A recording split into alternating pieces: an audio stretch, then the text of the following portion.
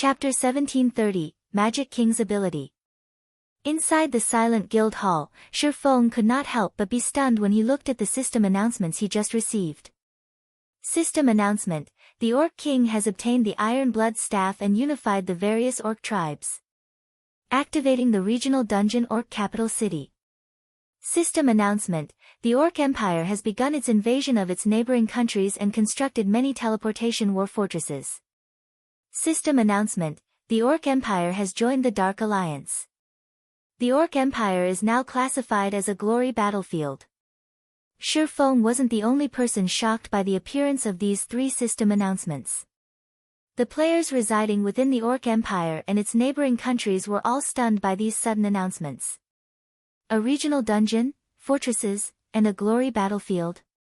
Is the system trying to turn the entire Orc Empire into a war zone? Silverwing could not help but frown as he studied the contents of the system announcements. First of all, the Orc capital city. The quantity and quality of resources available inside a regional dungeon located in a neutral map were far better than what regional dungeons located within kingdoms and empires could offer. Not to mention, the Orc capital city was an Asura mode regional dungeon. Setting aside the quality of the weapons and equipment one could obtain from it, just the magic crystals one could get there would make it a target of competition for the various large guilds. Moreover, the Orc capital city's level limit started from level 50 and ended at level 100. A regional dungeon that covered such a wide level range was extremely rare in God's domain. In the future, the large guilds would definitely contest fiercely for the Orc capital city. Aside from the regional dungeon, the teleportation war fortresses would most likely become a fuse that would ignite a war between the major powers as well. The Orc capital city was located in the core area of the Orc Empire. Just traveling from the outer area to the core area would most likely require dozens of hours. However, the teleportation war fortresses could shorten this travel time to just a few seconds. This was possible because of the teleportation arrays set up in these fortresses, which could teleport players to anywhere within their range, just like the four towers of elements. These fortresses were scattered around the inner and outer areas of the Orc Empire. As long as players could capture these fortresses from the Orcs, they could directly teleport to the core area of the Empire, possibly even to somewhere close to the Orc capital city. For this reason, the various large guilds would definitely do everything they could to capture these war fortresses. Aggravating the situation in the Orc Empire even more, the Orc Empire had actually joined the Dark Alliance. With this, not only could players belonging to the Dark Forces move about fearlessly within the Orc Empire, but they would even receive help from the Orc Empire itself. Moreover, now that the entire Orc Empire had been classified as a glory battlefield, dark players and normal players would be after each other's necks constantly inside the Orc Empire. The reason for this was the glory points that players would earn from killing players of the opposing faction. Meanwhile, these glory points could be used not only to exchange for top-tier equipment but also to obtain battlefield titles. These battlefield titles were much more valuable than any weapon or equipment. In fact, they could even aid players in their promotions. Hence, whenever a glory battlefield appeared, a festival of blood would ensue and continue until one side was completely defeated. Moreover, the losing faction would have to pay a very steep price. Due to these reasons, both factions would usually fight with everything they had. As Silverwing tried to process all these sudden developments, his head ached. The appearance of an Asura mode regional dungeon should have been a good thing. However, the timing of the dungeon's appearance only served to further boost the value of Silverwing Town in the eyes of the various major powers. To make matters worse, even the Dark Forces were intervening in the affairs of the Orc Empire, throwing the Empire into even greater turmoil. If Zero Wing was not careful, it was very likely to fall victim to the struggles of the various major powers. At this moment, Silverwing wasn't the only person troubled by this sudden turn of events. After finding out about the changes made to the Orc Empire, the upper echelons of many large guilds also held emergency meetings to discuss how to deal with this situation. Meanwhile, the dark guilds and dark players hiding within the different kingdoms and empires all grew ecstatic upon receiving the system announcements. Their time had finally come. Although neutral maps were not restricted by any kingdom or empire, they still weren't friendly to the dark forces. Dark players would have a much more inconvenient time leveling up in neutral maps than normal players. However, now that the Orc Empire had joined the Dark Alliance, the entire empire became the territory of dark players. They would have a much easier time moving in the Orc Empire than in other NPC kingdoms and empires. In fact, they could even teleport directly into the Orc Empire. Moreover, they also wouldn't have to keep sneaking around and hiding their identities in the Orc Empire, as the Orcs were now their allies. Now, they could not only kill other players in such a favorable environment but also earn glory points in doing so. The Orc Empire was basically heaven to dark players like them right now. Even if some independent dark players were not particularly interested in this matter, the various dark guilds would definitely exploit this situation to the fullest. After all, this was a good chance for dark guilds to develop themselves. Wonderful. This is an excellent opportunity for our guild to establish a town. Ha ha ha. The era of dark players is finally here. For a time, countless dark players swarmed towards the Orc Empire. Ancient Rock City, Evil God's Branch Temple. After finding out about the latest changes of God's domain, Beast Emperor was also beaming with joy. Although the Evil God's Temple had no allies in God's domain, that did not mean he could not take advantage of this sudden development. There was a saying, the enemy of my enemy is my friend. With the various large guilds and dark players at loggerheads, he could cooperate with the dark players to deal with Silverwing. Doing so would allow him to exact his revenge and destroy Silverwing Town, as well as accelerate the collection of enough contribution points to hasten the invasion of Starmoon Kingdom. Wind, get in touch with the dark guilds in the different kingdoms and empires and tell them that I have a proposition for them.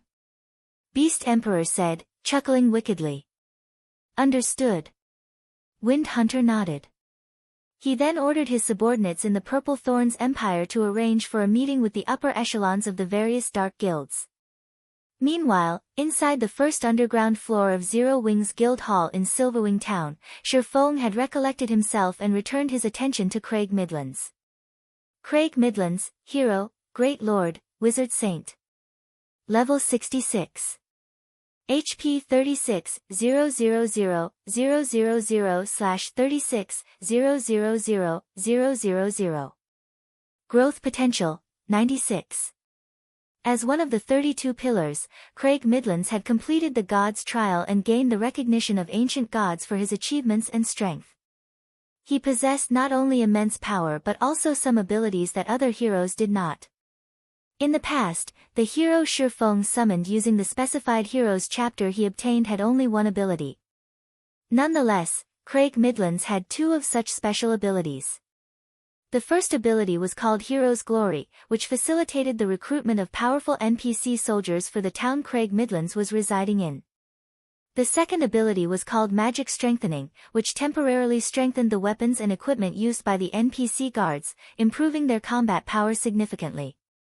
Looking at these two abilities, Shurfong finally understood why exactly Craig Midlands was so powerful.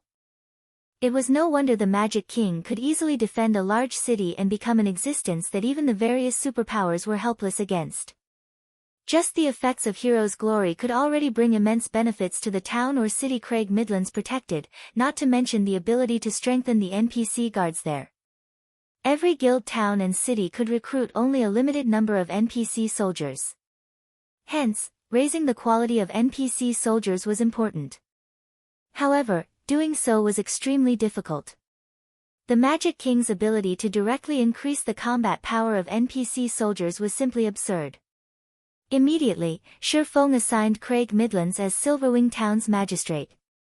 Now, not only did the NPC have authority similar to Shurfang's, but the Magic King could also recruit and manage NPC soldiers on his own.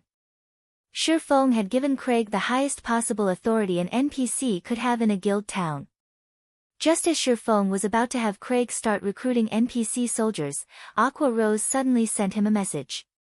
The contents of the message were straightforward: the foundations of the 5 magic towers have already been completed. Only the cores are missing now. They're done already. Sure enough, having advanced architects construct the magic towers is much better. Shurfong felt a little surprised as he read the message. However, after giving the matter some thought, he found it reasonable. Constructing the foundations of the magic tower was a joke that even basic architects could handle with ease, not to mention advanced architects. With dozens of advanced architects working together, it was only natural that they completed the task so quickly. Following which, Silverwing had the Magic King take independent action. As for himself, he left the guild residence and hurried to the magic towers in Silverwing town. Chapter 1731, Taking Shape. After leaving the guild residence and entering the street outside, Silverwing noticed that Silverwing town looked much more like a proper town than before. Many new buildings decorated the town now. Even the 5-story tall shop meant for the candlelight trading firm had already been constructed. Now, all that shop needed was a link-up with the other shops owned by Candlelight and products to be put up for sale. Once that was done, Candlelight would be able to start doing business officially in Silverwing town.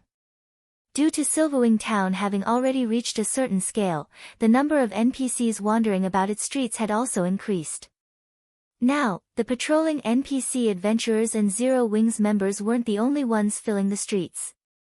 Moreover, Silverwing even noticed a few mercenary NPCs, wearing tattered armor, walking towards Zero Wings' residence, possibly drawn by the Magic King. Although these NPCs looked destitute, when Silverwing used omniscient eyes to inspect them, he discovered that even the weakest among them was a level 70, Tier 2 NPC. Normally, a recently established town would be fortunate to attract Tier 1 NPCs to become soldiers. Majority of the NPCs applying to garrison the town would only be at the elite standard. As for Tier 2 NPCs, those were basically impossible to find. Yet, now, 3 Tier 2 NPCs were showing interest in becoming soldiers in Silverwing town. For comparison, Zero Wing City had only a few hundred Tier 2 soldiers guarding it even until now. Although the 3 NPCs Silverwing spotted were not particularly high-leveled, they were more than enough to deal with current players. Besides, NPC soldiers leveled up much more quickly than players.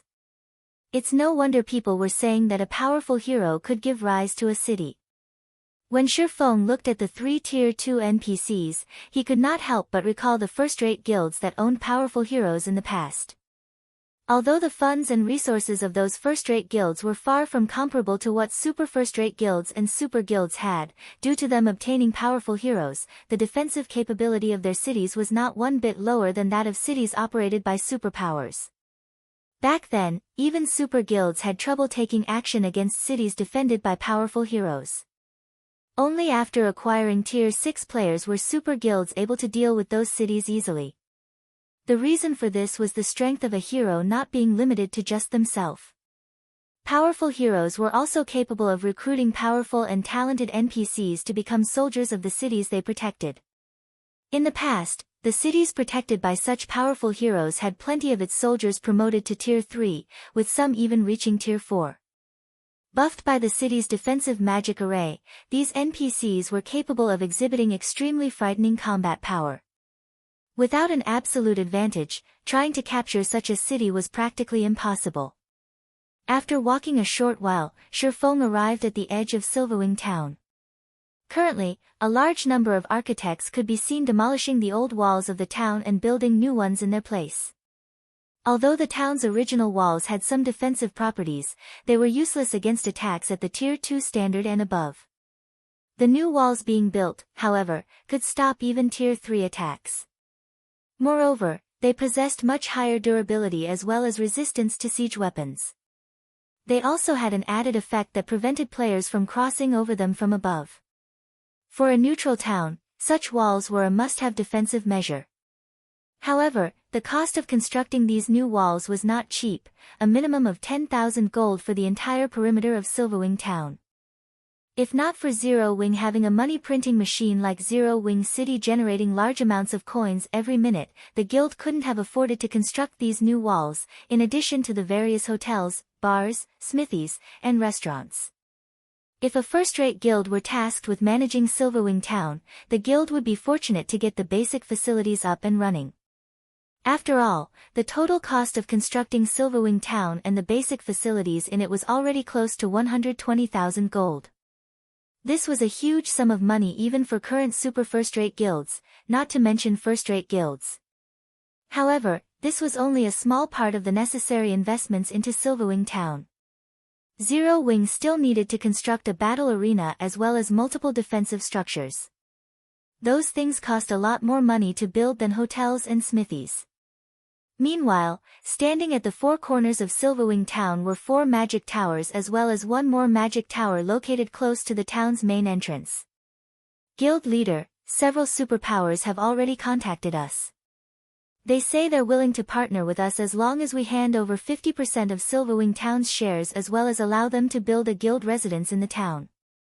In return, they'll help us fend off Beast Emperor's attacks in addition to investing 200,000 gold for the fortification of Silverwing Town's defenses, Aqua Rose reported when she saw Shifeng approaching her. 50%? Every superpower is asking for this price? Shifeng asked curiously. He was not particularly surprised by the fact that the various superpowers were offering to invest in Silverwing Town. After all, such situations frequently occurred during his previous life.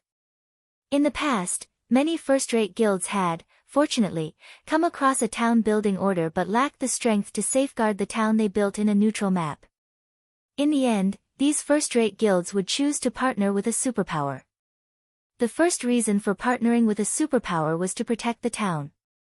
The second reason was to free up more funds for the development of their own guilds. They would not have to sink everything they had into their neutral towns. Although there are slight differences in their offers, they have all stated that the 50% shares are a must, Aqua Rose replied, nodding. I've already tried negotiating with them on this point, but they all are of the opinion that we won't be able to hold Silverwing Town against Beast Emperor. After factoring in the latest system announcements, they are even more unwilling to budge on this point. We've also just received news that Beast Emperor has managed to add another large batch of evil demons, evil beasts, and independent players to his forces. Right now, these forces are already making their way towards Silverwing Town from ancient Rock City. By the looks of it, Beast Emperor really plans on duking it out with us. What a bunch of old foxes. Shifeng could not help but chuckle upon hearing Aqua Rose's reply. Do they really think that Zero Wing needs their help against Beast Emperor? Ignore those superpowers for now. All we need to do at the moment is have Zero Wing City's elite and expert members come over to Silverwing Town to develop themselves. If Beast Emperor sends any mythic monsters at us, have Cola and the others deal with them. Understood. I'll have them transfer over as soon as possible, Aqua Rose said, nodding. They might not have any way of dealing with the evil beasts and evil demons out in the fields, but none of those monsters should even think of approaching Silverwing Town with its 5 magic towers. Even if Beast Emperor sent a mythic monster at Silverwing Town, their side had Cola and many other Tier 2 players who wielded Tier 3 mana weapons. Including the buff from the magic towers, Cola and the others should have no problem going up against mythic monsters. After Shifeng was done speaking, he entered the closest magic tower and immediately began carving the magic circuits necessary for operating it. The magic circuits were formed using advanced magic arrays. For other players, this was a very difficult and time-consuming task. For Shifeng, who had already become a master magician, however, he could easily complete the necessary advanced magic arrays and connect them into a functioning magic circuit all by himself. Within 5 minutes, Shifeng was done engraving the magic circuit for one magic tower. After spending about an hour running around, visiting the 5 magic towers, he was finally done engraving the core magic circuits of the magic towers. Good. Activate all magic towers simultaneously. Shifeng commanded as he stood inside the magic tower located behind the town's main entrance. Immediately, Aqua Rose and other members of the guild's upper echelon, who were stationed inside the other 4 magic towers, activated their respective magic towers. Suddenly, the gigantic crystal atop each magic tower released a dark blue glow. A pillar of light then shot up into the air from each crystal. In the next moment, the towering light pillars split apart and formed light blue barriers that enveloped the entire Silverwing Town. The instant the barriers formed by the 5 magic towers came into contact with each other, the barriers immediately took on a darker shade. By the time the barriers of the 5 magic towers fully merged with each other, a dark blue translucent dome had formed around the entire Silverwing town. The spectacular scene was visible even to players over at the primordial divine ruin. What's going on? What's happening in Silverwing town? Everyone present at the primordial divine ruin was dumbfounded as they looked at the dark blue dome covering Silverwing town, because they could feel the density of the mana around them actually increasing gradually. Chapter 1732, The Effect of 5 Magic Towers. Silverwing town's sudden transformation immediately attracted the attention of the various major powers at the primordial divine ruin. What's going on with Silverwing town? It's actually causing such a powerful mana drain. Cuttlefish, who was observing Zero Wing's newly built town from an open-air restaurant in the primordial divine ruin, was filled with confusion. Although Silverwing town appeared to be located right beside the primordial divine ruin, in reality, over 1,000 yards separated the two locations. Despite the distance, the commotion in Silverwing town affected even the primordial divine ruin. If the rise in mana density in the primordial divine ruin was already so remarkable, what about inside Silverwing town? After thinking up to this point, Cuttlefish could not help but shudder. Nowadays, the understanding that superpowers had towards the effects of mana density was different from before. After conducting extensive research in libraries and live experiments, they had already discovered just how valuable locations with high mana density were. Areas with high mana concentrations did not only help players maintain a calm mind, allowing them to display greater combat power in return, but also accelerated the recovery of players' stamina and concentration. This situation enabled players to practice their combat techniques for extended periods without having to worry about running out of stamina and concentration. Meanwhile, the execution of combat techniques was different from that of spells and skills. In the case of spells and skills, one could activate them properly so long as the general movements were correct. In the case of combat techniques, however, one's movements needed to be extremely precise. Otherwise, the combat technique would do more harm than good to the user. In short, the difficulty of executing a combat technique was much greater than activating skills and spells. One required arduous practice just to learn to execute a combat technique properly. Hence, if one wished to practice a combat technique efficiently, having an environment that boosted stamina and concentration regeneration was a must. Uncle Cuttlefish, a report just came in from our scouts. It seems Zero Wing has constructed magic towers in Silverwing town. Moreover, the guild built 5 magic towers in one go, a crimson-armored Tier 2 berserker standing beside Cuttlefish reported. 5 magic towers? Did they see correctly? Cuttlefish revealed a stunned expression when he heard this. For a moment, he even wondered if he had misheard. It's true. They've sent a video recording. There are indeed 5 magic towers in the town, the Tier 2 berserker replied, a bitter smile appearing on his face. He, too, had hoped that there was a mistake in the report. However, after watching the video recording, he couldn't deny this fact even if he wanted to. How is this possible? Cuttlefish's complexion darkened as he watched the video recording the Tier 2 berserker forwarded to him.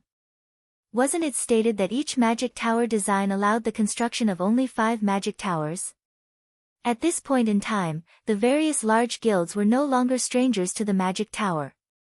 After the first magic tower appeared in Stone Forest Town, the various large guilds had fervently searched for information about it, especially since the magic tower's existence allowed Stone Forest Town to become the #1 town in Starmoon Kingdom. In addition, as an advanced defensive construction, the magic tower provided the town with considerable defensive power. Even until now, the Crimson Emperor Guild had yet to build a single magic tower. Nevertheless, 5 magic towers had now appeared in Silverwing Town simultaneously. This was simply unbelievable. With these 5 magic towers, Silverwing Town's defensive power had increased significantly. Even if Beast Emperor wanted to destroy Silverwing Town, he would face an uphill struggle to do so. Not to mention, with the drastically heightened mana density, Silverwing Town's popularity among players would definitely increase even further. While inside a neutral map, players' stamina and concentration depleted very quickly. And even if they returned to an NPC town or city to recover, a full recovery would take quite a long time. Meanwhile, the increased mana density would significantly shorten the amount of time needed for players to recover, granting players more time to grind and do quests. One could just imagine how attractive Silverwing Town would be to the players trying to develop in the Orc Empire. With this, Crimson Emperor would also have much greater difficulty in acquiring the shares of Silverwing Town. At this moment, besides Cuttlefish of Crimson Emperor, members of the other superpowers present in the Primordial Divine Ruin were also frowning at this situation. Damn it! Just where did Zero Wing obtain another magic tower design from? The upper echelons of the various superpowers were filled with envy as they looked at the 5 magic towers of Silverwing Town. Right now, even a fool could tell that Silverwing Town had a promising future ahead of it. News about Silverwing Town having 5 magic towers spread like wildfire. For a time, the expert players that had been hesitating over developing themselves in the Orc Empire started migrating to the Empire in large numbers. Meanwhile, inside Silverwing Town. So, this is the effect of having 5 magic towers in a single town. Shurfeng was a little surprised as he felt the density of the ambient mana. He also noticed an additional buff appearing in his status window. Spirited State. If you remain in this state for 5 hours, your EXP gain will increase by 30% for 1 hour. If you remain in this state for 10 hours, your EXP gain will increase by 30% for 2 hours. Shurfeng's eyes glowed when he read the description of this buff. Moreover, aside from this additional buff, the 5 magic towers also received a boost to their attack range, their defensive radius now covering 6,000 yards. Shurfeng had never imagined that constructing 5 magic towers in a single town would bring such bonuses. This was his first time learning about such a matter. However, this was also a reasonable situation. After all, magic towers were incredibly precious. This was true even after 10 years had passed in God's domain. In his previous life, the various superpowers would split the magic towers they had to as many towns as possible. Even in important towns and cities, they would construct 3 magic towers at most. Nobody had been willing to spend an entire magic tower design on a single location. If the various large guilds in his previous life had found out that there was such a benefit from constructing 5 magic towers in a single location, most likely every guild that acquired a magic tower design would spend it entirely on a single town or city. After all, in Stone Forest Town, one needed to stay in a hotel to acquire this Spirited State buff. Yet, now, just being inside Silverwing Town granted players the buff. Only, the effects of the buff were inferior to the one gained by staying in Stone Forest Town's hotels, as the 30% increased EXP gain lasted only 2 hours.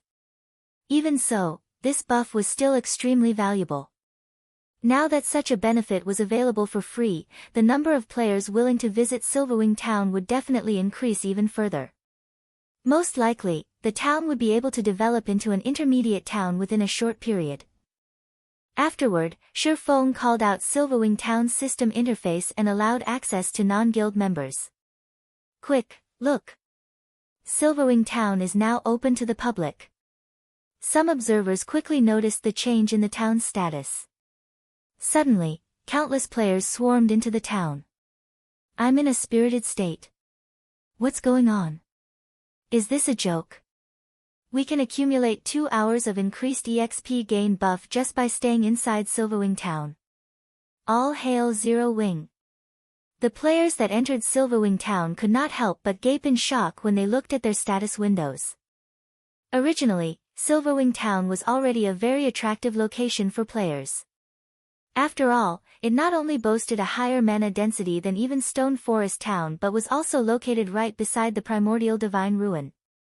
Now that players could even gain the Spirited State buff just by being in the town, Silverwing Town was basically heaven for players. Within just a few minutes of opening to the public, Silverwing Town's player population had already shot past 100,000. Moreover, this number continued to skyrocket. The player population would most likely zoom past 200,000 before the hour was over. Guild leader, we detected a large number of players and evil beasts heading in our direction through the magic towers. Many among these players are dark players. By the looks of it, they are planning to camp outside the primordial divine ruin and start a war of attrition with us, Aqua Rose said, frowning as she looked at the approaching evil beasts and dark players through the crystal ball of a magic tower. Beast Emperor sure is persistent. Shifeng could not help but chuckle as he looked at the images Aqua Rose sent him. Since that is the case, if they dare come close to the primordial divine ruin, make sure to give them a proper greeting using the magic towers. Chapter 1733, Earth-shattering blow. A large group of evil demons and evil beasts, easily over 50,000 in total, had set up camp in the wilderness outside of the primordial divine ruin. This particular group also included some cloaked players, which all radiated killing intent. Just looking at these players could make one shiver. Some of these players didn't even bother with black cloaks to hide their identities, revealing the black IDs above their heads. It was obvious that these players had slain a frightening number of players. They were definitely not ordinary expert players. All of these players were very well geared. Despite recently reaching level 50, over half of their equipment consisted of level 50 mysterious iron and secret silver equipment. These pieces were definitely among the best available at this stage of the game. Wind, I'll say this first, the Crimson Horn Guild will only help you kill Zero Wings members. We won't be taking the initiative to attack and turn ourselves into cannon fodder, a tall, robust man carrying two short swords from his waist indifferently told the phantom of a person beside him. Relax. As long as Zero Wings members leave Silverwing town, my evil demons and evil beasts will attack them immediately. All you and your men need to do is find an opportunity to kill them. However, don't forget, my goal involves more than making them lose a single level, Wind Hunter reminded the man. He hadn't only chosen to work with Crimson Horn because it was a famous dark guild in the Dark Knight Empire, he had also chosen the guild due to its production of a particular type of poison. This poison was called Soul Devourer and would be applied to a player's weapons. When these coated weapons were used to kill a player, the poison would corrode the player's soul, and depending on how much poison was applied, the victims could lose up to 3 levels before entering a weakened state. During this weakened period, players could not level up. In return for Crimson Horn's assistance, the Evil God's Temple would help the Dark Guild's members grind glory points and accumulate battlefield titles. Leave this to us. As long as we slay Zero Wings members, I guarantee that they will need some time to recover their strength, the indifferent man said confidently. If there weren't so many guilds here, I'd love to fight Zero Wings peak experts. I've heard that their combat standards are quite good, and every item they wear is a treasure. However, by the looks of it, that doesn't seem possible. Saying so, the indifferent man turned to the 6 cloaked players behind him. He wasn't pleased that he couldn't see their appearances. These 6 players would be responsible for dealing with Zero Wings peak experts in the upcoming battle. Although these 6 people were dark players, they did not belong to a dark guild. Rather, they were members of an adventurer team called Dark Hunters. The adventurer team was quite famous in the Dark Knight Empire, and not even Crimson Horn avoided provoking the team. The Dark Hunters adventurer team consisted of monstrous players, and every member was a dark player. Not long ago, the Dark Hunters had dispatched a 20-man team to annihilate the first-rate guild, Tyrant Emperor's main force. Said force had included 1,000 players. Among the Dark Hunters' 20-man team, 8 were Tier 2 players who had absurd combat standards and basic attributes. Even Star Harvester, Tyrant Emperor's guild leader and a level 51, Tier 2 assassin, had died in the battle. Naturally, a Tier 2 assassin possessed much stronger life-saving skills than a Tier 1 assassin. Even 5 Tier 2 experts working together should not be able to stop a Tier 2 assassin's escape, yet Star Harvest had still been killed. Moreover, a single player from the Dark Hunters had accomplished the deed. The strength the Dark Hunters had displayed had thoroughly shocked the Dark Knight Empire. Star Harvester wasn't some ordinary expert. He was a Refinement Realm expert who ranked 305th on the God's Domain experts list. Not even ordinary Refinement Realm experts stood a chance against him. Yet, the Dark Hunters had killed him. Even before the battle with Tyrant Emperor, the Dark Hunters had created many frightening battle records. Only, These battle records had been carried out in secret, unknown to the various large guilds. The adventure team's accomplishments included the assassination of Crimson Horn's guild leader, Crimson Ghost. This was also why Crimson Ghost wasn't happy to see the 6 Dark Hunters members. In Crimson Ghost's opinion, the players from the Dark Hunters were inhuman, and he hadn't reached this conclusion just because of their monstrous strength. Rather, this opinion was based on the appearance they took on when they activated their true power. When they used their true power, they lost their human form, transforming into true monsters. They also used different combat methods than players like himself. Every one of the 6 players that had been sent from the Dark Hunters was a Tier 2 player. Even without the help of the evil demons and evil beasts, these 6 players were more than enough to deal with Zero Wing's main force members. Since everyone's all here, we'll proceed with the next phase of our plan. First, we'll set up an encirclement around the primordial divine ruin and Silverwing town. But make sure you stay a safe distance away from the town. We estimate that those magic towers have a maximum attack range of around 1,500 yards. Do not enter that range. We won't be responsible for your deaths. Hearing Wind Hunter's warning, the various dark players nodded their heads. War weapons were no laughing matter. The magic tower's attacks possessed power at the peak of Tier 3. Moreover, the attacks had very large ranges. Unless one used an invulnerability skill or spell, no player at this stage of the game could block an attack from a war weapon and survive. No, there was one player who could block an attack from war weapon like the magic tower, but none of these dark players believed that they had the strength to rival Black Flame. When Wind Hunter finished speaking, the present players went into action. Wind Hunter then organized his evil demons and evil beasts to surround the primordial divine ruin and Silverwing town. Shortly after the evil demons and evil beasts began to move, the players in the primordial divine ruin discovered their advance. There are so many evil demons and evil beasts. That should be at least 50,000, right? Is Beast Emperor launching another assault? The crowd at the primordial divine ruin gulped when they saw the approaching evil beast and evil demon army. Although they knew that Beast Emperor only planned to target Zero Wing, they couldn't help their growing fear and anxiety as they watched the monsters draw near. Good. They're finally here. When the various superpowers upper echelons saw the evil demons and evil beasts, their moods considerably brightened. Let's see how Zero Wing maintains its arrogance after this. As long as Beast Emperor was willing to fight against Zero Wing would be under a considerable amount of pressure regardless of whether Beast Emperor won or lost. In that case, they would have an opportunity to acquire the shares of Silverwing town. However, when the evil beasts and evil demons were less than 1,000 yards away from the primordial divine ruin, one of the magic towers in Silverwing town, which stood over 3,000 yards away from the monster army, began to gather energy. The mana around the magic tower swiftly collected at the gigantic crystal atop the tower. After a 2-second charge, a pillar of black-white light shot up from the gigantic crystal. Even the players at the primordial divine ruin could clearly see the pillar. What's Zero Wing trying to do? The sudden development confused everyone watching. As these players wondered about the light pillar, it angled downward and shot into the center of the evil beast and evil demon army. Following which, the light pillar expanded and devoured the nearby evil demons and evil beasts. Every monster at special elite rank or below died instantly as the light washed over them.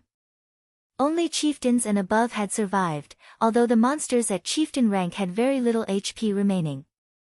The attack had even heavily injured the Grand Lord ranked evil demons and evil beasts. Chapter 1734, Silverwing's Might. The light pillar that had blasted into the evil demon and evil beast army had only stopped expanding after it had covered a 100-yard radius. It then gradually disappeared. As the beam attack's horrific energy scattered, the fading light revealed a massive crater in the field the monster army occupied. Only the chieftain rank and above evil demons and evil beasts remained alive, while all else had been burned to ash. A single attack had killed hundreds of evil demons and evil beasts, and every surviving monster was heavily injured, drastically decreasing their combat powers.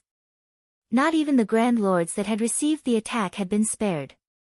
Seeing this, the players at the distant primordial divine ruin gaped in shock. That had been too powerful. The power of that attack could practically rival that of a Tier 4 spell. What's going on? Didn't they say that Silverwing Town's magic towers should only have an attack range of roughly 1,500 yards? The expressions of Crimson Horn's members darkened as they stared at the crater only a short distance away. Had the beam attacks been shifted slightly, it would have killed more than just evil demons and evil beasts. The death count would have included players like them, as well. Crimson Horn's members weren't the only ones horrified by this sudden attack. The various superpowers members fell into heated discussions, finding Silverwing Town's attack inconceivable. How does that magic tower have such a long attack range? Cuttlefish wore an ugly look as he stared at the fading light pillar. He had thought that Beast Emperor would force Zero Wing into a corner, preventing the guild's members from setting foot in the primordial divine ruin.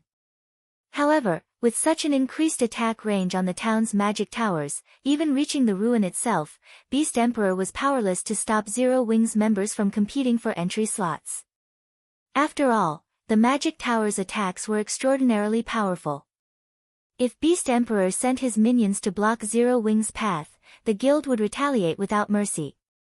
If the magic towers struck too many times, even mythic-ranked monsters would fall, much less the lower-ranked monsters.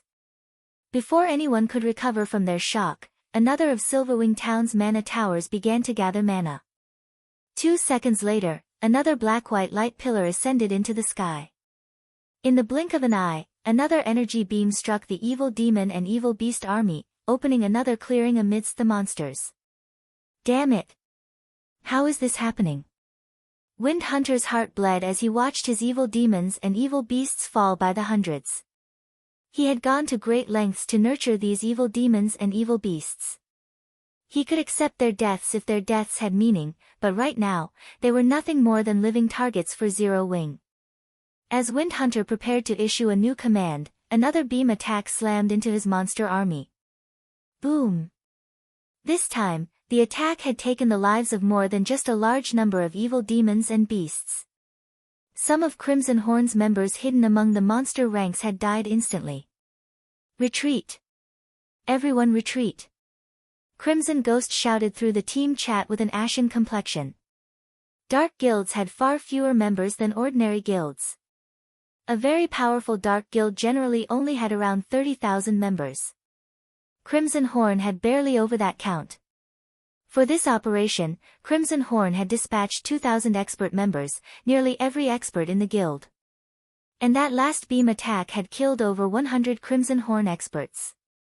At this moment, Crimson Ghost developed a deep hatred for Wind Hunter. Because of Wind Hunter's misinformation, Crimson Horn had lost over 100 experts for no good reason. As dark players, the death penalty they suffered was much more severe than ordinary players. Even though their alignment with the dark forces would lighten their death penalty slightly, it was still harsher than what ordinary players faced. Now that over 100 Crimson Horn experts had been killed, the guild had lost over 5% of its peak combatants. If they suffered another blow like that, the consequences would be unimaginable. Just as Crimson Horn's members began to retreat, Zero Wing's members flooded out of Silverwing Town. Although only a little over 2,000 guild members had emerged, every one of them rode a majestic thunder wolf. The spectacular scene of 2,000+ thunder wolves stunned both the spectators and Wind Hunter's group. Bastards! Wind Hunter bellowed in rage as he watched Zero Wing's army charge towards him. After bombarding his army with the magic towers, Zero Wing actually took it a step further and sent its members to pursue his remaining forces. It was obvious that Zero Wing wanted to show everyone that the evil god's temple was not a foe worth worrying about. To make matters worse, Zero Wing had only dispatched a little over 2,000 members for the pursuit. If news of this spread, the evil god's temple's prestige would be tarnished. The temple would become a laughingstock in the Orc Empire. Immediately, Wind Hunter had his evil demons and evil beasts charge at Zero Wing's army, even going as far as to mobilize 2 mythic evil beasts. Although the magic tower's attacks were powerful, they couldn't easily take down mythic-ranked monsters. In fact, the two mythic evil beasts would have no problems escaping the battlefield even after annihilating Zero Wing's force. Moreover, with how far the magic towers could reach, Zero Wing wouldn't dare to fire on the evil demons and evil beasts as they clashed with the guild's members. Suddenly, one level 60+ evil demon and evil beast charged towards the incoming players, but before they could reach their targets, two more beam attacks plowed into the monsters' frontline. The beams wiped out any elites and special elites they struck while leaving the rest heavily injured. After the two beam attacks descended, Zero Wing's members, who wielded mana weapons, finally made contact with the evil demons and evil beasts. The moment they did, they started a slaughter. The Zero Wing experts wielding Tier 2 mana weapons could fight a Lord-ranked evil demon or evil beast, even when the monsters were at their peak, toe-to-toe. Hence, the weakened chieftains and lords posed no threat to Zero Wing's melee players. In addition, the ranged DPS provided cover fire, and the healers maintained everyone's HPs from the rear. Overall, the first wave of evil demons and evil beasts that met Zero Wing's army in combat was no match for Zero Wing's army. Finally, the two mythic ranked evil earth dragons arrived before Zero Wing's forces, their massive frames looming like two mountains. The evil earth dragons then released deafening roars as they swiped their massive claws at the enemy players. However, before their claws could reach the melee players before them, two figures appeared before each monster. One of these figures was Kola, while the other was Turtledove, and the two MTs had already activated the power of darkness, increasing their attributes significantly. Silver divine runes illuminated the Tier 3 mana weapons in their hands, and once the two guardian knights reached the evil earth dragons, they swung these weapons at the incoming claws. Tier 2 skill, Divine Adjudication. A golden glow bloomed before the two guardian knights as the two evil earth dragons' gigantic claws abruptly halted mid-swing. No matter how much force they used, they couldn't even move their claws an inch farther. After a brief moment, two explosions shook the area. The two level 75 evil earth dragons stumbled 5 steps back, and the ground beneath them trembled as they moved. Before the mythic evil beasts could recover their stances, Kola and Turtledove advanced once again and arrived before their targets. They then swung their weapons, and the silver divine runes covering the Tier 3 mana weapons brightened as the blades fell on their targets. Tier 2 skill, Dragon Annihilator. Tier 2 skill, Current Blade. Kola and Turtledove used their respective legacy skills without hesitation. The moment their attacks connected with the evil earth dragons, the two mythic monsters let out agonizing cries as they were pushed back by 20 yards, a damage of over -800,000 appearing above each of their heads. Although the evil earth dragons' HP bars had only decreased by a very small fraction, barely noticeable to ordinary players, expert players with acute perception noticed the change. The players watching from the primordial divine ruin were frozen with shock, staring at Kola and Turtledove with dumbfounded expressions. Chapter 1735, A Nest of Monsters. Chapter 1735, A Nest of Monsters. The nearby Crimson Horn members couldn't help but gasp when they players pushed the evil earth dragon's titanic frames backward by over 20 yards. They were as shocked as if they had witnessed two ants push back a tiger and a lion. How is this even possible? Is Zero Wing just a nest of monsters? Both Crimson Horn's members and the various spectating players at the primordial divine ruin were at a loss for words. Aside from how massive the evil earth dragons were, just the fact that they possessed the strength of mythic monsters should make them impossible for players to go up against. Watching Black Flame kill a mythic evil demon had been scary enough, yet two more monstrous players had risen in Zero Wing. No. This can't be possible. They must have used some kind of special potion to boost their strength. They can't keep this up for long. Wind Hunter's eyes nearly fell from their sockets when he saw the evil earth dragons slide back. He was sure that Kola and Turtledove must have used some special method to grant them the strength to face mythic monsters for a short time. There were certain tools in God's domain that could grant players extraordinary power for a short time. Even Wind Hunter had such a tool in his possession, but it wasn't strong enough to allow him to go toe-to-toe with a mythic monster.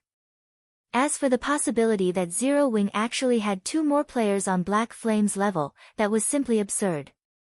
He absolutely refused to believe that Zero Wing could produce 3 experts that could contend with mythic monsters on their own. Thinking up to this point, he commanded the evil Earth Dragons to continue their assault against the 2 Guardian Knights. Once the 2 mythic evil beasts had stabilized themselves, they whipped their tails at the 2 MTs. The massive tails swept up a powerful storm as they moved, forming a pitch-black rift wherever they passed. Faced with such an attack, even a Tier 2 metric tons with their life-saving skill activated would risk an instant death if they took the strike head-on. However, Kola and Turtledove remained unfazed as they swung their Tier 3 mana weapons again. 2 silver lights then clashed with the evil Earth Dragon's colossal tails as 2 loud explosions echoed across the battlefield. Even the crowd at the primordial divine ruin, which was over 1,000 yards away, could clearly hear the explosions. This time, neither side had gained an advantage over the other by the time the clash ended. However, the ground beneath them had cracked, the fractures extending out over 20 yards away. The frightening display of power made the watching players shudder. Boom! Boom! Boom! Despite the clash ending in a draw, neither side wanted to give up the fight. For a time, both sides exchanged one blow after another. Meanwhile, the surrounding Zero Wing members massacred evil demons and evil beasts in a frenzy. Any Zero Wing member could solo a Great Lord, dealing around -50,000 damage with their attacks.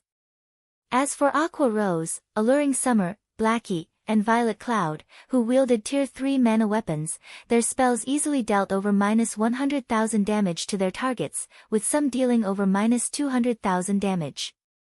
From time to time, they would also use large-scale destruction spells, causing hundreds of thousands of damage to a clump of monsters. Although the evil demons and evil beasts greatly outnumbered Zero Wing's army, the army of 2,000+ players had them completely outmatched. Before even 30 seconds had passed since the battle began, over 100 weakened chieftains and lords were killed already. None of the spectating powers had expected this battle to take this turn. They had assumed that Zero Wing would rely on its magic towers to protect itself. They had never thought that Zero Wing's members actually possessed such extraordinary strength. If the rest of Zero Wing's force weren't busy with the other evil demons and evil beasts, the small army would definitely slay the 2 evil Earth Dragons. With such power, it's no wonder why they had no interest in our partnership offers. Quiet Melody, who sat in an open-air restaurant in the primordial divine ruin, could not help but reveal a bitter smile as she watched Kola and Turtledove fight the evil Earth Dragons. She had thought that Zero Wing was trying to keep up appearances by refusing the various superpowers offers for cooperation and would only lower its head after Beast Emperor's forces had cornered the guild. However, with Zero Wing's current display of strength, it certainly qualified to protect Silverwing Town without help. Not even the various superpowers could deal with mythic-ranked monsters so easily. With the 5 magic towers' absurdly long attack range, Zero Wing should have no problems defending Silverwing Town even after the town's protection period. That damned Wind Hunter! He nearly made us enemies with Zero Wing. Fortunately, we haven't actually fought Zero Wing's members yet. We should still have time to escape Zero Wing's notice. Crimson Ghost could not help but glare at the distant Wind Hunter as he watched the evil demons and evil beasts' extermination. Zero Wing's strength was nothing like what Wind Hunter had told him. Every one of Zero Wing's experts was ridiculously strong. Not even a Tier 2 player like him dared to face Kola and Turtledove head-on. With the MT's incredible destructive power, they could likely kill him in one hit. The fight before him could no longer be described as a battle. This was basically a one-sided slaughter. When Crimson Ghost recalled how he had lost over 100 guild experts, he truly felt fortunate. If not for that incident, he wouldn't have given the command to retreat. Had his army of 2,000 players assaulted Zero Wing's members, the consequences would have been disastrous. Seeing Zero Wing's frightening combat power also instilled an indescribable shock in Crimson Ghost. Not even the super first-rate guilds that ruled over the Dark Knight Empire were capable of fielding such a powerful player army. Yet, an up-and-coming guild from Star Moon Kingdom had accomplished just that. Moreover, based on his investigations, Zero Wing didn't have the support of any backers. Meanwhile, The 6 cloaked players from the Dark Hunters rested in a corner of the battlefield. After observing the battle for some time, the ranger carrying a crystalline longbow shook his head. This won't do. Zero Wing's members are much stronger than we anticipated. We're canceling our plans to plunder their weapons temporarily. Leader, although Zero Wing is clearly stronger than we had assumed, it isn't entirely impossible to kill the guild's ordinary experts. Those experts haven't even reached Tier 2 yet. We can simply kill them and flee. The commander definitely won't let us off the hook if we fail this mission. Although the ranger leading this party wanted to cancel the operation, the other 5 members shook their heads, objecting to the idea. When they thought about how frightening their commander was, in particular, and the punishment awaiting them if they failed, they couldn't help but shudder. Their party leader might be able to bear the penalty, but they couldn't. Hearing his party members' objections, the ranger glanced at Zero Wing's ordinary experts. As his party members had said, although these Zero Wing players had higher basic attributes than theirs, their combat standards were lacking. They hadn't even reached the half-step refinement realm yet. Most importantly, these ordinary experts were all Tier 1 players. The differences between Tier 1 players and Tier 2 players weren't limited to basic attributes. There was also a massive gap between their skills and physiques. With the strength of their 6-man party, they should be able to pick off a few of these ordinary experts before departing safely. Based on his observations, there were fewer than 10 players on Zero Wing's side that could pose a threat to their party. The others weren't a problem. Fine. But finish things quickly. Flee as soon as you get your hands on their weapons, the ranger said, nodding after giving the matter some thought. Their mission required that they obtain the weapons Zero Wing's peak experts wielded, but trying to kill Kola and the others was too much of a challenge right now. On the off chance that Zero Wing's peak experts surrounded them, their deaths would be almost certain. If they targeted the weaker experts, though, they'd have higher chances of success. Although they wouldn't obtain the weapons Zero Wing's peak experts wielded, at least they wouldn't return empty-handed. Under the ranger's lead, the Dark Hunters' 6-man party charged towards Zero Wing's members, who were embroiled in a battle with the evil demons and evil beasts. Chapter 1736, Confrontation with the Dark Hunters. Chapter 1736, Confrontation with the Dark Hunters. On the chaotic battlefield, Kola and Turtledove continued to block the evil Earth Dragon's attacks. Meanwhile, the other Zero Wing members frantically cleared out the heavily injured evil beasts and evil demons, rapidly dwindling the army's numbers. The battle was thoroughly in Zero Wing's favor. Because of this, Zero Wing's excitement continued to mount as they fought. The mana weapons' incredible attack power couldn't compare to their normal weapons, and even though they were Tier 1 players, they completely overwhelmed the Lord-ranked evil demons and evil beasts. Although the slain monsters didn't drop any loot, these players did receive a bountiful amount of EXP. After fighting for just a short moment, their experience bars had grown by a noticeable chunk. Upon reaching their level, they required a ridiculously high amount of EXP for each level up. Sometimes, they'd grind for 10 minutes straight without any noticeable change to their experience bars.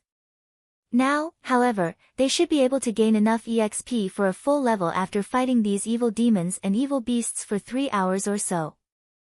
With how generous the EXP was from killing these monsters, they had to take advantage of this opportunity as much as possible. Even the spectators at the Primordial Divine Ruin were jealous of Zero Wing's members. It was not very often players encountered such a large army of high-ranked monsters. Even if they did, most players did their best to stay out of the monster's way. Trying to fight such a powerful monster army guaranteed casualties, after all. The losses would completely outweigh the gains. However, now that Zero Wing had Kola and Turtledove to pin down the evil Earth Dragons, and Zero Wing's other members had the strength to overwhelm the other evil beasts and evil demons, Zero Wing's army could safely grind these enemy monsters. Why wouldn't they be jealous of Zero Wing? It seems Beast Emperor has only failed again. Quiet Melody could not help her bitter smile when she saw that the evil demons and evil beasts had begun to retreat. After this battle, Beast Emperor wouldn't be able to touch Zero Wing at the Primordial Divine Ruin again. Big Sis Melody, look over there. A few dark players seemed to be charging into the battle, Blue Jade said suddenly as she pointed at the 6 figures rushing into the heart of the battlefield with flying speed. They must intend to attack Zero Wing. These 6 players were none other than the 6 from the Dark Hunters Adventurer team. What a powerful concealment technique. Who are those people? Quiet Melody watched the rapidly moving figures with astonishment. As one of the Sacred Temple's Vice-Temple Masters, she had more than great combat power. She also possessed acute perception. Although the 6 players hid their identities and appearances with black cloaks, Quiet Melody could tell that they were all Tier 2 players based on their movement. Tier 2 players had far higher basic attributes than Tier 1 players, and their mobility wasn't something that Tier 1 players could hope to rival. Hence, it was very easy to differentiate between Tier 1 and Tier 2 players. However, what truly surprised Quiet Melody was the 6 players' movement technique. All 6 moved with incredible stealth. As they weaved their way through the army of monsters, they were able to utilize the surrounding monsters' bodies and auras to hide themselves. It was likely that even she wasn't as adept at concealing herself and her aura as these 6 players were. If not for her bird's-eye view of the battlefield, she wouldn't have discovered these 6 players at all. What? The Dark Hunters are actually making a move? Crimson Ghost, who had long since retreated from the battlefield, could not help his surprise when he noticed the 6 figures approach Zero Wing's army. At this point, Zero Wing's superiority in this battle could not be any more obvious. There was no reason to continue this fight with the guild, yet the 6 Dark Hunters insisted on doing so. Crimson Ghost was truly confused. Elsewhere on the battlefield, Wind Hunter had noticed the 6 Dark Hunters players moving towards Zero Wing's army, as well. They're going to strike. Wind Hunter's frown relaxed slightly. Originally, he hadn't planned on enlisting the help of the Dark Hunters Adventurer team in this fight against Zero Wing. Beast Emperor had invited them. Moreover, Beast Emperor had even specifically instructed him not to provoke the Dark Hunters casually. It was clear that even Beast Emperor was a little afraid of this adventurer team known as the Dark Hunters. Initially, Beast Emperor's decision had left him slightly disgruntled, but after seeing that all 6 of the adventurer team's representatives were Tier 2 players, his opinion of the Dark Hunters had changed slightly. When he had tried to fight one of these representatives, he had learned exactly how powerful these 6 players truly were. If these 6 players were pitted against a 1,000-man team of ordinary Tier 1 experts, the expert army would suffer catastrophic losses even if the 6 eventually died. When the 6 Dark Hunters had stated their intentions to hunt Zero Wing's peak experts, he had agreed without hesitation because of this. Originally, he had thought that the Dark Hunters had planned to abandon this fight like Crimson Horn's members had. He never thought that the Dark Hunters would still make a move. This was definitely good news for him. As Wind Hunter considered his next move, the 6 Dark Hunters reached the edge of Zero Wing's army. "Start the attack," the leading ranger commanded as he watched a group of Zero Wing members. The ranger then retrieved the crystalline longbow from his bag, simultaneously firing 9 arrows. Combat technique, 9-star strike. Suddenly, the 9 arrows split and flew at 9 different Zero Wing players. Moreover, every arrow targeted the players' blind spots. Dang! Dang! Dang! Although the ranger's aim had been accurate, the 9 Zero Wing members noticed the attacks and responded by swinging their weapons at the incoming projectiles. However, they felt as if they had struck an immovable wall the moment their weapons touched the arrows. Not only did the resulting vibrations hurt their arms, but they were also forced to retreat. The power the arrows contained could even rival a High Lord's attack. As Tier 1 players, they wouldn't be able to block such an attack unless they used their berserk skills. However, Zero Wing's ordinary experts all wielded Tier 2 mana weapons, which granted them great strength. They could also stabilize their postures after retreating about 4 steps. Unfortunately, before the 9 Zero Wing members could locate their attacker, they noticed multiple skills and spells flying at them from multiple directions. Before they could react, these skills and spells smashed into them. Needless to say, these attacks had originated from the other 5 Dark Hunters. The 9 players from Zero Wing rapidly lost HP. Only the plate armor classes retained around 2/3 of their HP, while the rest had more than 50%. After the brief clash, the 9 Zero Wing members realized that they had encountered a powerful foe. They immediately activated their mana weapons, attacking their ambushers. Facing attacks that could rival the power of High Lords, the 6 Dark Hunters chose not to block the attacks directly, but to dodge or deflect them. This situation rendered the 9 Zero Wing members utterly helpless about their current predicament. Before the rear-line healers could heal the 9 injured players, the 6 Dark Hunters launched another wave of attacks, easily slipping past the Zero Wing members' defenses and killing the 9 experts instantly. This shocked the nearby Zero Wing players. Even the upper echelons from the various major powers, who watched from the primordial divine ruin, couldn't help but gasp. Too fast. Although the 9 players from Zero Wing had yet to reach the refinement realm, their basic attributes almost rivaled Tier 2 players. They should wield the strength of a High Lord of the same level, yet the 6 Dark Hunters had effortlessly ended their lives. Although the Dark Hunters' status as Tier 2 players was part of the reason for their success, the various major powers' upper echelons recognized the absolutely perfect coordination between the 6 players. Even if the 9 targeted players had been Refinement Realm experts, the ambush's outcome would likely have been the same. After the 9 Zero Wing members had died, they had dropped a total of 18 items, far more than normal. 3 of these 18 items were Tier 2 mana weapons. Good. We're retreating, the leading ranger commanded after snatching up a Tier 2 mana weapon. He then turned and fled. The other 5 Dark Hunters nodded in response. They wanted to kill more players, but since their party leader had ordered the retreat, they had to obey. Following which, they dully picked up an item closest to them and fled back into the evil demon and evil beast army. But just as the 6 players melded into the monster army, a figure leaped out of Zero Wing's forces and blocked the Dark Hunter's path. This figure was none other than Fire Dance. Do you think that you can leave so easily after killing our guild members? Fire Dance demanded as she swept a glance over the 6 Dark Hunters, a cold glint flashing in her eyes. Chapter 1737, Soloing the Dark Hunters.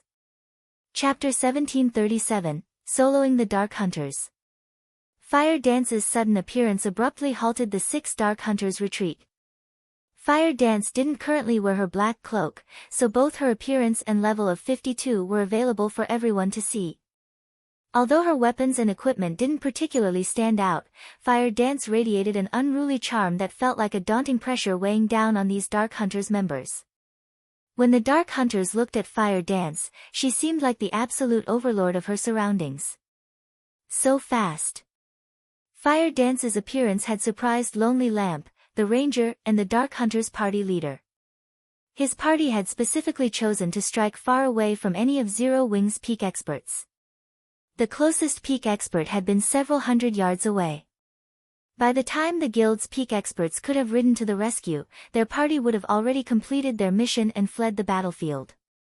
Less than 20 seconds had passed since they had launched their assault against Zero Wing's 9 ordinary experts, yet Fire Dance had caught up with them. Her movement speed should be nearly double theirs. What bold words!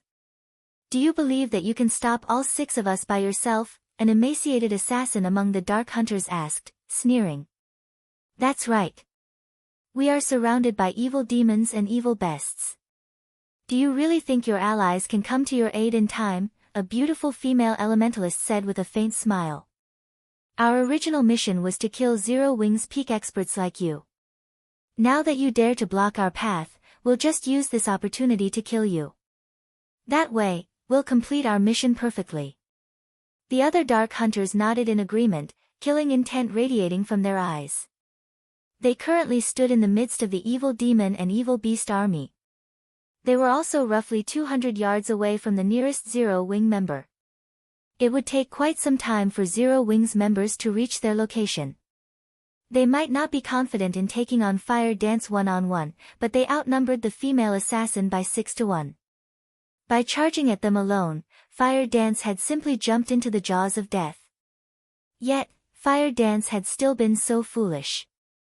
Her actions rendered them utterly speechless. Was she a fool? Or had the woman lost her mind? Even the various superpowers, who were relatively familiar with Fire Dance's strength, were confused about the female assassin's actions, let alone the Dark Hunter's party. Is she tired of living? Does she not recognize those 6 players' strength? When the various superpowers' upper echelons saw Fire Dance charge into the army of evil beasts and evil demons, blocking the 6 Dark Hunters' path, they felt as if Zero Wing's members were a bunch of lunatics. It wasn't unusual to see Black Flame make such bold and arrogant moves, he qualified to do so, after all, but Fire Dance. Ha ha ha. Zero Wing is finally going to suffer a little. Wind Hunter could not help but laugh at the situation. When he noticed Zero Wing's members trying to reach Fire Dance to offer their help, he commanded some of his evil demons to stop them. While the 6 Dark Hunters had spoken, they had subtly surrounded Fire Dance, preventing her escape. Watch her speed. Ranged players, maintain your distance from her. Sharp, you'll be the distraction. Make sure she doesn't escape. We have to finish this fight as quickly as possible. Lonely Lamp commanded as he retrieved his crystalline longbow from his back. The other 5 Dark Hunters nodded in response. The emaciated assassin, Sharp Blade, then charged at Fire Dance with a Tier 2 Berserker and a Tier 2 Swordsman close behind him. At the same time, the Tier 2 Cleric at the rear cast the Tier 2 instantaneous spell, Holy Mark on Fire Dance. Now, even if Fire Dance used Vanish and entered a forced stealth state, their party could keep track of her. As for Lonely Lamp and the Tier 2 Elementalist, they coordinated their attacks, firing from the female assassin's sides. In the blink of an eye, multiple attacks flew towards Fire Dance from different locations. Pay for your arrogance.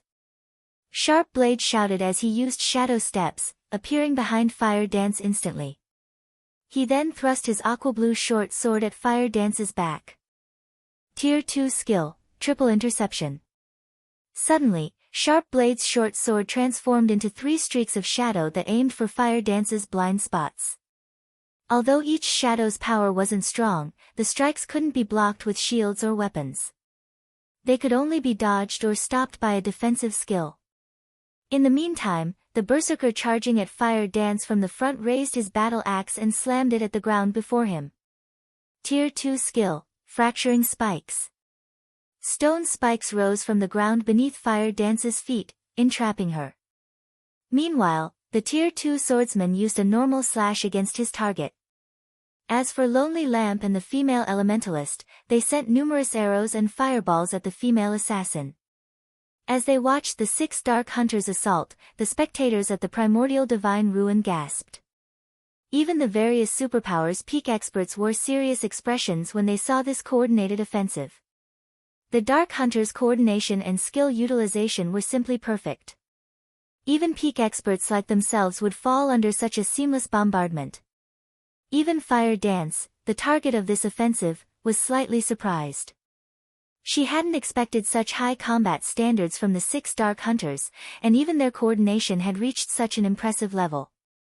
However, before the numerous attacks could land, Fire Dance split into 6 identical copies of herself. Phantom. This was the Thousand Transformations' first additional skill. Although the 5 doppelgangers couldn't attack, they were invulnerable. Moreover, they could exist for a full 30 seconds. Boom. Boom. Boom. A series of attacks struck Fire Dance, but her HP didn't decrease in the slightest. Meanwhile, Fire Dance's sudden split and 6 copies had stunned the Dark Hunters slightly, and they paused for a brief moment. These are doppelgangers that can't attack. One of these 6 doppelgangers must be the real assassin. Lan Hua and I will attack the doppelgangers. The rest of you need to keep an eye out for the real body. Lonely Lamp shouted, reacting quickly to the new development. Although doppelganger skills like the one Fire Dance had just used were rare in God's domain, some did exist. Hence, players had learned of ways to counter these skills. In a one-on-one fight, players would have to flee and wait for the skill's duration to end, but if a party were to face such a doppelganger skill, the ranged players could launch AoE attacks, hitting every doppelganger simultaneously to determine the real body's location. The melee players could then take advantage of this information to attack the enemy's main body. Immediately, Lonely Lamp and the female elementalist, Lan Hua, launched spells and arrows at all 6 Fire Dance copies.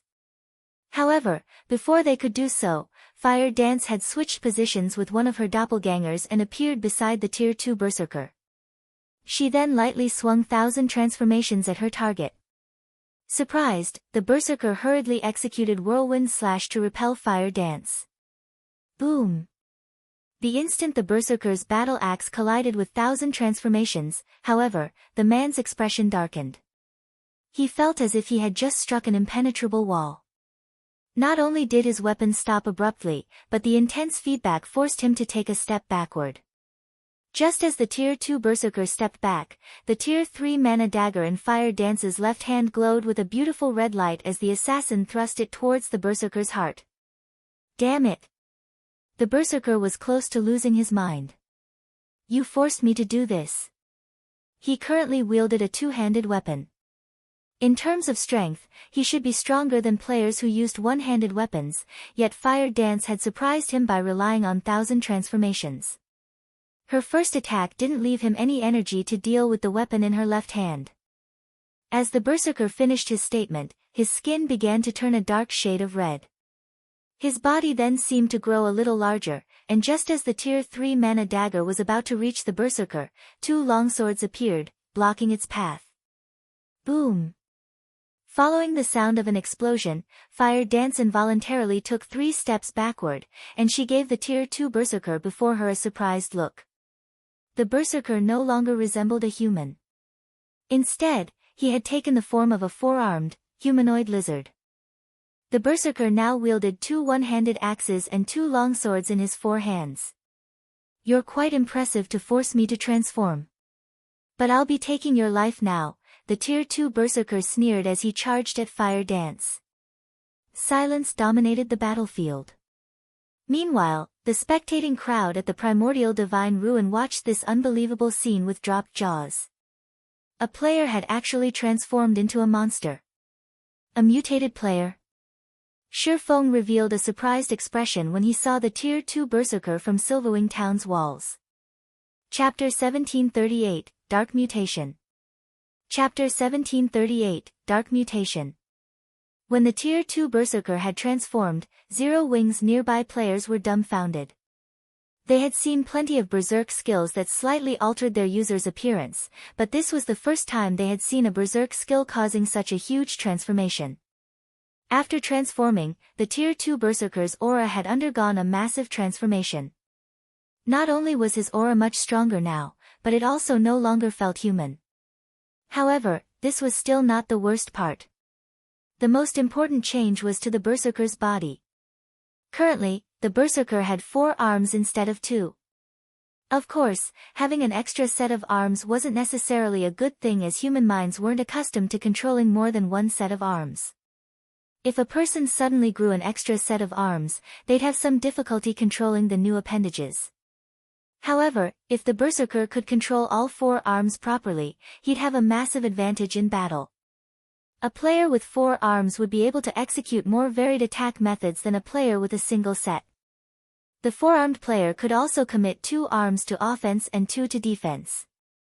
If the Tier 2 Berserker could coordinate all 4 of his arms properly, his combat power would double at the very minimum. Meanwhile, the various powers spectating members were dumbfounded by the Berserker's transformation. What did he do? Did he really use a berserk skill? There's such a transformation skill in God's domain as well. Curiosity filled the spectating crowd as they watched the transformed Tier 2 Berserker. Even the various superpowers upper echelons had no idea of what the Berserker had just done. In fact, the Berserker's transformation had surprised them even more than watching Cola and Turtledove tank 2 mythic evil beasts. The Tier 2 Berserker's transformation had shattered their understanding of God's domain. Sure enough, he still had to use it. Lonely Lamp could not help but sigh when he saw Dark Bear, the Tier 2 Berserker, transform. This was the Dark Hunter's adventurer team's greatest secret. Not many people knew about this transformation ability. However, now that they had revealed this secret to the public, their adventurer team would definitely face trouble in the future. However, the Berserker's decision to transform didn't particularly surprise him. After all, Fire Dance had displayed extraordinary combat power. Had Dark Bear refused to transform, she would have likely killed him already. Aside from Lonely Lamp and the other Dark Hunters members, only Shifeng had a clear idea of what was happening as he watched the battle from Silverwing Town's walls. The Tier 2 Berserker's transformation ability was known as Mutation in God's domain. Mutation was a method of increasing one's combat power by abandoning one's human body. It was somewhat similar to Demon Player's demonification. The transformation process had no time limit, and it could be activated and deactivated at any time. To become a mutated player, one had to perform a particular ritual, which required the sacrifice of many players, even dark players. In addition, despite being dark players themselves, mutated players hunted other dark players. They did so because it was the only way a mutated player could mutate further and grow stronger. This was akin to how demon players improved their ranks. Only, mutated players had more of a restriction than demon players. Moreover, mutated players gained more combat power when they transformed than demon players. This was because, in their mutated form, mutated players would gain a body that was far more suitable for battle. Their attributes and life ratings also increased. In return, physical control became more difficult. Mutated players had a harder time remaining calm in their mutated form, as well. But one had to admit that mutation allowed players to become extremely powerful. Shifeng had never expected to find a mutated player at this stage of the game. By becoming a mutated player, players took a similar stance as the evil god's temple, becoming antagonistic to both dark and normal players. Furthermore, gaining a mutation was incredibly difficult as the process couldn't be conducted on the god's domain continent. Normally, mutated players would only appear after pathways between the continent and other worlds opened. Back on the battlefield, after a short moment of silence, the transformed Berserker charged at Fire Dance.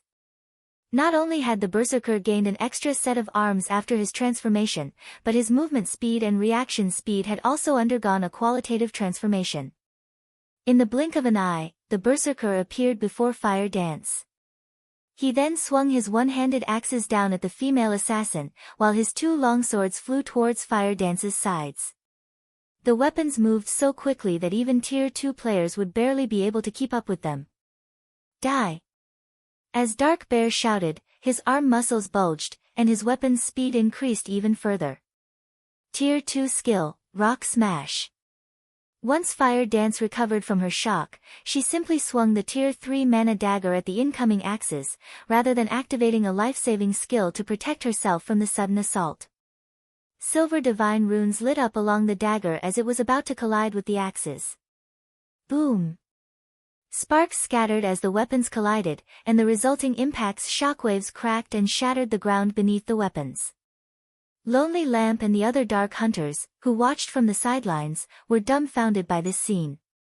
Fire Dance's attack had actually sent Dark Bear flying back by a full 15 yards. When Dark Bear landed, his arms, which wielded the two axes, trembled violently, whereas the axes themselves released a low hum. Meanwhile, a damage of more than -2,000 had appeared above Dark Bear's head. Although receiving -2,000 damage was nothing considerable since Dark Bear had over 100,000 HP after transforming, if this scene repeated, it'd only be a matter of time before Dark Bear died. However, the most unbelievable aspect of the clash had to be the fact that Fire Dance had accomplished the feat without activating a berserk skill. After entering his mutated form, Dark Bear's strength rose by 80%, yet he had still lost against Fire Dance's strength. Is she a monster? Dark Bear wondered to himself as he stared at Fire Dance in shock. Dark Bear could tell that Fire Dance had simply used the previous exchange to probe his strength. She hadn't used her full power. During that exchange, the Zero-Wing Assassin hadn't even used a skill. Had Fire Dance applied a skill to her previous attack, the power of her strike would have definitely been much stronger.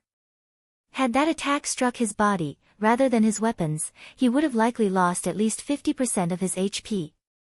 In other words, Fire Dance only needed 2 attacks to finish him off. Even Lonely Lamp and the other party members now feared Fire Dance, watching her with somber expressions, not to mention Dark Bear. Similarly, the outcome of the exchange between Dark Bear and Fire Dance had stupefied the crowd at the primordial divine ruin. Based on the change in Dark Bear's aura, they knew that the Berserker's basic attributes had increased by a significant margin, yet his transformation was meaningless before Fire Dance. However, what these players didn't know was that the strength Fire Dance could exert after sacrificing 1 point of durability from her Tier 3 mana dagger was far beyond what any Berserk skill could achieve. We can't hold back against her. Everyone, transform. We need to finish her off quickly. If the other peak experts get here, we'll be in trouble. Lonely Lamp hurriedly commanded, losing his previous composure. Fire Dance alone was already troublesome for them. If another of Zero Wing's peak experts arrived, they would have no choice but to turn tail and flee. After saying so, Lonely Lamp and the other 4 Dark Hunters took on their mutated forms, but not all of them had grown an extra pair of arms like the Tier 2 Berserker.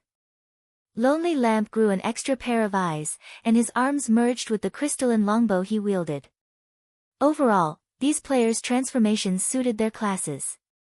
You are the first player to single-handedly force our entire party to transform since we joined God's domain. But at the end of the day, you're still just one person. As long as we ignore the risks, we will secure victory, Lonely Lamp said, smirking at Fire Dance. He then retrieved 12 black arrows that radiated a horrific aura from his bag. At this point, Lonely Lamp had no intention of holding anything back. He had found these 12 black arrows from an ancient ruin, and each of them had the power of a peak Tier 3 attack. They even posed a threat to Tier 4 existences. Is that so? What if you have to face 2 people? Suddenly, a dull voice reached the Dark Hunters from their surroundings, echoing powerfully in Lonely Lamp's mind. In the next moment, a massive spatial tear appeared beside Fire Dance. Shifeng's figure then slowly stepped out of the spatial tear.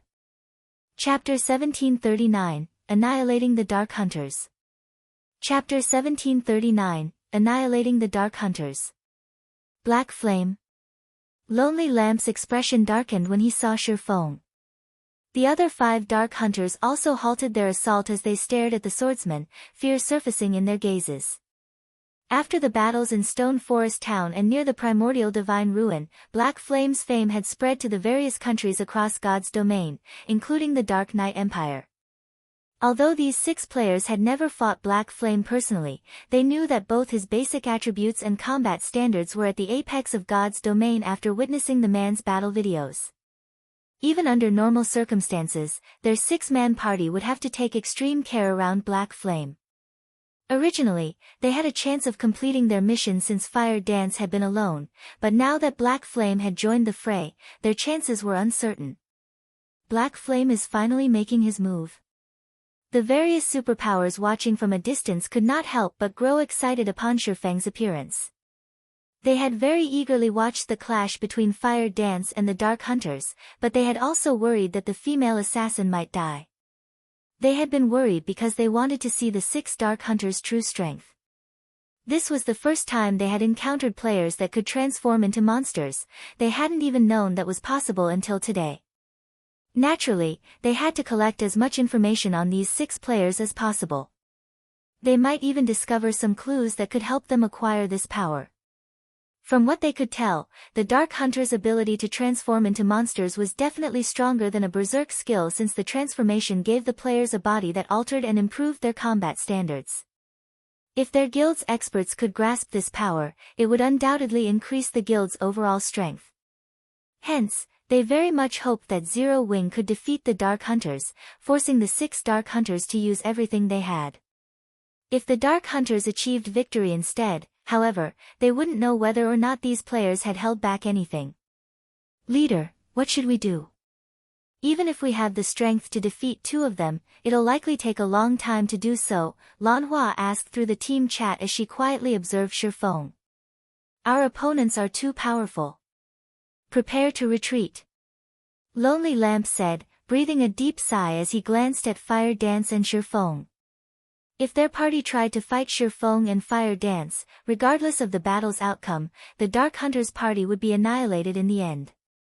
It wouldn't take long for Zero Wing's other peak experts to arrive, after all.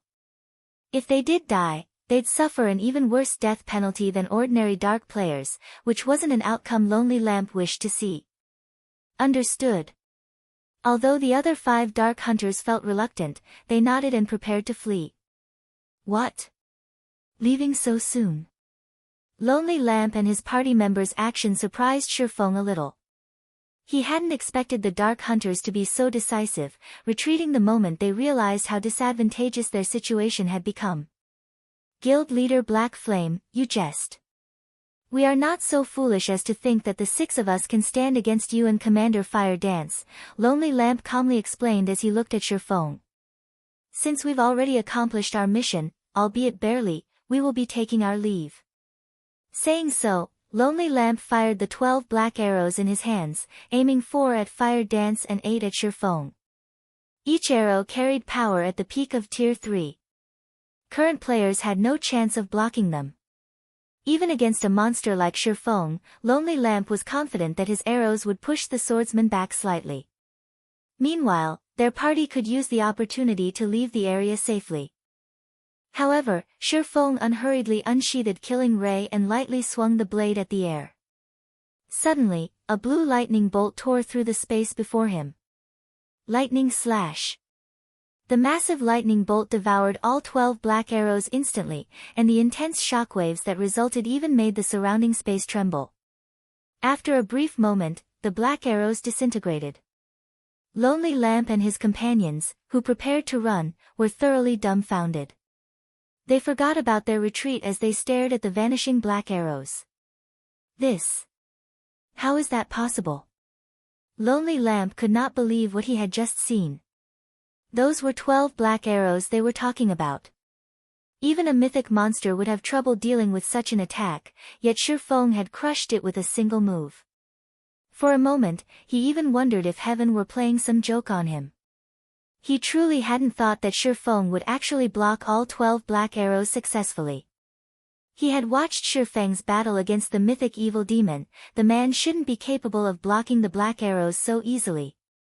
At the very least, blocking the attack should have pushed the swordsman back by over a dozen yards. Naturally, the spectating crowd was similarly dumbfounded. Strong. Too strong. The various superpowers were no strangers to black arrows. They all had their own small stockpile. Normally, these arrows were stored in their guild warehouses, only to be used against sufficiently valuable bosses. However, after watching Shifeng destroy 12 black arrows so effortlessly, they felt like fools. They had all treated these black arrows, which could be blocked so easily, like priceless treasures.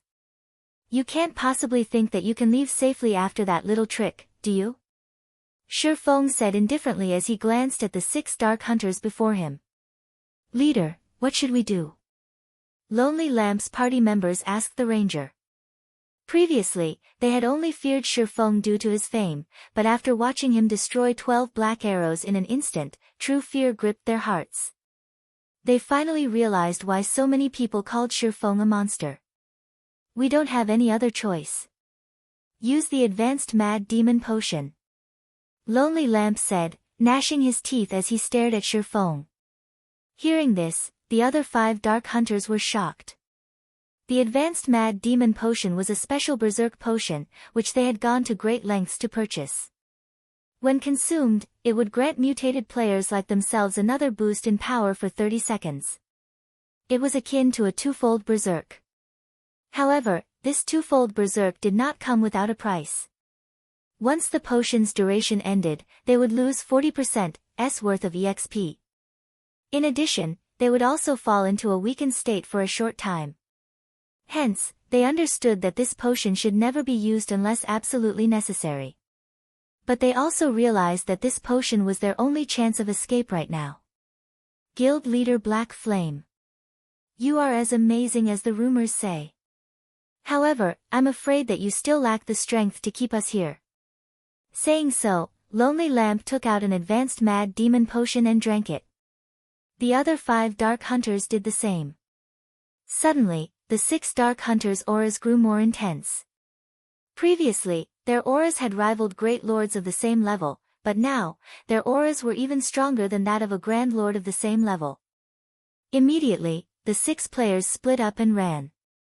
I don't think so. Shifeng revealed a calm smile. Following which, he activated Power of Darkness, skyrocketing his basic attributes. He then stabbed the abyssal blade into the ground. Forbidden Domain. Abyssal Curse. With Shifeng as the center, pitch-black ripples spread up to a 30-yard radius. At the same time, every one of his enemies within a 500-yard radius became unable to use any skills, spells, or tools.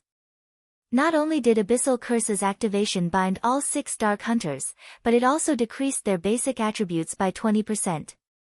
Reacting quickly, the 6 tried to activate their control removal skills. However, no matter how much Lonely Lamp and the others willed for their skills to activate, their skills remained inactive. As the 6 Dark Hunters struggled to break free of their restraints, Shifeng raised Killing Ray once again and lightly swung the sacred sword at the Dark Hunters. Lightning Edge. Countless arcs of lightning formed before Shifeng, forming a river that devoured Lonely Lamp and the others. When the river of lightning faded, only 7 items lay on the ground where the Dark Hunters had stood. Chapter 1740, Black Flames Warning. Chapter 1740, Black Flames Warning. The moment the 6 Dark Hunters died, silence filled the battlefield. Even the Crimson Horn members, who currently fled the battlefield, could not help but pause to look at the fading river of lightning. For a moment, the watching players even wondered if their eyes were playing tricks on them. It wouldn't have been unusual if Shifeng had merely slain a bunch of ordinary experts with a single hit, but the 6 Dark Hunters hadn't been ordinary experts. They were bona fide great experts. Every one of them was strong enough to make the various dark guilds in the Dark Knight Empire shudder with fear. Yet, now, as if swatting a bunch of flies, Shifeng had incapacitated and killed the 6 Dark Hunters with a single swing of his sword. They died. How is this possible? Those are the Dark Hunters we are talking about. Crimson Ghost, who had long since put some distance between himself and the heart of the battlefield, stared at Lonely Lamp and his companion's prior location in a daze.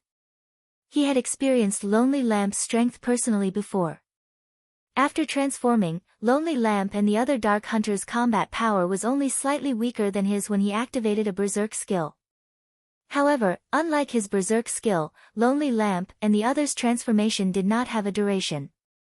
Once his Berserk skill's duration ended, he'd meet death very quickly. Moreover, Lonely Lamp's party had consumed a mysterious potion that had heightened their aura's intensity. Needless to say, their basic attributes must have risen further. If he had to fight Lonely Lamp while the Ranger was in such a state, he'd likely die after a few hits even with his Berserk skill active, yet even after multiple boosts, Shifeng had killed the party instantly. He might be able to accept Shifeng's victory after an arduous battle, but that hadn't happened. As soon as Shifeng took the situation somewhat seriously, Lonely Lamp and the other Dark Hunters had burned to ash. When Crimson Ghost looked at Shifeng, who quietly stood before the items Lonely Lamp and his party had dropped, his whole body shuddered. Too scary. Fear and relief overwhelmed his heart. Shifeng was a true monster with bottomless strength. If he weren't certain that Shifeng was, in fact, a player, he might even suspect that Shifeng was an NPC the main god system had created to prank God's Domain's players. Fortunately, he had not allowed his army to fight Zero Wing's forces. Even if some of his players survived, his army would have suffered severe losses. Meanwhile, the players from the various superpowers that watched from the primordial divine ruin gasped when the Dark Hunters had been annihilated, their eyes nearly falling out of their sockets. The 6 Dark Hunters exuded auras that could even rival Grand Lords of the same level. This proved that their basic attributes had reached that standard. Coupled with the Dark Hunter's combat standards, none of the superpowers present were confident that they could stop the 6 players' escape. No, to be precise, they might even struggle in a head-on fight against these 6 players. On the other hand, not only had Silverwing killed all 6 Dark Hunters by himself, but he had also done so with one attack. Because of this, the various superpowers' upper echelons all wore solemn expressions. Since Silverwing could exterminate the 6 Dark Hunters, needless to say, he should have no issues doing the same to them. This also implied that, as long as Silverwing wished it, he could kill any one of them. Knowing this, how could they not take Silverwing more seriously? This man, Quiet Melody, could not help but shake her head and smile bitterly as she watched Silverwing collect the items Lonely Lamp and his party had dropped. It seems that not only did we fail to learn anything about those 6 players, but we also received a dire warning. In her opinion, Silverwing had killed the 6 Dark Hunters instantly for 2 reasons. First, he didn't want others to take advantage of his efforts by learning the Dark Hunters' bottom line and secrets. The second reason was to give superpowers like the Sacred Temple a warning. Since he could kill the Dark Hunters so easily, he was naturally capable of killing superpowers upper echelons like her. It was a message that they should reconsider targeting Silverwing at the primordial divine ruin. Otherwise, they would suffer a similar fate. Blue Jade, who stood beside Quiet Melody, nodded in agreement with her Vice Temple Master's words, complex emotions flashing in her eyes as she watched Silverwing. After this battle, her admiration for Silverwing had doubtlessly increased. However, she also bore a sense of rivalry in her heart. She felt as if she had just found a goal worth working towards. This black flame is truly arrogant. He actually dares to send the various superpowers a warning. Although he is arrogant, he has clearly earned it. Can't you see the various superpowers' faces? Those looks are priceless. It seems that nobody should entertain ideas of targeting Silverwing at the primordial divine ruin in the future. That's right. Not only does Silverwing Town have such powerful and long-range defensive structures, but it is also protected by so many incredible experts. Even without the NPC guards, nobody would dare to target Silverwing Town and Silverwing. Both the guilds and the adventurer teams resting at the primordial divine ruin elevated their opinions of Silverwing. Some adventurer teams even thought of joining the guild as a whole. Now that Silverwing dominated the Orc Empire's primordial divine ruin, its development speed would be astounding. It might even become a super first-rate guild in the virtual gaming world in a short time. If they joined Silverwing before the guild became a super first-rate guild, they would have a higher chance of becoming internal members. If they became core members, they'd be set for life. Damn it! Did Black Flame purposefully wait until the Dark Hunters attacked to make his move? Wind Hunter, who watched the battle from a safe distance, cursed as the Dark Hunters died, his complexion paling. He had thought that Lonely Lamp's party could cause Silverwing some trouble, but they had only succeeded in throwing their lives away. Moreover, he had dispatched quite a few evil demons and evil beasts to reinforce Lonely Lamp's party. As a result, his minions were more clumped than usual, allowing the magic towers to target the monsters more easily. Suddenly, Beast Emperor's phantom appeared beside Wind Hunter. Beast Emperor then said, "Alright, that's enough. Wind, you need retreat as well. We no longer have the ability to do anything against Silverwing Town. But are we going to let Silverwing off the hook, just like that?" Frustration tore at Wind Hunter. Not only had his campaign failed to damage the guild, but it had also bolstered Silverwing's reputation. Moreover, his monster army had sustained a lot of damage. This was the first time he had suffered such a severe loss. No. Of course, we won't let Silverwing off the hook. Regardless of my agreement with Nine Dragons Emperor or my personal reasons, I want to remove Silverwing from God's domain permanently. But it's not time for that yet, Beast Emperor said as he glared at Silverwing's distant figure, killing intent radiating from his eyes. Because of that man, his path to promotion had been cut short. How could he possibly spare Silverwing after the losses he had suffered? However, Thanks to this operation, Zero Wing has provoked the Dark Hunters. Provoked the Dark Hunters? Wind Hunter could not help his confusion. That's right. The Dark Hunters Adventurer Team is a mysterious organization consisting of a bunch of lunatics. Nobody can guess their true thoughts. However, one thing you can be sure of is that they are a vengeful bunch. Now that Black Fame has killed Lonely Lamp, one of its core members, the Dark Hunters won't let Zero Wing get away with this, Beast Emperor said, sneering. Zero Wing will only maintain its arrogance for a short time. Once the Dark Hunters take action, Zero Wing's days will be numbered. I understand. Wind Hunter nodded. He then commanded his evil demons and evil beasts to depart from the battlefield. However, even though the evil beasts and evil demons had begun their retreat, Shifeng commanded Zero Wing's members to chase the monsters down. In the end, Zero Wing slaughtered another large number of evil demons and evil beasts. Meanwhile, news of this battle's outcome quickly spread to the neighboring countries. Chapter 1741, Popular Silverwing. Chapter 1741, Popular Silverwing. After the battle outside of Silverwing Town, Zero Wing's prestige and reputation skyrocketed. Zero Wing is amazing. Even Beast Emperor's monster army is helpless against the guild. I've heard that you can get plenty of combat techniques from the primordial divine ruin. Now that nobody can contest Zero Wing for Silverwing Town, won't Zero Wing acquire a ton of combat techniques? That's not all. Don't forget about Primordial City. I've heard that Primordial City can help players improve their combat standards.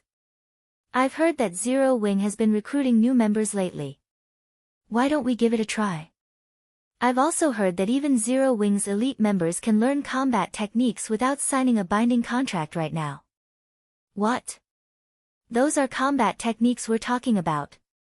I've heard that even large guilds' core members have to sign strict contracts if they wish to learn one of the guild's combat techniques.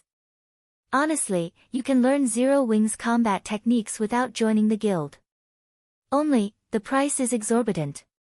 However, if you become an elite member, you can get a significant discount. As news of Zero Wing's victory spread, many independent players made their way towards Star Moon Kingdom to join Zero Wing.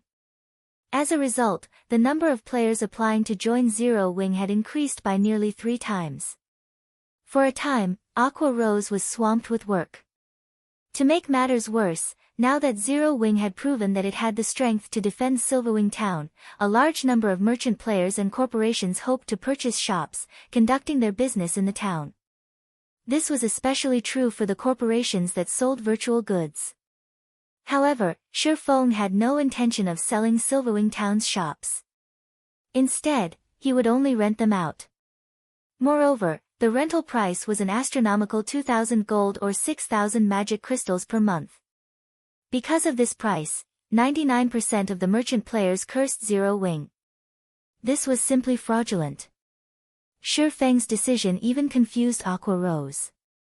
With 2,000 gold, one could buy a very good plot of land in an NPC town. Even in guild towns, strategically located shops only sold for 800 gold or so, yet not only were Silverwing Town's shops only available to rent, but the rental cost was also 2,000 gold per month. With so much money, players could permanently purchase 2 good plots of land in another guild town. Although Silverwing Town's location was strategic, teleportation war fortresses had appeared in the Orc Empire. It was only a matter of time before the various large guilds occupied these fortresses. Once that happened, Silverwing Town's value would fall. The wisest decision Zero Wing could make right now would be pulling as many merchant players as possible to Silverwing Town. By doing so, Zero Wing could make a fortune and solidify the town's position and advantage in the Orc Empire. Yet, Shifeng had chosen to rent the town's shops at astronomical prices, scaring away many merchant players that had solid foundations. When the various large guilds began to capture teleportation war fortresses, these merchant players would gravitate to these fortresses instead. Doing this wouldn't benefit Zero Wing. But Shifeng paid the matter no heed. First, the Orc Empire's teleportation war fortresses were not that easy to capture. Second, Silverwing Town had 5 magic towers. Players could gain a full rest just by standing in the town, they wouldn't need to rent rooms from a hotel. There was also the Spirited State buff, which could help players level up far more quickly. One could easily imagine how attractive Silverwing Town would be to players. However, these players wouldn't just loiter on the street like fools, doing nothing. They would stroll around the town and window shop. The chances that they'd spend some money would be quite high.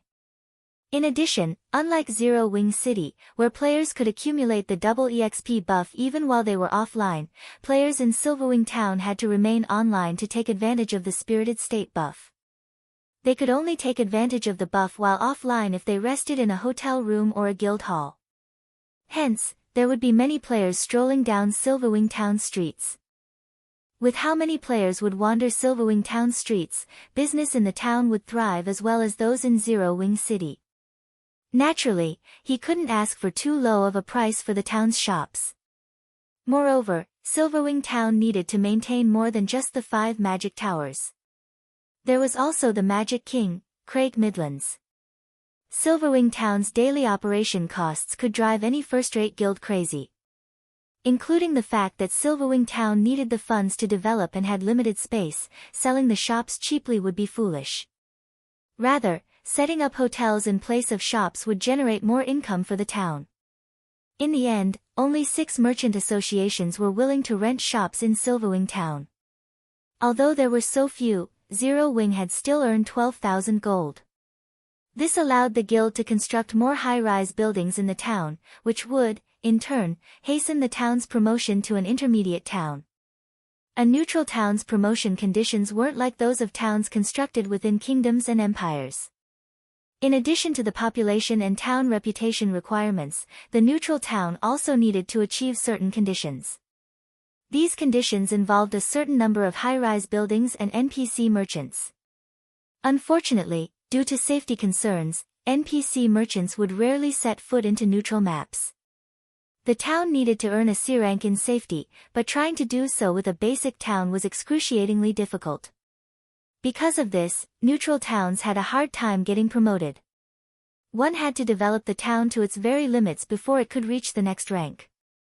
Of course, there were methods that could hasten this process, and one involved using a town promotion order. Only, the town promotion order a neutral town required was unusual. To upgrade a basic neutral town to an intermediate neutral town, one would need a gold-ranked town promotion order. Meanwhile, gold town promotion orders could be used to upgrade an intermediate town to advanced rank in kingdoms and empires. One could easily imagine how difficult such a promotion order would be to obtain. Even Shifeng did not have a guaranteed method of acquiring a gold town promotion order. All he could do was hasten the construction of high-rise buildings in Silverwing Town. Although it was true that Silverwing Town currently had the ability to stop Beast Emperor's forces, he wasn't so arrogant to think that Silverwing Town's current state would always be enough to stop Beast Emperor.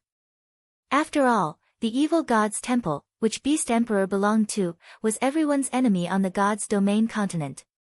If given enough time to grow, Beast Emperor could definitely become strong enough to overcome Silverwing Town's current defenses. Moreover, Beast Emperor wasn't the only enemy Zero Wing had to worry about. The various superpowers also eyed Silverwing Town. With these superpowers' foundations, they would only grow stronger as time passed. Once the various superpowers realized Primordial City's true importance and gathered sufficient strength, they wouldn't miss the chance to strike at Silverwing Town. The various superpowers only saw the benefits Silverwing Town currently offered.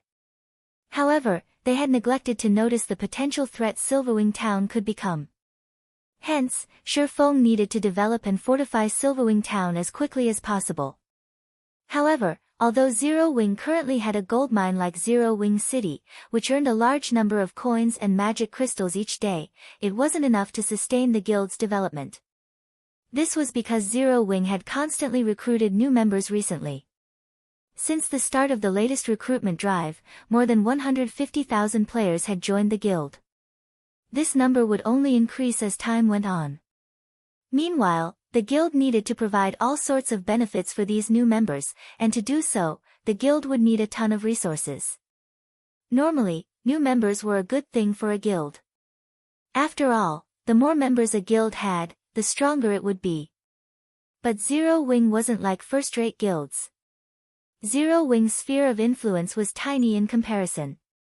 As a result, although Zero Wing had gained more members, the guild did not have the necessary territory to let these new members operate and generate wealth for the guild, which was necessary to sustain the guild benefits its members enjoyed. To put it simply, Zero Wing couldn't afford to take in so many members. If the guild wished to develop, it would need a large amount of resources and coins. Without the proper funds, the guild couldn't be self-sufficient. Meanwhile, after the battle, Shifeng returned to Silverwing Town's candlelight trading firm and began to evaluate the guild's latest harvest. After killing the evil demons and evil beasts, the guild had acquired nearly 2,000 evil energy crystals from this battle. This was a considerable harvest. However, it was a drop in the bucket compared to how many evil energy crystals Shifeng needed. Huh? What's this? As Shifeng inspected the loot from the Dark Hunters, he noticed a skeletal hand made entirely of crystal. Surprisingly, Shifeng couldn't actually inspect the skeletal hand normally. The system simply stated that it was an unknown item. His curiosity piqued, Shifeng used omniscient eyes to inspect the skeletal hand. The instant he tried to appraise the item, he heard the sounds of a series of system notifications. Chapter 1742, Philosopher's Hand. Chapter 1742, Philosopher's Hand. System, you have discovered the cursed Philosopher's Hand. System, epic ranked main storyline quest, Philosopher's Wish activated. Quest content, locate the World Forest using the Philosopher's Hand and activate the World Gate. Reward, Philosopher's Hand. A legendary item? Shifeng's heart pounded rapidly when he saw the system notifications. He had never thought that he would have the opportunity to acquire the Philosopher's Hand in this life. Any alchemist in God's domain would definitely have heard of the Philosopher's Hand. Like the Philosopher's Stone, the Philosopher's Hand was a treasure of the alchemy world, so Shifeng knew quite a bit about it. It was a bona fide legendary item. Unlike the Philosopher's Stone, the Philosopher's Hand was a complete, undamaged item. Countless lifestyle players dreamed of using its abilities. If one were to say that the power of the Philosopher's Stone focused on refining materials, then the Philosopher's Hand focused on strengthening the standards of lifestyle players, allowing them to break through all kinds of bottlenecks easily and continuously elevate themselves to a higher level. In his past, the Philosopher's Hand had appeared in the hands of the first-rate guild Kingdom's Sword. With the help of the Philosopher's Hand, the lifestyle players working under Kingdom's Sword were able to develop rapidly. Back then, this incident had shaken the entire Dark Knight Empire. The trading firm operated by Kingdom's Sword also quickly became one of the top 3 trading firms in the Dark Knight Empire, inciting the other first-rate guilds' envy. However, the Dark Knight Empire was an empire even stronger, the Black Dragon Empire.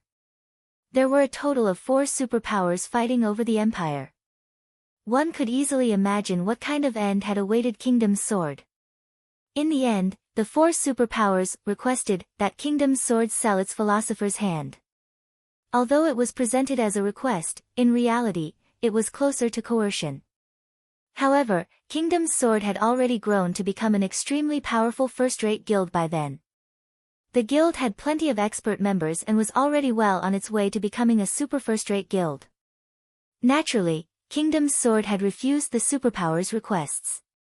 After all, the requirement to become a super first-rate guild was to have sufficient financial strength and resources. If Kingdom's Sword sold its Philosopher's Hand, that would be equivalent to severing its path towards becoming a super first-rate guild. Originally, it would have indeed been very difficult for one superpower to deal with a powerful first-rate guild like Kingdom's Sword. The surprising thing was that the 4 superpowers had actually worked together to deal with Kingdom's Sword. As a result, Kingdom's Sword had become history from then on. However, the guild leader of Kingdom's Sword was also ruthless. Even when his guild had been on the brink of annihilation, he had still refused to hand over the Philosopher's Hand. In the end, none of the 4 superpowers had gotten their hands on it, and the alchemy treasure had vanished from God's domain with the Kingdom's Sword Guild. Shifeng found it truly surprising that the Philosopher's Hand had appeared before him. If not for being targeted by 4 superpowers, there was no doubt that Kingdom's Sword would have become a super first-rate guild. After all, the further one progressed in the game, the more important lifestyle players became to guilds. Many weapons, equipment, and items had to be crafted by the various lifestyle players. It was simply impossible to sustain a guild's development with dropped items alone. Looking at the Philosopher's Hand, many ideas danced in Shifeng's mind. Although Silverwing Town seemed free of issues right now, the town would face great danger in the future. Sufficient power would be needed to maintain the town's safety. Although he had acquired the Bronze Guardian puppet design, Zero Wing simply wasn't capable of producing the Bronze Guardian puppet right now. It might be fine if he had obtained a design for the common Guardian puppet, as it did not require master-ranked lifestyle players to be produced. However, the Bronze Guardian puppet's minimum requirement was to have a master forger, a master alchemist, a master engineer, and a master enchanter. In addition, some parts needed to be made by 2 different kinds of masters, while some needed all 4 kinds of masters working together to make them. The Bronze Guardian puppets could only be crafted after meeting the requirements. Even then, the production success rate was very low. If one wished to produce the Bronze Guardian puppet reliably, the master lifestyle players selected had to be intermediate or advanced masters. Basic masters were too unreliable. Fulfilling these conditions was wishful thinking for the current Zero Wing. Master lifestyle players were not available on demand. Even 10 years after God's Domain had launched, basic masters had been extremely rare and had been greatly respected by the various large guilds, let alone intermediate and advanced masters. However, if Zero Wing acquired the Philosopher's Hand, it would be possible to nurture a bunch of basic masters within a short time. Building up some intermediate masters might even be possible. At that time, Zero Wing could start the production of the Bronze Guardian puppet. Just thinking about such a future was incredibly exciting. Bronze Guardian puppets possessed combat power at the peak of Tier 3. Moreover, players could control them fully since they were much easier to control than summoned creatures. A Void Realm expert that was ignorant of the realms of truth could still, at the very minimum, exhibit combat power at the refinement realm when controlling a Guardian puppet. Most importantly, unlike summoned creatures, Guardian puppets could be used permanently. They even dealt additional damage to buildings and magic arrays. Whether they were used in a siege or defensive battle, Guardian puppets were the perfect tool. Countless guilds had dreamed of obtaining Guardian puppets in the past. Guardian puppets were so powerful that the first-rate guilds that had them could even afford to provoke superpowers and get away with it. If he could produce several dozen Bronze Guardian puppets now, nobody in God's Domain could threaten Silverwing Town. Even if 10 mythic monsters charged at the town, the monsters could be easily stopped with 40 Bronze Guardian puppets. After all, Guardian puppets had extremely high defense, rivaling Tier 4 monsters. If he had 100 Bronze Guardian puppets right now, he would immediately set out to annihilate Ancient Rock City's evil God Branch Temple right now. Of course, these were only fantasies. However, with the Philosopher's Hand, it was entirely possible to turn these fantasies into reality. Setting aside those ideas for the moment, Shifeng quickly inspected the Philosopher's Hand statistics. Cursed Philosopher's Hand. As the creator of the Philosopher's Hand failed to complete his wish before death, the creator's soul had attached itself to the Philosopher's Hand and cursed it to lose all of its power. Only after removing this curse will the Philosopher's Hand recover its original abilities. 20 stalks of soul-dissolving flower are necessary to activate soul guidance and remove the curse. Soul-dissolving flower? What a ruthless price! Shifeng could not help but frown after reading the item's introduction. In God's Domain, any item pertaining to souls was extraordinarily valuable. Shifeng knew a little about the soul-dissolving flower. It was an extremely rare epic material and the main material needed to produce the master-ranked meditation potion. The meditation potion was one of the rare few potions capable of helping players learn combat techniques more easily. After consuming a master meditation potion, the potion would offer players guidance that would help them grasp combat techniques very quickly. In the past, the potion had been highly sought after by the various major powers. Unlike skills and spells, players needed to train arduously to learn a combat technique. Even expert players struggled to learn basic combat techniques, not to mention advanced combat techniques and above. Hence, one could easily imagine how valuable the soul-dissolving flower was. On the market, each stock could sell for 300 gold.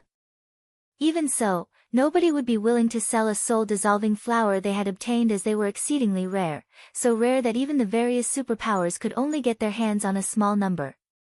The flower's rarity was because it did not exist on the continent of God's domain. Instead, it only existed in other worlds and higher planes, which made them extremely difficult to acquire. Yet, the philosopher's hand actually required 20 stalks of soul-dissolving flower.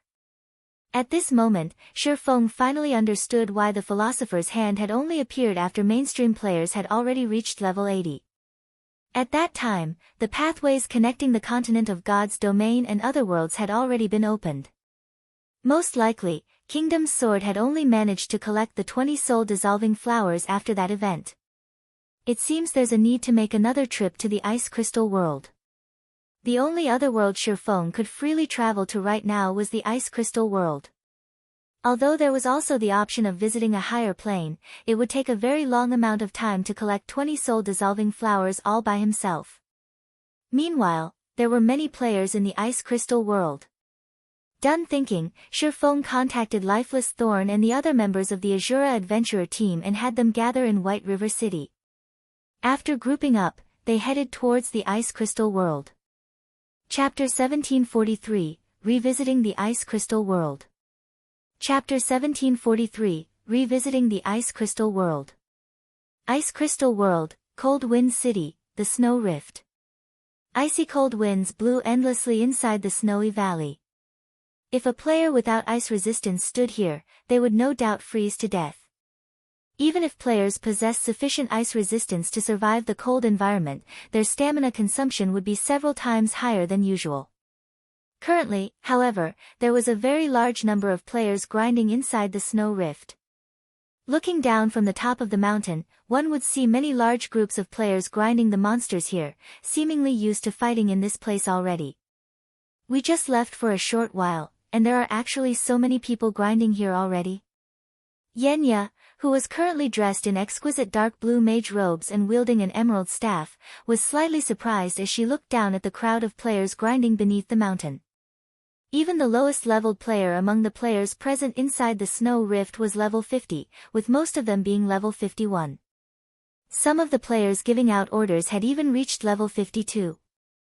In an empire on the continent of God's domain, a level 52 player could easily rank within the top 30, yet there were actually more than 30 level 52 players present in the snow rift. Yenya and the rest of the Asura adventurer team members that had gone over to the continent of God's domain together with Shifeng had been roaming about the continent grinding and questing constantly. Shifeng had even helped them level up a little. However, they had only reached level 52, yet so many independent experts of Cold Wind City had already managed to reach the same point. The monsters in the Ice Crystal world are stronger and provide more EXP, so the leveling speed of the players here is faster than that of the players on the main continent. Right now, the average level of large guild members on the main continent is already close to reaching level 50. It is very normal for the mainstream players here to reach level 51 and 52, Shifeng said, not finding this situation particularly surprising. During his previous visit to the Ice Crystal world, he had discovered that the average level of the players here was much higher than the players on the continent of God's domain. The part that truly surprised Shifeng was the weapons and equipment these players were using. The drop rate for weapons and equipment in the Ice Crystal world was extremely low.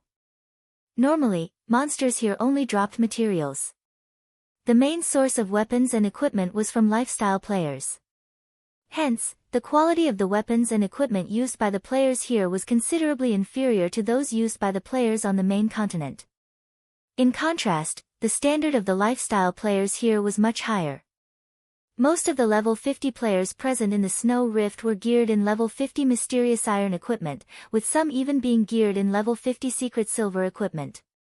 The equipment standard of these players was not the slightest bit inferior to the players residing on the main continent.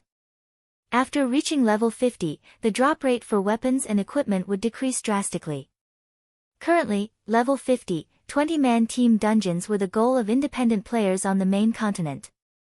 Meanwhile, the best equipment dropped in these dungeons was level 50 secret silver rank, although the drop rate was extremely low. The drop rate was only at an acceptable level if one rated at Hell mode. However, a level 50, 20-man Hell mode team dungeon was still too difficult of a challenge for current independent players. As a result, even after reaching level 50, most players on the continent of God's domain would only be geared in level 50 mysterious iron equipment. Few of them possessed secret silver equipment. As for level 50 fine gold equipment, that was something only large guilds were capable of acquiring. It also wasn't very easy for players to produce high-quality level 50 equipment. After reaching level 50, not only did the production procedures for weapons and equipment become more complex, but the production success rate also decreased. Even Silverwing, despite having become a basic master forger already, still needed the help of a bunch of excellent support tools to produce high-quality level 50 equipment at a profitable rate. Silverwing found it very difficult to imagine that the lifestyle players of Cold Wind City were already capable of producing level 50 secret silver weapons and equipment. If the lifestyle players here had truly reached such a standard already, then the average forging standard of Cold Wind City was even higher than that of the Candlelight trading firm. The Candlelight trading firm possessed many secret forging techniques. Candlelight could even send players to train at the holy city of Titan. Members of Candlelight could also work and practice in the mana-rich environment of Zero Wing City, yet despite these factors, Candlelight's overall forging standard was still inferior to the forging standard of Cold Wind City. How could Silverwing not be surprised by this fact? "Commander, those people over there seem to be members of our adventurer team," Solitary 9 said, smiling as he pointed at a 50-man team currently fighting against a level 56 Great Lord. Currently, 6 level 51 MTs were working together to pin down the level 56 Great Lord ranked Frost Ape. The Frost Ape was very powerful. Even when 3 MTs worked together to receive one of its normal attacks, the MTs would still get pushed back and receive over 10,000 damage each. To cope with the Frost Ape's powerful attacks, the 6 MTs would take turns receiving its attacks. Of course, to level 51 MTs, losing 10,000 plus HP was not a cause for concern. Instead, the truly troublesome part about the Frost Ape was the freezing debuff its attacks inflicted. If one were struck by the Frost Ape, their body's movements would turn sluggish. If struck too many times, even their movement speed would decrease. At the same time, the damage they received would also increase. However, although the Frost Ape was very powerful, Asura's 50-man team was still able to reduce its HP steadily. It was only a matter of time before the Frost Ape died.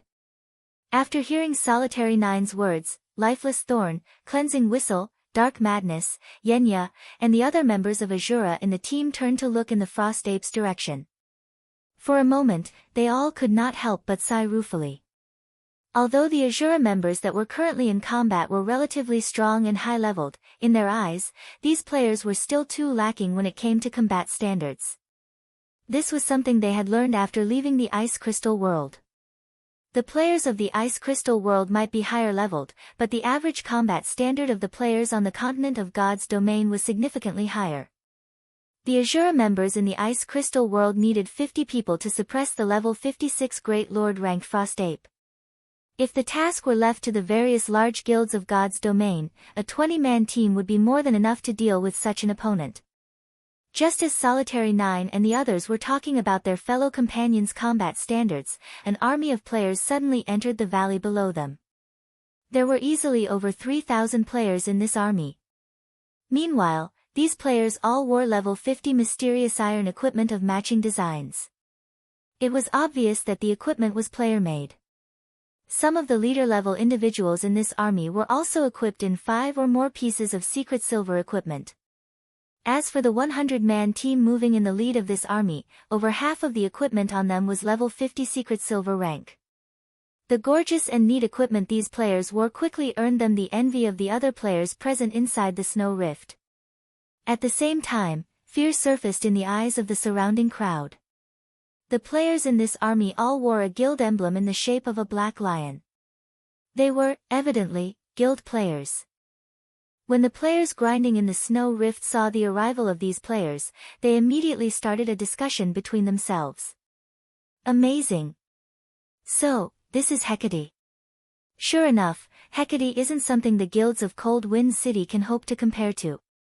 It's no wonder the Matchless family decided to join Hecate. Moreover, with how much pressure Hecate is placing on the Centurion dynasty, I believe it won't be long before the Centurion dynasty disbands. I really wish I could join Hecate. I heard that there are plenty of weapons and equipment made available for exchange in the guild. One is eligible to exchange for level 50 secret silver equipment just by becoming an elite member. It's a pity Hecate's recruitment requirements are too high. As the players grinding in the snow rift watched Hecate's army slowly approach, they felt a sense of yearning towards the guild. Right now, they had to grind arduously for rare materials and then use these materials to trade for a piece of level 50 secret silver equipment from Hecate. If they could become members of Hecate, however, they would not have to go through all that trouble. They also wouldn't have to make unfavorable trades with Hecate. Hecate is reserving this place. Non-members leave this place immediately. If you're not gone within 5 minutes, we'll forcefully evict you from this place. Just as the spectating crowd was chatting among themselves, a few of Hecate's members suddenly started evicting players from the map. What? Hecate has occupied several high-resource leveling maps before. This leveling spot is something we found after going through great lengths. How can you guys just come here and take it from us? That's right. This is too much. Without this place, how are we supposed to grind for rare materials? For a time, the various independent players all complained about Hecate's tyrannic actions. What? You guys have something to say about this? At this moment, a savage man wearing light blue armor walked out from Hecate's army. The man then sent a glance at the crowd before him, sneering, "If you have something to say, fine. Come say it to my face." Hearing this man's words, everyone suddenly went quiet. The savage man before them was named Vast Heaven, and very famous in Cold Wind City. On the first day he had arrived in Cold Wind City, he had killed over 30 experts from the Centurion dynasty. Afterward, in the guild war between Hecate and the Centurion dynasty, not only did Vast Heaven manage to kill over 100 players all by himself, he even managed to slay Centurion dynasty's guild leader, Sky Slicer. How could they possibly dare fight him? Everyone started quietly leaving the area, no longer daring to say anything about Hecate's actions. Meanwhile, Asura's 50-man team finally defeated the Frost Ape and were about to pick up their loot and leave as well. Wait a minute. This place is already under Hecate's management. You guys over there leave those materials behind. Vast Heaven shouted as he looked at Asura's members. Vast Heaven, we killed this boss. Don't you dare go overboard, the berserker serving as the leader of Asura's 50-man team said as he looked at Vast Heaven. What? You guys want to fight? Vast Heaven laughed. Sure. Come at me. I'll even let all of you attack me together. If you manage to kill me, I'll immediately have my men leave the area. Chapter 1744, Asura's Commander. Chapter 1744, Asura's Commander. After Vast Heaven was done speaking, he stepped out from the crowd behind him and slowly walked towards Asura's 50-man team. When bathed in Vast Heaven's chilling aura, Asura's members felt greatly pressured. None of them dared reply to Vast Heaven's provocation. They knew very clearly what kind of temper Vast Heaven possessed. During the first few days after Hecate arrived in Cold Wind City, a situation similar to this had occurred. Some adventurer teams that were displeased with Hecate's tyrannical actions had challenged Vast Heaven. In the end, however, Vast Heaven had defeated every challenger. Even when a 100-man team challenged Vast Heaven, the entire team still ended up getting annihilated. Vast Heaven's combat power was on an entirely different level than theirs. Accepting his challenge would simply be suicidal. I heard that the Asura adventurer team is the #1 adventurer team of Cold Wind City. Your commander has even been labeled a monster and was able to oppress the two large guilds in Cold Wind City single-handedly. Your adventurer team is also famed for being filled with experts. So, how did your adventurer team end up having a weak bunch like you? Vast Heaven sneered as he sent a glance at the silent players before him. It seems those rumors really are just that, rumors. I've been in Cold Wind City for some time now, yet I still haven't met that so-called commander of yours even now. He must be like you bunch, hiding in fear. And to think you all even dare call yourselves the #1 adventurer team of Cold Wind City. This truly is disappointing. Oh well. It was my fault for expecting there would be capable experts in a backwater village like Cold Wind City. The expressions of Asura's members darkened when they heard Vast Heaven's words. However, they were also powerless to refute Vast Heaven's words. Vast Heaven's strength was clear for all to see. He was definitely one of the strongest experts present in all of Cold Wind City. Even if their commander and the other experts of their adventurer team were present, they were unlikely to win against Vast Heaven. Leave the loot behind. We're leaving, said Stained Maple, the berserker serving as the leader of Asura's team, gnashing his teeth. He knew that their team stood no chance against Vast Heaven whatsoever. It was definitely unwise to throw away the lives of the entire 50-man team just for the loot of a frost ape.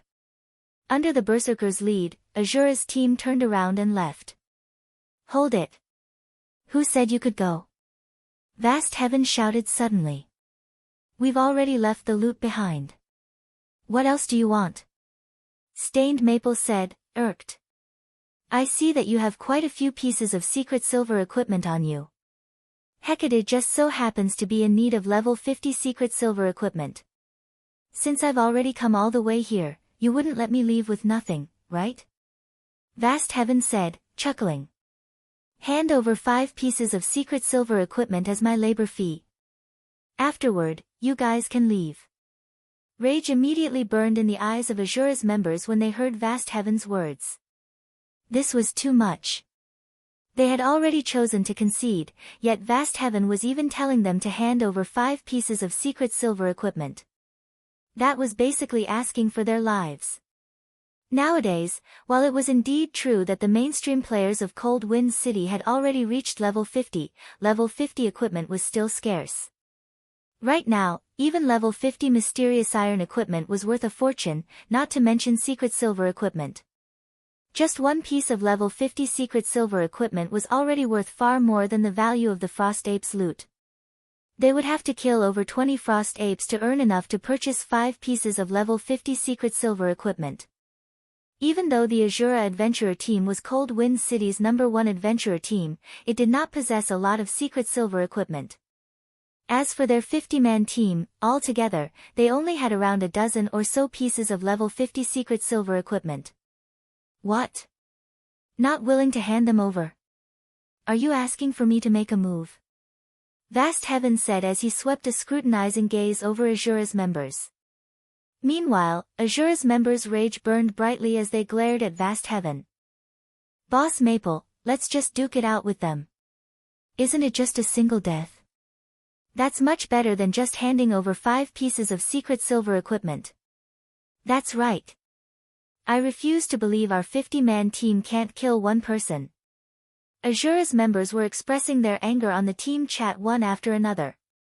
They were all willing to fight against Vast Heaven rather than handing over 5 pieces of secret silver equipment without putting up a fight.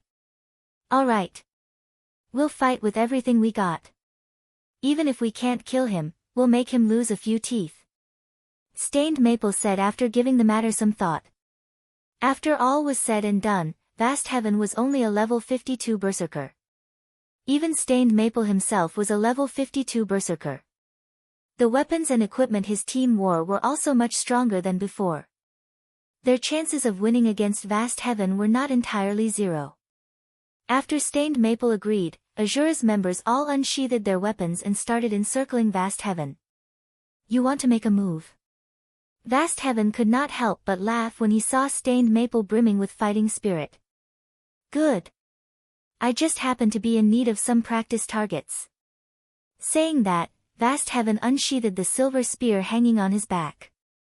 He then charged directly into Asura's team. So fast. Stained Maple could not help but be surprised when he saw Vast Heaven transforming into an afterimage. Despite Vast Heaven being a berserker, he was so fast that even Stained Maple's eyes could not keep up with him. In fact, Vast Heaven appeared to be even faster than Asura's assassins. This bunch from Asura sure is unlucky. The boss has just been promoted to Tier 2 recently and had been fussing about not having any sparring partners. The boss is amazing. His speed is so high. Before this, the boss was famed for having immense strength. However, back then, his speed was lacking. His promotion to Tier 2 just so happens to have made up for this weakness of his. With this, he is most likely unbeatable in Cold Wind City now. Hecate's members started chatting merrily among themselves when they saw that Vast Heaven had already charged into the ranks of Asura's team.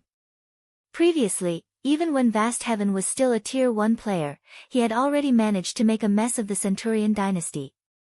Now that he had been promoted to Tier 2, he was definitely invincible in Cold Wind City.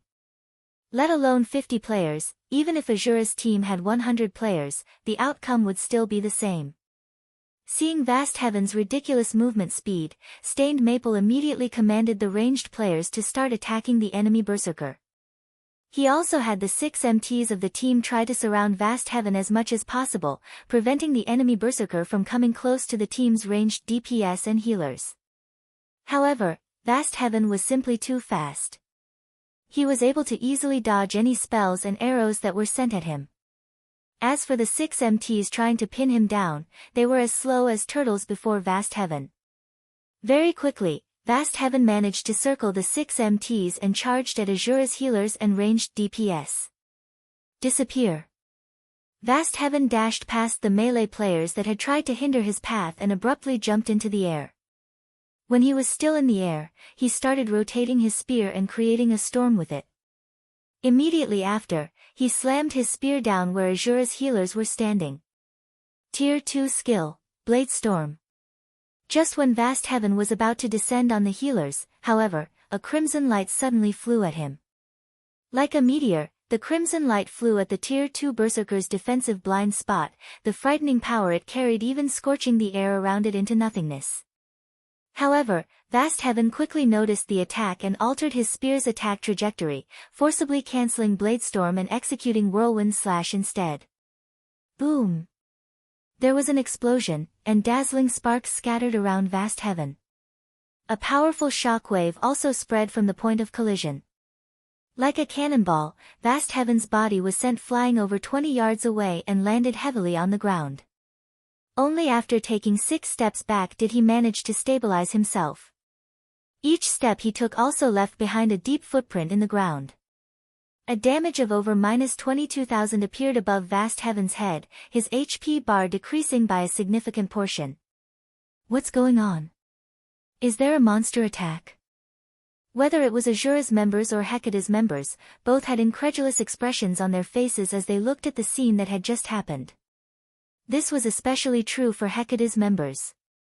When they saw Vast Heaven instantly losing over 1/3 of his HP, their eyes nearly fell out of their sockets. Who is it? Who attacked me just now? What's there to be proud about, executing an ambush? If you have the guts, come out and face me directly. Vast Heaven bellowed. Before Vast Heaven finished speaking, 10 people were already walking over from a short distance away. Although all 10 of these players were wearing black cloaks, none of them bothered hiding their appearances. Who are you guys? You actually dared to ambush me? Do you wish to make an enemy out of Hecate? Vast Heaven grew slightly afraid as he looked at the 10 approaching figures. Through the previous attack, he already understood that these newcomers were no ordinary people. At least, in terms of strength, he was no match for the expert that had just attacked him. Who am I? Shifeng smiled. Weren't you looking for Asura's commander? I'm the person you're looking for. Chapter 1745, You lack the qualifications. Chapter 1745, You lack the qualifications. You're Asura's commander. Vast Heaven revealed a stunned expression as he watched Shifeng walk towards him step by step. How is this possible? After he had arrived at Cold Wind City, he had heard many things about the Asura adventurer team. Even the guild leader and vice-guild leader of the Matchless family feared them. Originally, he had been eager to challenge Asura's members to a fight. However, the performance of the adventurer team during recent times was simply too disappointing. While it was indeed true that Asura had many expert members, in his opinion, these expert members were no different than amateurs that were not worth him spending energy to fight. After all, he had defeated several experts that were originally ranked in the top 10 of Cold Wind City. These top 10 experts were only slightly stronger than ordinary experts and were still far from rivaling him in terms of combat standards. As a result, he no longer paid any attention to the Asura adventurer team. In fact, in his eyes, even Cold Wind City's #1 expert was most likely a joke. But now someone had suddenly appeared before him, declaring that they were Asura's commander. Moreover, this person had even managed to push him back using just a single blow. How could he possibly believe this situation to be true? Commander? It's really the commander. Even the vice-commanders are with him. The oppressed Asura members had excited expressions when they saw Shifeng and his team members appear. They never thought that Shifeng's group would actually return to Cold Wind City. Moreover, Shifeng had even managed to send an expert like Vast Heaven flying with a single hit. Huh. So, he is the Asura adventurer team's commander. Didn't they say that Asura's commander brought a group of experts out for an exploration? The matter regarding the exploration should be a lie. They must have known that Hecate arrived at Cold Wind City and used exploration as an excuse to avoid coming across our guild. This is interesting. The Asura adventurer team has constantly refused to join our guild. The higher-ups have been fussing about looking for Asura's commander all this time. Now that he has actually shown himself before us, we'll see how Boss Vast takes care of him. However, Asura's commander looks quite strong, as well. He actually managed to take away more than 1/3 of Boss Vast's HP in a single hit. That's just because he executed an ambush. He must have used some kind of powerful magic scroll for that attack. Don't forget, Boss Vast is a Tier 2 player. If he gets serious, who in Cold Wind City could possibly be his match? Hecate's members could not help but start a discussion among themselves when they saw Shifeng's group approaching, filled with curiosity about the Asura adventurer team's commander. At the same time, they also eagerly waited for Vast Heaven to teach Shifeng a lesson. Nowadays, the Asura adventurer team was in rapid decline. The only reason why the adventurer team's members were still sticking around was that they still held hope that their commander and the top experts of the adventurer team would return soon. Now that Asura's commander had returned, if said commander were to be killed by Vast Heaven, the Asura adventurer team would most likely crumble instantly. After all, every member of Asura had placed their faith in Shifeng. As Hecate's members were having a quiet discussion among themselves, Vast Heaven retrieved an advanced healing potion from his bag and drank it, his HP instantly recovering by a significant portion. Afterward, his HP continuously recovered in small increments. After a short time, his HP fully recovered. I never thought that the rumors were actually true. You really do possess some abilities. It's no wonder why you were able to become Cold Wind City's #1 expert, Vast Heaven said after recovering from his previous shock. With such strength, you indeed have the qualifications to be my opponent. Come. Let's have a proper fight. Let me see whether your fame as Cold Wind City's #1 expert is true or not. Vast Heaven's eyes started burning with fighting spirit. From the previous clash, he already understood that Shifeng's strength was ridiculously high. However, in a battle between players, the outcome could not be decided based on just the strength attribute only. You want to witness our commander's strength? I'm afraid you still lack the qualifications to do so. Cleansing Whistle said, clicking her tongue as she looked at Vast Heaven. If you wish to challenge our commander, you'll have to get through me first. Cleansing Whistle stepped forward from the group. Team leader Whistle, be careful. He is Hecate's Vast Heaven. Previously, even Sky Slicer fell to him, despite being supported by dozens of experts. You mustn't fight him alone. Stained Maple warned Cleansing Whistle in a panic. He knew very clearly just what kind of strength Cleansing Whistle possessed. After all, he was originally a member of the Waveheart Adventurer team and had joined Asura with Lifeless Thorn and Cleansing Whistle. While Cleansing Whistle was indeed very strong, she should only be roughly equal to the Centurion Dynasty's Sky Slicer. Meanwhile, Vast Heaven was someone who had single-handedly slain Sky Slicer together with dozens of experts from the Centurion Dynasty. Vast Heaven's strength was no trivial matter. It was a feat that even Lifeless Thorn, Cold Wind City's previous #1 expert, was not capable of accomplishing. Stained Maple did not think that the current Cleansing Whistle had any chance of winning against Vast Heaven. In his opinion, only their commander, Silverwing, could possibly contend against Vast Heaven in a one-on-one match. However, Stained Maple's warning was obviously ineffective, since Cleansing Whistle still continued walking towards Vast Heaven. Although Stained Maple wanted to try and stop Cleansing Whistle again, his attempt was hindered by one of Asura's vice-commanders, Solitary 9. When Stained Maple turned to look at the rest of Silverwing's group, he noticed that nobody on the team showed any intention of stopping Cleansing Whistle. Instead, they simply took on the attitude of spectators, making it look like this upcoming fight had nothing to do with them whatsoever. This is insane. Every one of them has lost their minds. Stained Maple was rendered speechless by his allies' actions. Despite having clearly stated that even the Centurion Dynasty was powerless against Vast Heaven, Silverwing and the others were actually allowing Cleansing Whistle to go into battle all by herself. This was basically sending Cleansing Whistle to her death. Besides Stained Maple, his team members were also very anxious. Boss Maple, what should we do?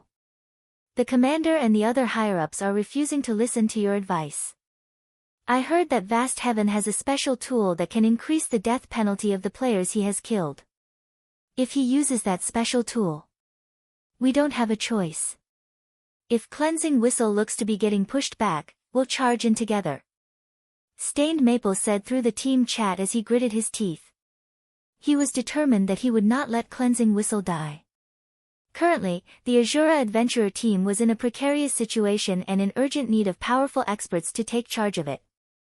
Meanwhile, Cleansing Whistle was one of the top 10 experts in the Adventurer team. The Adventurer team could not afford to let her get killed and lose multiple levels. The other members in Stained Maple's team nodded in agreement. Meanwhile, seeing Cleansing Whistle slowly walking towards Vast Heaven, Hecate's members started making a clamor. Who is this lady? She actually dares to challenge Boss Vast. Boss, let us take action. We'll teach this little girl a proper lesson. Asura's members sure are arrogant.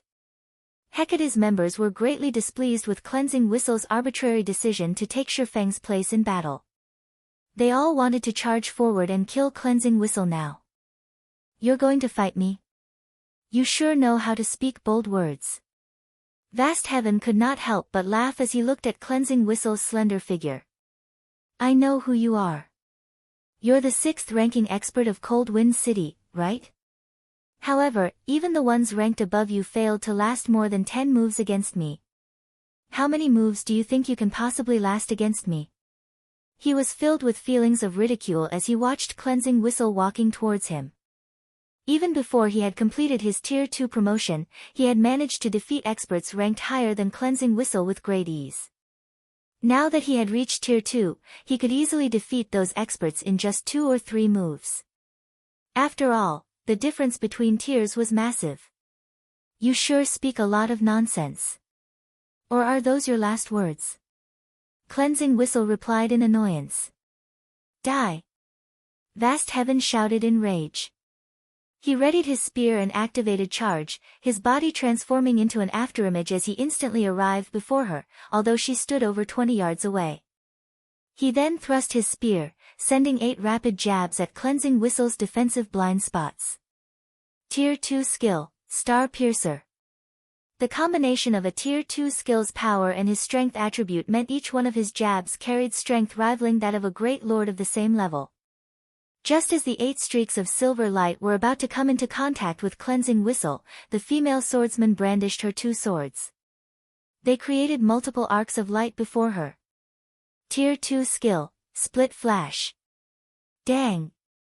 Dang! Dang! When swords and spear collided, sparks scattered into their surroundings. The sounds of miniature explosions also rang out one after another. In the end, not only did Cleansing Whistle block all 8 spear jabs, but she even managed to force Vast Heaven to retreat 3 steps, damages ranging in the hundreds appearing above the berserker's head in succession. In contrast, Cleansing Whistle remained standing steadily in her original position, her HP still completely intact. Although both sides had only clashed once with each other, the difference in strength was already clear for all to see. Chapter 1746, Change in Strength. Chapter 1746, Change in Strength. How is her strength so high? Vast Heaven was deeply shocked as he stared at Cleansing Whistle. His class was famed for its strength. Moreover, he had even been promoted to Tier 2 already. Even if his opponent were a Tier 2 Shield Warrior or Tier 2 Guardian Knight, he was confident in suppressing them with his strength. Meanwhile, Cleansing Whistle was only a swordswoman, a class that was supposed to be an all-rounder, yet he was actually no match for her in a competition of strength. Before Vast Heaven could recover from his surprise, Cleansing Whistle quickly followed up with an attack of her own. Wind Blade. In the blink of an eye, Cleansing Whistle appeared before Vast Heaven, who had retreated to a distance roughly 10 yards away, and started striking with her swords at the enemy berserker. Like a pair of cunning snakes, her swords twisted and turned like living creatures. In the next moment, over a dozen phantom snakes were visible pouncing on Vast Heaven. Combat Technique, Phantom Snakes.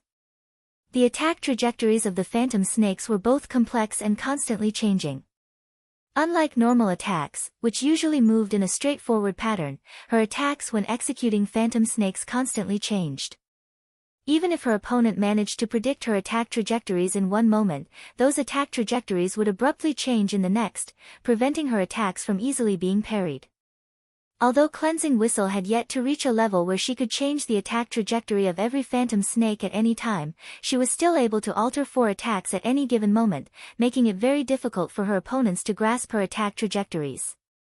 Seeing the dozen or so phantom snakes striking at him, Vast Heaven's expression immediately turned somber. He was not able to perfectly grasp the trajectory of these phantom snakes. In the end, he had no choice but to execute indiscriminate slash to cope with her attacks. He did not dare to block all the attacks using normal attacks only. Dang! Dang! Dang! A series of clangs echoed through the surrounding area continuously. Even though Vast Heaven was able to execute over 20 attacks with indiscriminate slash, with his strength even enhanced by the skill, both he and Cleansing Whistle ended up taking 3 steps backward after clashing. How is this possible? The spectating members of Hecate could not help but gape in shock. The Hecate members present were all elites and experts. They knew that, although it appeared that Vast Heaven and Cleansing Whistle had come out as equals during that clash, in reality, Vast Heaven was at a disadvantage. Indiscriminate slash was a sure kill skill of the Berserker class. Yet, even after using a sure kill skill, Vast Heaven was only able to end his clash with Cleansing Whistle with a draw. Meanwhile, Cleansing Whistle hadn't even used any skills during the previous attack. One could easily imagine what kind of outcome would result from a normal clash. Looking at Cleansing Whistle again, an indescribable sense of fear sprouted in the hearts of Hecate's members. Vast Heaven was a bona fide Tier 2 Berserker. His combat standard ranked at the top of Hecate. Yet, he was actually being overwhelmed by a player from some backwater city. If they were to tell this matter to the other experts of Hecate, their words would most likely be treated as a joke. At this moment, let alone Hecate's spectating members, even Vast Heaven himself was looking surprised and confused. He could not understand just how Cleansing Whistle could be so powerful. How is this possible? I'm a Tier 2 Berserker. At this moment, the composure Vast Heaven had before had completely disappeared. In fact, he could feel death looming over him already. Wasn't she the 6th-ranked expert of Cold Wind City? How are her basic attributes and combat standards so high? Meanwhile, Stained Maple and the other members of Asura watching from a short distance away were similarly dumbfounded by this outcome. How did Cleansing Whistle become so powerful? When Stained Maple saw Cleansing Whistle suppressing Vast Heaven with ease, he could not help but think he was hallucinating. He had a very clear idea of Cleansing Whistle's previous strength. Although she was indeed stronger than him, the gap between them was minor. However, the Cleansing Whistle he looked at right now was like a completely different person. Whistle's grasp over phantom snakes is still too shallow. If she could grasp it completely, she could have taken away at least 50% of that berserker's HP with that attack just now, Lifeless Thorn stated idly. Solitary 9 and the others in the team also nodded in agreement. Currently, Cleansing Whistle was geared in the level 50 Fine Gold ranked Magic Light set. As for the weapons she was wielding, one was a level 50 Fine Gold longsword, and the other was a level 50 Epic Growth type longsword. On the other hand, Vast Heaven was only geared in level 50 Secret Silver equipment. The difference in equipment standards between the two of them was massive. It was only normal for her to overwhelm Vast Heaven. Moreover, after leaving the Ice Crystal world, Cleansing Whistle had also traveled around the continent of God's domain and challenged all sorts of experts. After the training provided by Zero Wing, Cleansing Whistle, who was originally close to reaching the half-step refinement realm, had now fully set foot into the refinement realm standard. Her combat standard was only slightly inferior to Vast Heaven, someone who was a veteran refinement realm expert. However, with the advantage she had in terms of attributes, she could easily make up for this minor difference. As for the Phantom Snake's combat technique, it was one of the combat techniques Zero Wing had acquired from the primordial divine ruin. Although it was only a basic combat technique, its power definitely allowed it to rank among the top of basic combat techniques. To improve their strength, Shifeng had decided to let Cleansing Whistle and the rest of them learn some suitable combat techniques in exchange for having them owe the Asura adventurer team some contribution points. If Cleansing Whistle could fully grasp Phantom Snakes, with her powerful attributes, it would definitely be possible to shave away half of Vast Heaven's HP in a single attack. Taking away half of Vast Heaven's HP with a single attack. When Stained Maple heard Lifeless Thorn's words, he suspected he was hearing things. This was Vast Heaven they were talking about. The Berserker was someone capable of going up against dozens of experts from the Centurion dynasty all by himself. Yet, in the eyes of Lifeless Thorn's group, such an expert was like an ordinary player one could find anywhere on the street. Just as everyone was feeling shocked by the strength Cleansing Whistle had displayed, Cleansing Whistle immediately altered her footwork after stabilizing herself. She transformed into multiple afterimages, making it look like there were 5 copies of her as she dashed towards Vast Heaven. Combat Technique, Residual Steps. Similar to Phantom Snakes, Residual Steps was also a combat technique acquired from the primordial divine ruin. It was a special footwork technique that relied on afterimages to confuse one's opponent. Footwork-type combat techniques were capable of improving a player's combat power significantly. In terms of value, a basic footwork-type combat technique was equivalent to an advanced offensive or defensive combat technique. When one was fighting against an enemy of roughly equal combat standards, a footwork-type combat technique allowed one to take the initiative in battle. It was something crucial in a battle between experts. At the end of the day, Vast Heaven was only a refinement realm expert. As a result, he was not able to fully grasp the movement patterns of all 5 copies of Cleansing Whistle. When Cleansing Whistle was close to reaching him, he had no choice but to make a powerful stomp on the ground. Thunderclap.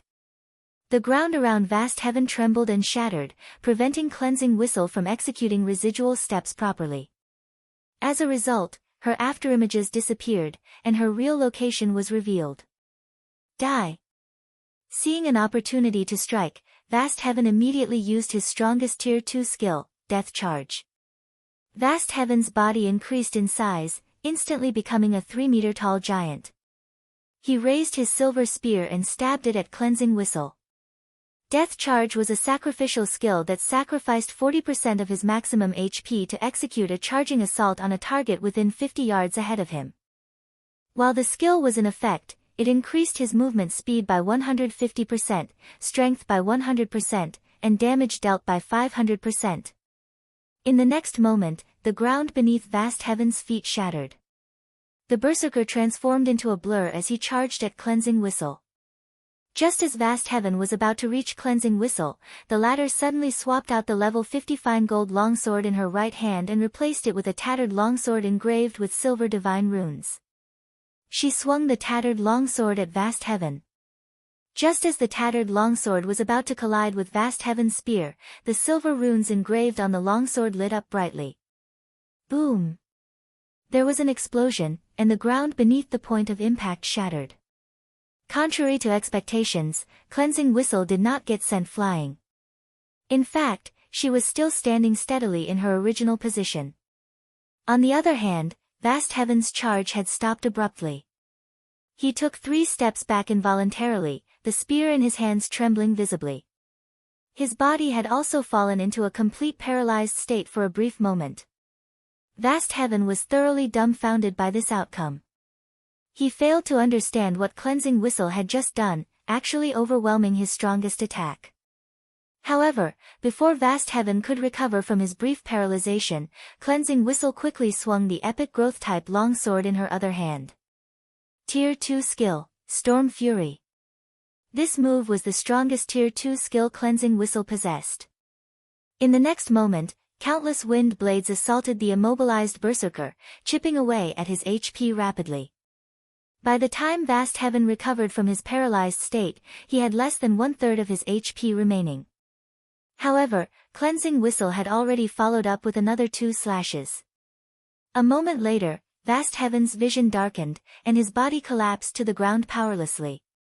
Chapter 1747, King Returns. Chapter 1747, King Returns.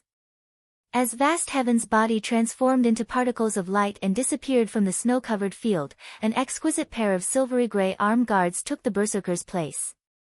Before the spectating crowd could recover from their daze, Cleansing Whistle collected the armed guards and stored it in her bag. She then shifted her gaze towards Hecate's army. Who else wants to duel? Cleansing Whistle asked with a faint smile as she glanced at Hecate's members. She had just acquired a piece of level 50 secret silver equipment by killing one player. This was far more profitable than raiding a team dungeon. Seeing the cute smile on Cleansing Whistle's face, dread filled the hearts of Hecate's members. Too scary. Vast Heaven was a Tier 2 expert, yet Cleansing Whistle had fought as if she had randomly encountered some common monster. Not only had she dealt with the Tier 2 Berserker so easily, but she had also killed him in an instant. This was a Tier 2 player they were talking about. Even if Cleansing Whistle were also a Tier 2 player, there shouldn't be such a huge difference between her and Vast Heaven. Moreover, a Tier 2 Berserker had even more HP than a Tier 1 metric ton of the same level. Yet, Cleansing Whistle had. Faced with such power, who would possibly dare challenge Cleansing Whistle to a duel? Hecate's members remained silent for a time. Meanwhile, Stained Maple and his companions were ecstatic once they snapped out of their daze. Hecate had constantly suppressed their adventurer team in Cold Wind City, so watching Cleansing Whistle kill Vast Heaven, one of Hecate's top fighters, was truly a joy to behold. Amazing. So, this is the effect of the special training the commander had mentioned? Stained Maple could not help but shift his gaze towards Silverwing, astounded. When Silverwing had first established the Asura adventurer team, he had stated that as long as they were willing to work hard, he would help them grow stronger. He had assumed Silverwing's claim was merely a boast. Now, however, it would seem that Silverwing had told the truth. The man really had a way to make them stronger. Moreover, the improvement wasn't insignificant.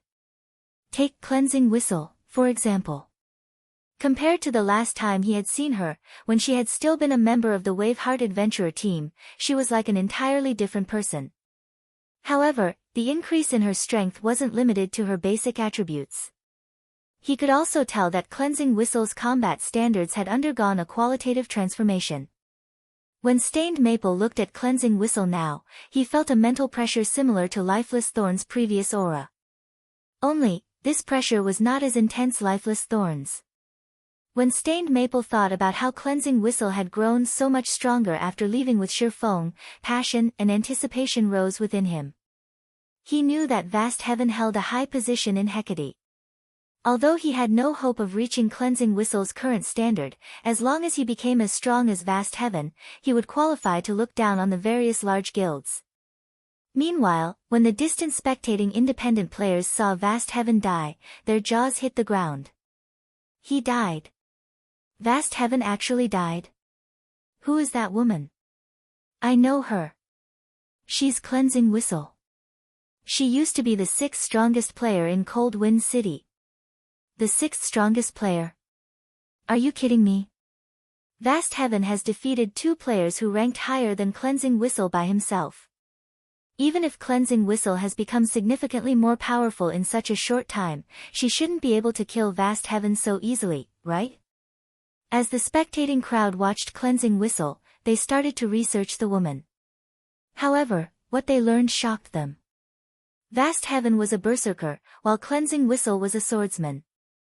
Normally, berserkers had an absolute advantage in terms of strength in a melee battle against swordsmen without the involvement of skills. Thus, in a one-on-one confrontation, berserkers were far stronger than swordsmen. Yet, when Cleansing Whistle had fought Vast Heaven, she had suppressed the enemy berserker from start to end. This proved that the woman wore higher quality equipment than Vast Heaven. But what surprised them most was the improvement speed of Cleansing Whistle's combat standards. Before joining the Asura Adventurer team, Cleansing Whistle's combat standard had only been slightly higher than independent experts like themselves. However, the combat standard the woman had just displayed was clearly far superior to theirs. The combat technique Cleansed Whistle had just employed, in particular, had seemed like some kind of skill or spell. They had never seen such mystifying combat techniques before. No one would believe that Cleansed Whistle had hidden her strength before she had disappeared. After all, before joining the Asura Adventurer team, Cleansing Whistle had constantly competed with Lifeless Thorn for the position of Cold Wind City's strongest expert. Why would she have held back while doing so? The only explanation was that Cleansing Whistle had drastically improved her combat techniques after she had joined the Asura Adventurer team and left Cold Wind City.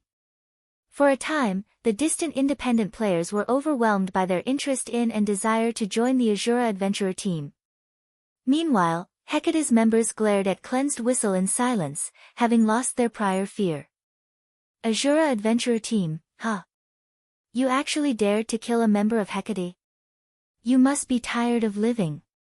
Autumn Changes, the army's vice-commander, said as he strode forward. He sneered at Cleansed Whistle and the others as he said, "This is a good opportunity. We'll teach you who truly rules over Cold Wind City. Everyone, charge." Vast Heaven's death was indeed shocking. He had never thought that the Asura Adventurer team actually possessed an expert of such caliber. Normally, he'd simply avoid clashing with an expert like Cleansing Whistle, but he had an army of 3,000 players behind him, many of which were experts. Furthermore, he had to restore the reputation their guild had just lost due to Vast Heaven's defeat. Despicable.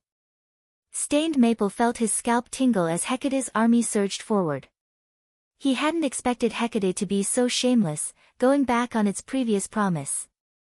Including Shurfeng's team, there were only 60 Asura members present. Meanwhile, Hecate had 3,000 members here. Hecate's army also consisted of elite and expert players. The Asura Adventurer team members likely had no hope of escaping with their lives. "Commander, you guys should take off. We'll hold them back. As long as you survive, not even Hecate can deal with our adventurer team so easily," Stained Maple hurriedly said. Both Shurfeng and Cleansing Whistle were emotional pillars for the Asura Adventurer team right now. If Hecate's members took these two down, Asura's reputation would plummet. If that happened, Asura would struggle to develop in the future.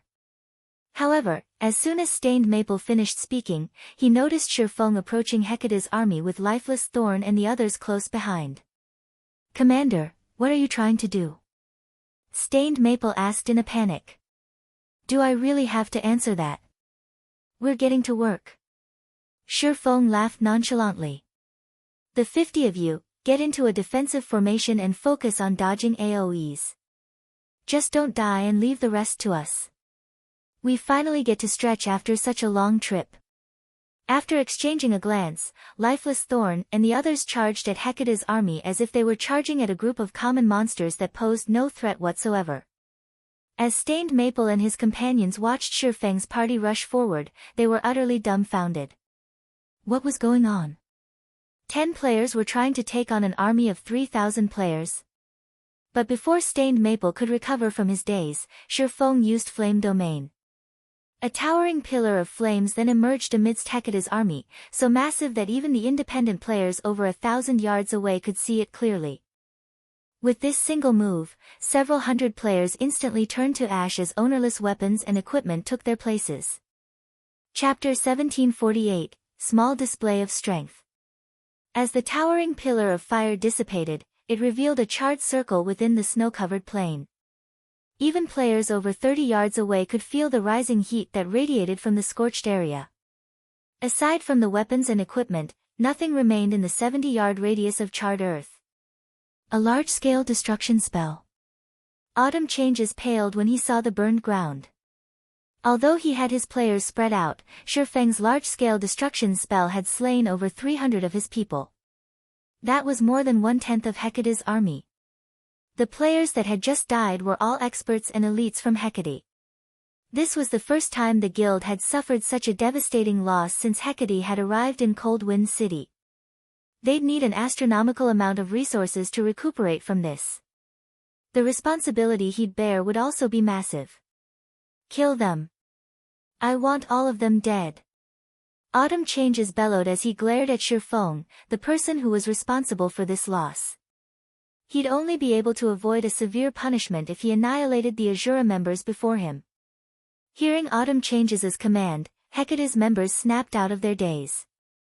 Although they still somewhat afraid of Shifeng's group and worried that their enemies had more large-scale destruction spells in store, they had over 2,600 players on their side.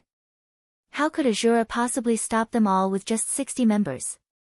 Like a pack of hungry wolves, Hecate's members descended on their enemies. Of course, although Hecate's members had been stirred into a frenzy, their movements were still well organized. Their actions displayed these players' vast experience in team battles, and instead of charging as one, they split into dozens of smaller groups to deal with each individual opponent.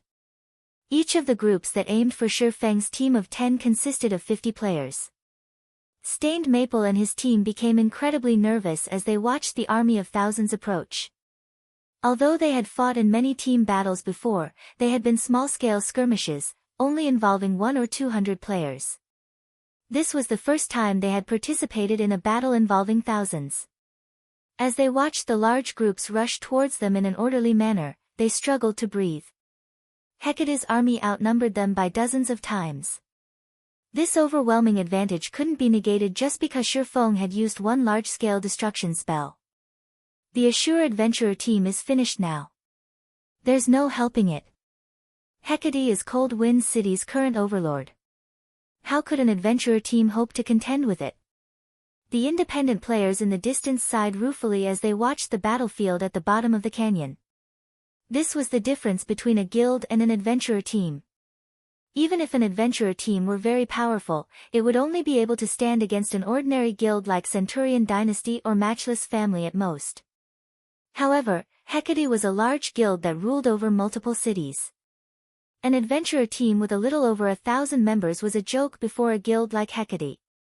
As Hecate's army advanced, Lifeless Thorn and the others exchanged glances before they turned to Shifeng.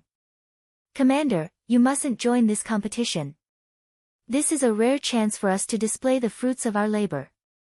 If we miss out on such a golden opportunity, it'll be difficult to find another, Lifeless Thorn said. That's right. Commander, if you make a move, we won't have anything to do. Cleansing Whistle complained. The rest of Shifeng's party nodded in agreement. They were very familiar with Shifeng's strength. After the battle on Thunder Island, in particular, they had learned just how vast the world truly was. All of the players that had participated in the struggle for Thunder Island had been experts among experts. Refinement Realm experts had been a dime a dozen, yet Shifeng had slaughtered everyone that had stood in his path. No one had possessed the power to stop his rampage. A couple of thousand elites and ordinary experts were not even worth Shifeng's time. Meanwhile, they had just recently completed their Tier 2 promotions and had yet to test out and familiarize themselves with their newfound strength. A battle of thousands of players was the best practice ground for them. Fine, I won't attack, but you better take care of this quickly. Stained Maple's group won't be able to hold on long, Shifeng said, sighing. He had wanted to trample over Hecate's army with overwhelming strength, which would have made it easier to expand the Asura adventurer team in Cold Wind City. That way, he would have had more players to help him with his quest. After all, the soul-dissolving flower he needed was extremely rare. Without sufficient manpower, searching for the flower would be nigh impossible. Commander, rest assured, we'll make sure to end the battle before Stained Maple's group starts to falter, Lifeless Thorn, his eyes glowing with excitement as he turned to the approaching Hecate members. Shortly after completing his Tier 2 promotion, Shifeng had suddenly called for them to gather for a trip back to the Ice Crystal world. He hadn't even had the chance to experience the power of his Tier 2 class. After reaching Tier 2, his physique had improved significantly. This would no doubt affect his execution of skills and combat techniques, and he would need to fight in many battles before he got used to the new changes. He could also use this chance to try out new combat methods, which he hadn't been able to use with his previous physique. After saying so, Lifeless Thorn eagerly raised his spear and dashed towards Hecate's forces, which were still over 100 yards away. The rest of the team also advanced, but instead of moving as a unit, they split up and rushed at different sections of the enemy army. They showed no intention of cooperating. What are they trying to do? Stained Maple felt devastated as he watched Lifeless Thorn and the others move independently. They were going up against an army of over 2,600 players, yet Lifeless Thorn and the others planned to fight solo? Even Autumn Changes was stunned as the enemies rushed towards him. Have these people lost their minds? Autumn Changes could not help but rub his eyes to make sure that he was not hallucinating. Hecate's army still had over 2,600 elite and expert players remaining. Even Vast Heaven wouldn't recklessly charge into such a force by himself, using a roundabout strategy instead, yet Lifeless Thorn and the other Asura members were running towards their army like a bunch of lunatics. Good. Since they wish to die so badly, we'll grant their wish. Ranged unit, prepare to attack. Once they're within 50 yards, launch your attacks and blast them to smithereens. Autumn Changes commanded. Hearing Autumn Changes' orders, the ranged players at the rear line readied their bows and channeled their spells. As soon as Lifeless Thorn was within range, they would launch their attacks. 90 yards. 80 yards. 60 yards. The moment Lifeless Thorn crossed the 50-yard mark, Hecate's ranged players fired their spells and arrows. These arrows and spells blotted out the sky. Come! Lifeless Thorn revealed a wild grin as the attacks rained down. He responded by swinging his sword at the incoming attacks. Tier 2 skill, Blade Storm. With a light swing, a storm formed before Lifeless Thorn. Like a barrier of wind, the violent storm blocked every spell and arrow Hecate's members had launched. Not a single attack had made it through. How is that possible? Hecate's members were stupefied when they saw Lifeless Thorn emerge unscathed. They had never dreamed that a skill could be used in such a way. Lifeless Thorn had actually used an offensive skill as a defensive skill. Blade Storm had a 3-second duration. Taking advantage of the skill, Lifeless Thorn made his way towards Hecate's frontline without receiving any damage. However, 8 MTs immediately stepped forward to intercept Lifeless Thorn. Seeing this, Lifeless Thorn swept his spear in a horizontal arc. Tier 1 skill, Whirlwind Slash. Boom! The swing sent every MT that stood in Lifeless Thorn's path flying, their HPs decreasing by a significant chunk. Following which, Lifeless Thorn advanced and arrived before the other melee players. His rapidly thrust his spear at his enemies, and the weapon transformed into over a dozen afterimages. Although the melee players tried to defend themselves, the Lifeless Thorn's jabs targeted their blind spots. Moreover, his attack speed was extremely high. They simply could not keep up with the attacks. In the end, the spear struck these players multiple times before they transformed into streaks of light and vanished. The attacks Hecate's ranged players launched were utterly ineffective against Lifeless Thorn as he constantly and swiftly changed positions. Wherever Lifeless Thorn passed, players fell, one after another. Moreover, Lifeless Thorn's movements became faster and smoother as he continued to fight. Solitary 9 and the others had also charged into Hecate's ranks by this point. Although their performance was not as violent as Lifeless Thorn's, they were just as unstoppable. Whenever they used a Tier 2 skill, they instantly killed 10 or more players. Although Solitary 9 and the others took some hits, they instantly recovered the lost HP with an advanced healing potion. Meanwhile, the Hecate members that had charged at Silverwing were even more miserable. Before Hecate's members could reach him, Silverwing activated Defensive Blade, which increased his attack range tremendously. He then lightly swung Killing Ray at the approaching players. The swordsman's strength was already beyond that of a Tier 3 Great Lord of the same level, and the players that had failed to block his attacks had fallen instantly. Although the players that had blocked the attack had survived, they were paralyzed for a brief moment. As a result, they couldn't block Silverwing's following attacks. At this moment, the difference in tiers and attributes could not be more obvious. Asura and Hecate's members were on an entirely different level. How is this possible? Autumn Changes was racked with confusion as he watched this happen. With just 10 members, the Asura adventurer team had rendered Hecate's 3,000-man army utterly helpless. Just who are these people? Before even 1 minute had passed, Hecate's army had lost an additional 800 or so players. In contrast, Silverwing's group of 10 had yet to suffer a single casualty. It's about time we end this battle. Seeing that the enemy's morale had plummeted, Silverwing pulled out the Bible of Darkness and activated Demon Summoning. Immediately, a massive gate of white bone descended from the sky. As the gate opened, a 5-meter-tall, dual-horned, pitch-black demon emerged. Chapter 1749, Legend of Cold Wind City. Chapter 1749, Legend of Cold Wind City. The massive bone gate immediately caught the attention of everyone present. When the bone gate abruptly opened, power of darkness flooded out and instantly turned the snowy plain into a barren wasteland. When a 5-meter-tall, 4-armed demon with 2 crimson horns stepped out of the gate, the watching players gasped.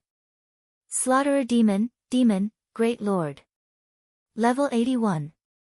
HP 33, 750, 000/33, 750, 000.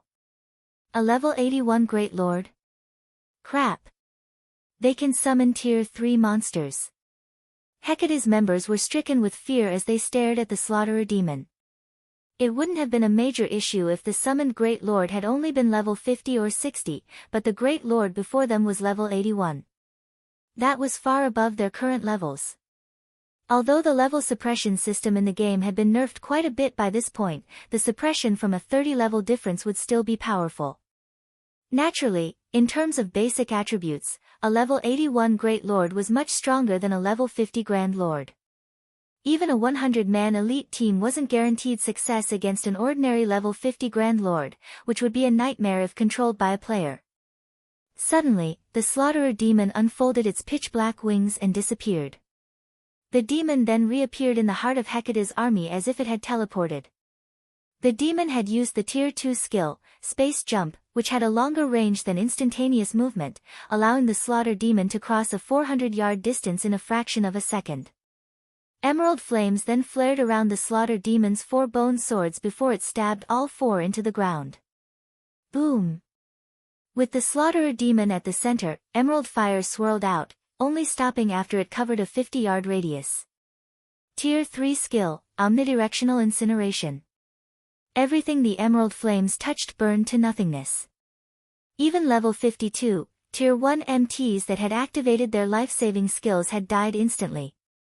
In just one attack, Hecate's army lost another several hundred members. After this attack, Hecate's members, who had already felt uneasy, fell to their despair. Retreat! Hurry up and retreat!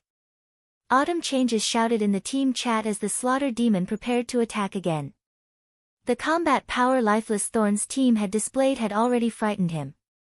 He had never thought that players could become so powerful. Lifeless Thorn and the others were like monsters in player clothing. Lifeless Thorn, in particular, was ridiculously strong. Even several level 50+ MTs working together couldn't stop his rampage.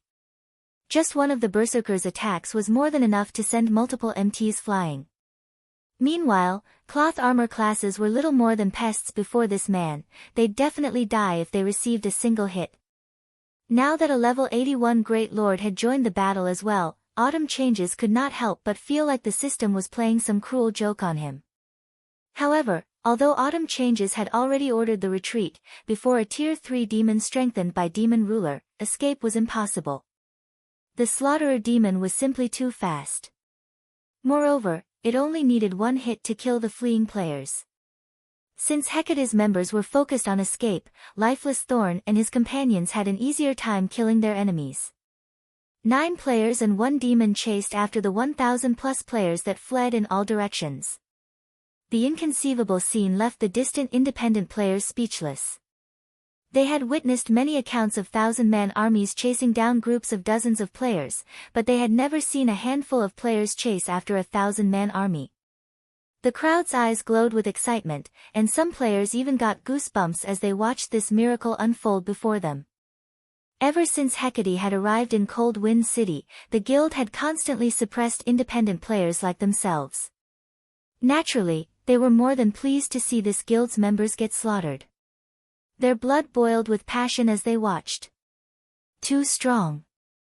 Asura is invincible. So, this is the strength of Cold Wind City's #1 adventurer team. The watching crowd gained a newfound appreciation for Asura's strength. Numbers could no longer replace the strength the adventurer team wielded. As long as these Asura experts were present, the adventurer team would become a legend. Rather, Asura's legend would begin today in Cold Wind City. Meanwhile, Stained Maple and his teammates, who tried their best to keep Hecate's members from fleeing, felt an indescribable pride and excitement for their own adventurer team. So strong. But the basic attributes and combat standards Lifeless Thorn and his companions had displayed today were absolutely mesmerizing. When they thought about how Lifeless Thorn and the others' newfound strength was due to their commander, Silverwing, their hearts burned with even more passion. Since Lifeless Thorn and the others had improved so much by following the swordsman, these players realized that if their performances were sufficient, they might get to train under their commander as well, experiencing the same explosive strength growth. If they could become half as powerful as Lifeless Thorn and his teammates, they'd be more than satisfied. Meanwhile, many of the spectating independent players had recorded the battle between Asura and Hecate, and some had even uploaded their videos to Cold Wind City's official forums. Battle of the Century in the Snow Rift. Initially, very few players paid attention to the forum post. Those that had checked it out had done so out of boredom. However, as soon as players clicked on the post and watched the videos, they couldn't look away. What's going on? Several players are chasing after thousands. Is this some kind of movie shoot? This battle is real. I am at the battlefield right now. You should have seen it for yourself. Several experts from the Asura adventurer team just slaughtered Hecate's army. They can kill even level 50 MTs with one hit. When did Asura become so powerful? I am also at the scene of the battle. I'm an assassin, so I managed to get a closer view of the battlefield. It seems that Asura's commander has finally returned. Those are the experts from Asura that left Cold Wind City with the adventurer team's commander a while ago. Just now, Asura's cleansing whistle single-handedly killed Hecate's vast heaven. Moreover, she made it look easy. Cleansing whistle killed vast heaven by herself? Stop lying. Do you know who vast heaven is? He's the current #1 expert in Cold Wind City. The city's previous top-ranked experts didn't even last 10 moves against him. How could Cleansing Whistle beat him? I have screenshots and videos. Take a look for yourself. What? It's actually true. That's vast heaven. For a time, every player in Cold Wind City was focused on the shocking battle between Asura and Hecate. Cold Wind City's inhabitants were astounded and excited as they watched thousands of Hecate's elite and expert members flee from a handful of players from the Asura adventurer team. Any thoughts they had harbored of the adventurer team falling apart had vanished. After this heaven-defying battle, who in Cold Wind City would possibly look down on Asura's strength? At the same time, Asura was fated to become a legend in Cold Wind City after this battle. Even if a long time had passed, today's battle would be regarded as a classic. While Cold Wind City's players heatedly discussed the Asura adventurer team, Hecate's upper echelons, who had been stationed in Cold Wind City, gathered in Hecate's guild residence for an emergency meeting. Over a dozen people sat in the solemn meeting hall, every one of them radiating an aura that would make ordinary players shudder with fear. However, these players all watched the youth at the head of the table in silence and trepidation. This youth wore a particularly gloomy expression, and even the temperature of the air around him had dropped due to his aura. "Speak. What is happening? What is this Asura adventurer team?" the handsome youth demanded. Chapter 1750, Establishing an Adventurer Alliance. Chapter 1750, Establishing an Adventurer Alliance. Inside the silent hall, the handsome man's shout immediately made Hecate's upper echelon tremble involuntarily. Although they were part of the upper echelon of Hecate and possessed great individual strength, when facing the handsome man before them, they instinctively felt a sense of awe towards him. The reason for this was the identity of the male youth before them. He was none other than Carnage, the player nicknamed Hell Knight, who was also one of Hecate's vice guild leaders. Although Carnage was baby-faced, in reality, he was already over 40 years old, much older than they were. Moreover, he had worked as a mercenary and was nicknamed the God of Death. It was no exaggeration to say that a large part of Hecate's current success was due to Carnage.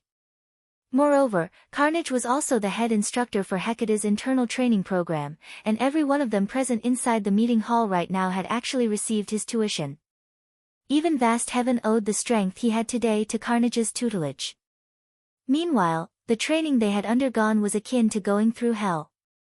Hence, they knew exactly what kind of personality Carnage had. Normally, he didn't lose his temper easily. When he did get angry, however, it was like hell descending on the world.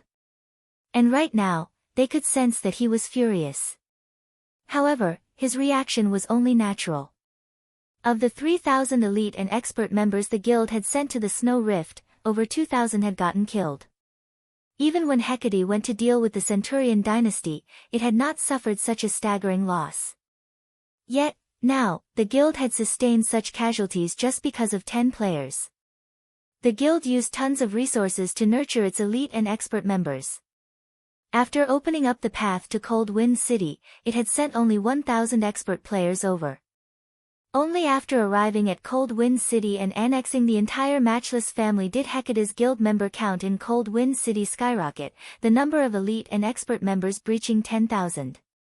Meanwhile, among the 3,000 players vast heaven had brought to the Snow Rift, nearly 400 were the guild's original expert players. And among the 2,000-plus players that were killed, 300-plus were these original experts, the equivalent to losing more than one-third of the total number of experts Hecate had in Cold Wind City. This was a massive loss. The levels lost was one thing, the crucial point was the weapons and equipment lost. In the Ice Crystal world, guild elites and experts relied mainly on lifestyle players for their weapons and equipment. However, very few lifestyle players could produce weapons and equipment of suitable standards for elite and expert players. Not to mention, the materials needed to produce level 50 secret silver weapons and equipment were also extremely valuable and very difficult to acquire. Meanwhile, based on the post-war statistics, they had lost over 200 pieces of level 50 secret silver equipment. Since producing just one piece of level 50 secret silver equipment already required a lot of time and resources, all the more for 200 pieces, this loss would severely impact their guild's raid progress of the Snow Rift. Vice Guild Leader, we've already done a thorough investigation. The people who targeted us this time are all experts of the Asura adventurer team that had disappeared previously. From what we heard, it seems that these experts had gone with their commander on an expedition. However, the strange part is that these experts weren't so strong before. Right now, We still don't know how they managed to gain the combat power they have, a level 52 elementalist reported in a careful tone. They suddenly became stronger. Carnage's lips curled up slightly as he read the report his subordinate sent him. This is interesting. They're just a bunch of hillbillies, yet not only did they gain a massive boost in basic attributes after going out on an expedition, but even their combat standards have undergone a qualitative transformation. It seems this Asura adventurer team has quite a huge secret. Investigate this matter immediately. Use every means available to dig out this secret. As long as Hecate acquires it, then the day Hecate becomes the #1 guild in the north will be just around the corner. Right, also notify the main branch to send the 12 heavens to Cold Wind City. Upon hearing Carnage's command, everyone in the room was shocked despite themselves. They had never thought that Carnage would actually summon the 12 heavens to a backwater like Cold Wind City. The 12 heavens were the apex combatants of Hecate. In Cold Wind City, aside from Carnage, Vast Heaven was the strongest member of Hecate present. Even so, Vast Heaven's level was still insufficient for him to become one of the 12 heavens, only qualifying as a reserve member, at most. Normally, the 12 heavens would be split up and dispatched to Hecate's various branch guilds.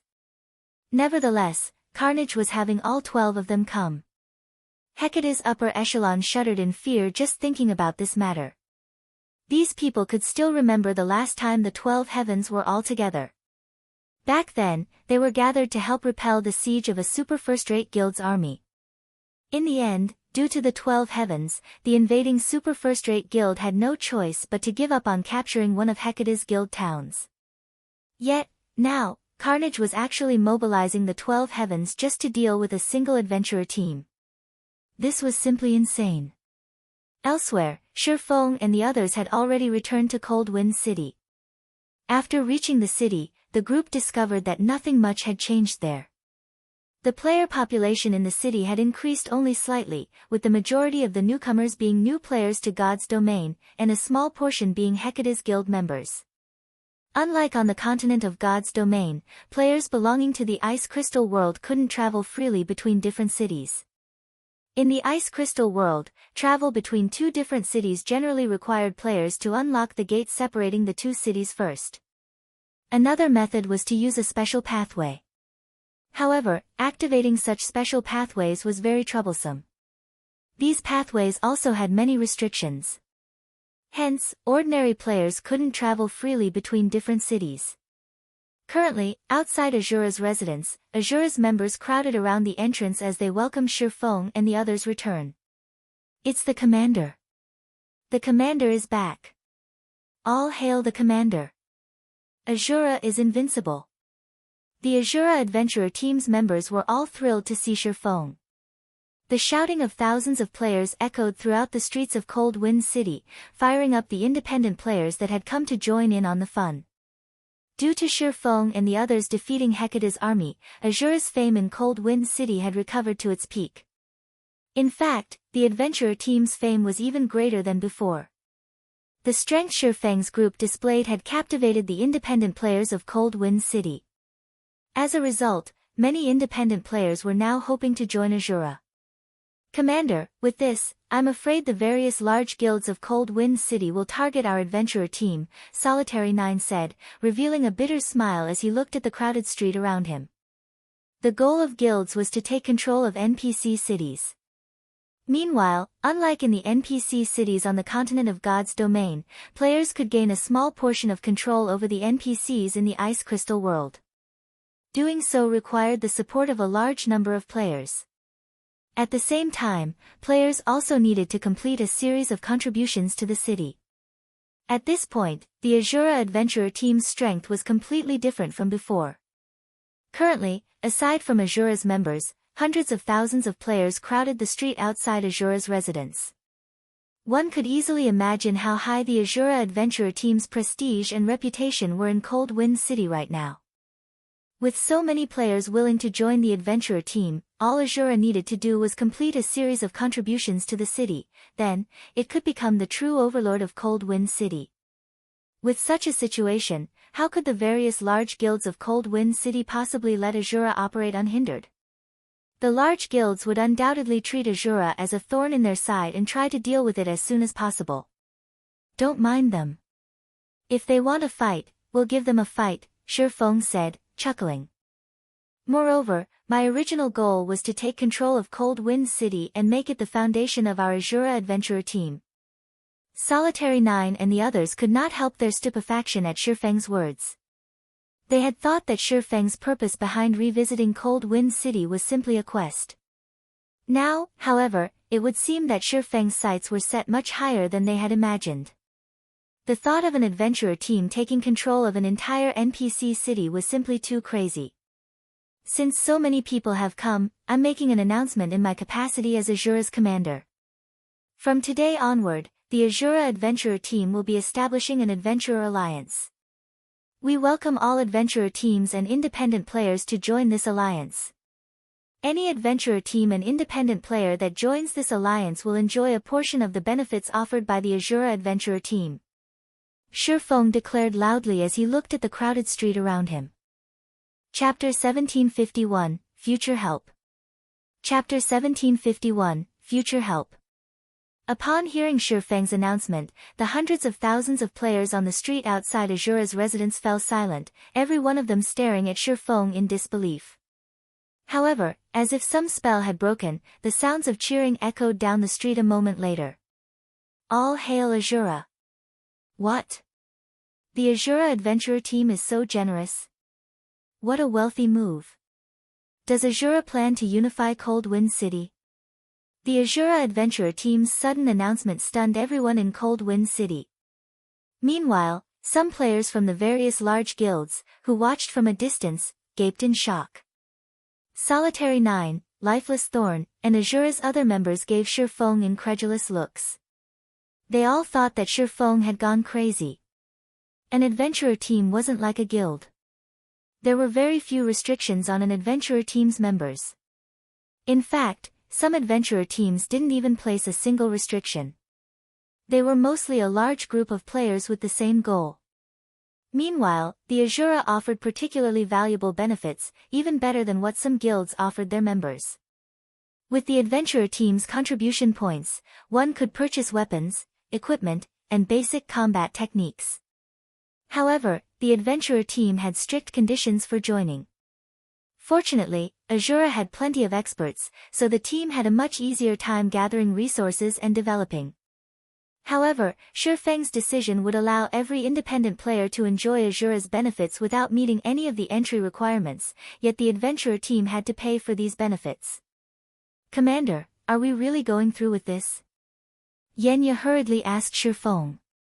Even if they were going to acquire Cold Wind City, they had many other methods they could use to do so. There was no need to earn the public's hearts with such a wasteful option. Here are the details. Publicize them in a moment and inform everyone about what the Adventurer Alliance is, Silverwing said, nodding. He then summed details regarding the Adventurer Alliance he had intended to establish to Yenya and the others. In reality, he had planned to establish an Adventurer Alliance even before he had first visited the Ice Crystal World. Someone had established an Adventurer Alliance, an organization that would serve independent players, during his previous life. It served as a platform for independent players to purchase better equipment, materials, information, and find companions to quest with. This helped independent players avoid getting taken advantage of by the various large guilds. However, when the Adventurer Alliance had first appeared during his previous life, mainstream players on the continent of God's domain had already reached level 90. Although setting up the Adventurer Alliance was very costly and would require further investments, the organization would command more influence and strength as it gradually took shape. In the end, the Adventurer Alliance had become the #1 ranking adventurer team throughout God's domain. It had even become one of God's domain's apex powers.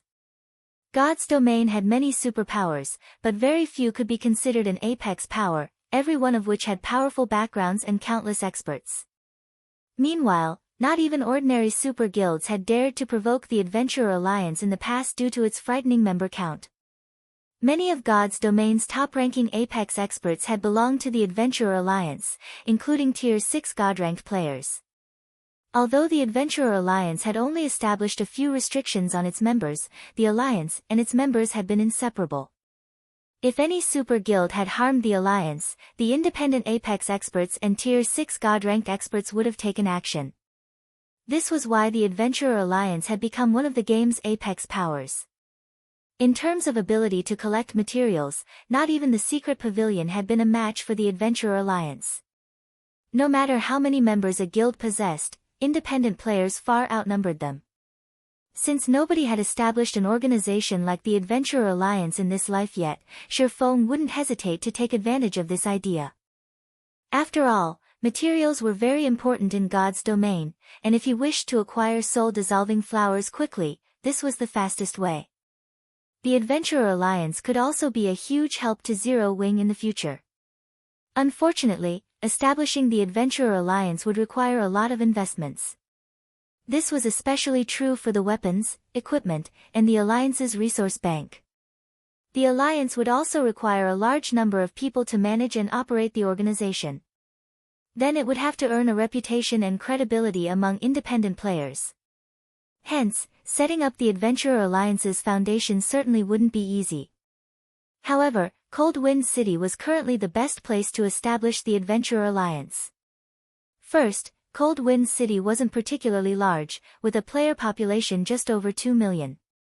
Meanwhile, unlike the situation on the continent of God's domain, players in the Ice Crystal world could not communicate easily, so Silverwing didn't have to worry about too many players trying to join the alliance at once. This also meant that the initial required investments wouldn't be as massive, and the alliance wouldn't have to worry about collapsing in on itself before it could even take shape. When the Adventurer Alliance had first established in the past, the support it had received from multiple major corporations had been a large part of the reason for its survival during its infancy phases. These corporations had invested an astronomical amount of resources to help the Alliance mature. Silverwing's second reason was the love independent players had for the Asura Adventurer team. By establishing the Adventurer Alliance, the Asura Adventurer team would also have an easier time taking control of Cold Wind City. Once Asura controlled the city, it could use the income to sustain the Adventurer Alliance. When Yenya and the others read the details of Silverwing's idea, their eyes glowed with excitement as they began to understand why Silverwing wanted to take on such a thankless task. Although the initial investments were massive, once independent players got used to using the Asura Adventurer team's contribution points, all sorts of materials, weapons, and equipment would continuously flow into the team's hands. Moreover, Asura would be able to recruit expert players more easily. Immediately, Solitary 9 and the others went into action and started to spread the Adventurer Alliance's details. Meanwhile, when the upper echelons of Cold Wind City's various large guilds received this news, hatred towards Silverwing welled in their hearts. However, as the Asura Adventurer team had already displayed such immense strength, they couldn't stop the Adventurer Alliance's establishment forcefully. Hence, the city's guilds began to think of ways to stop Asura's plans by deliberately lowering their recruitment standards. They also loosened the restrictions on their guild members, making their guilds more attractive to independent players. After all, there was no way an adventurer team could offer as inviting benefits as a guild. Moreover, guilds had far more and far better weapons and equipment in their stocks than adventurer teams. Furthermore, players could earn a very high and stable salary by becoming one of the guild's upper echelons. Meanwhile, in Hecate's residence in Cold Wind City, this Asura adventurer team is quite ambitious. Like the other guild's upper echelons, Carnage was surprised when he received news of the Adventurer Association. He had never thought that the Asura adventurer team would be so enthusiastic to grow. However, he revealed a sneer as he said, "It's a pity that your efforts will go to waste. Notify our subordinates and tell them to lower the exchange rates for Hecate's weapons and equipment. However, keep the original exchange rates for any player that's related to the Asura adventurer team in any way." Hecate also began to hasten its exploration of the Snow Rift. Having a large number of guild members simply wasn't enough to rule over Cold Wind City. An organization also needed to make sufficient contributions to the city.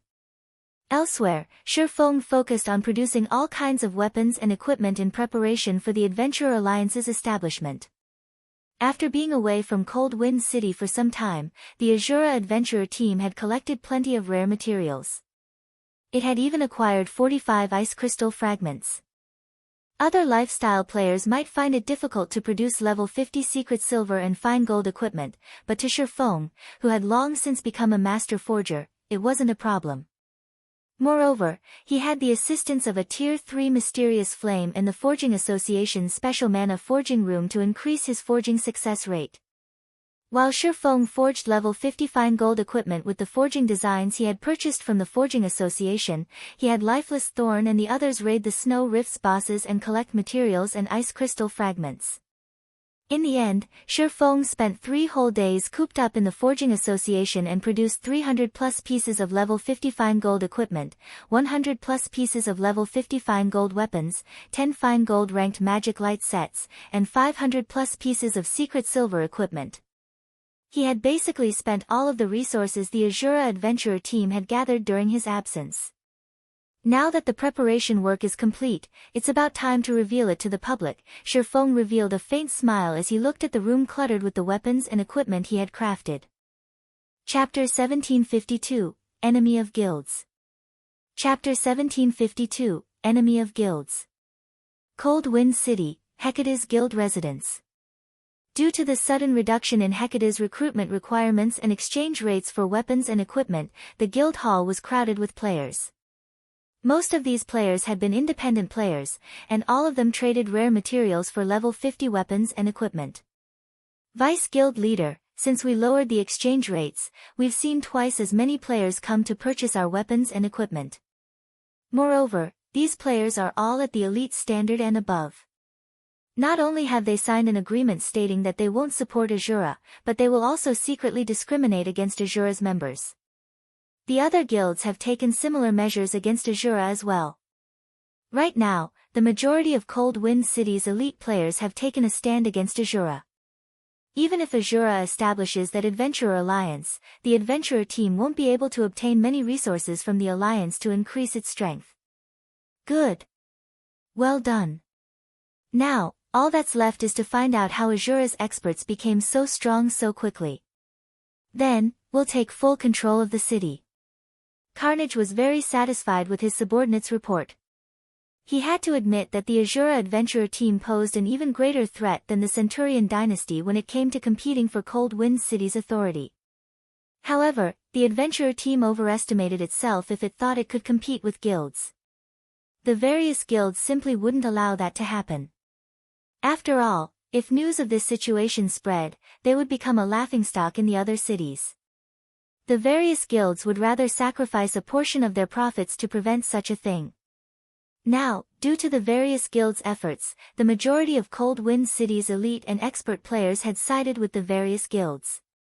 The remaining elites and experts had their own methods of obtaining weapons and equipment, so they weren't interested in the guild's exchange services. All in all, the various guilds had already taken control of Cold Wind City's main source of rare materials. Although the Asura adventurer team had plenty of powerful experts, it couldn't take control of the city by relying on experts alone. An organization would need well-equipped elite and expert players to perform the difficult and necessary contributions. While Asura had quite a number of ordinary expert players, it lacked top-tier weapons and equipment. Producing such items required plenty of rare materials, and the high production difficulties only increased how many materials were needed. With how few members Asura had, the adventurer team simply didn't have the manpower to obtain the necessary resources. Moreover, unlike guilds, adventurer teams did not have specially trained groups of lifestyle players. Even if an adventurer team had its own lifestyle players, it wouldn't have the resources to nurture many, or any, advanced lifestyle players. Now that the various large guilds had severed Asura's source of rare materials, the adventurer team would have no way to compete for the authority over Cold Wind City. Vice Guild Leader, based on our investigations thus far, the Asura experts that have recently returned haven't said a single word about how they had grown so powerful. The adventurer team's other members know nothing about it either.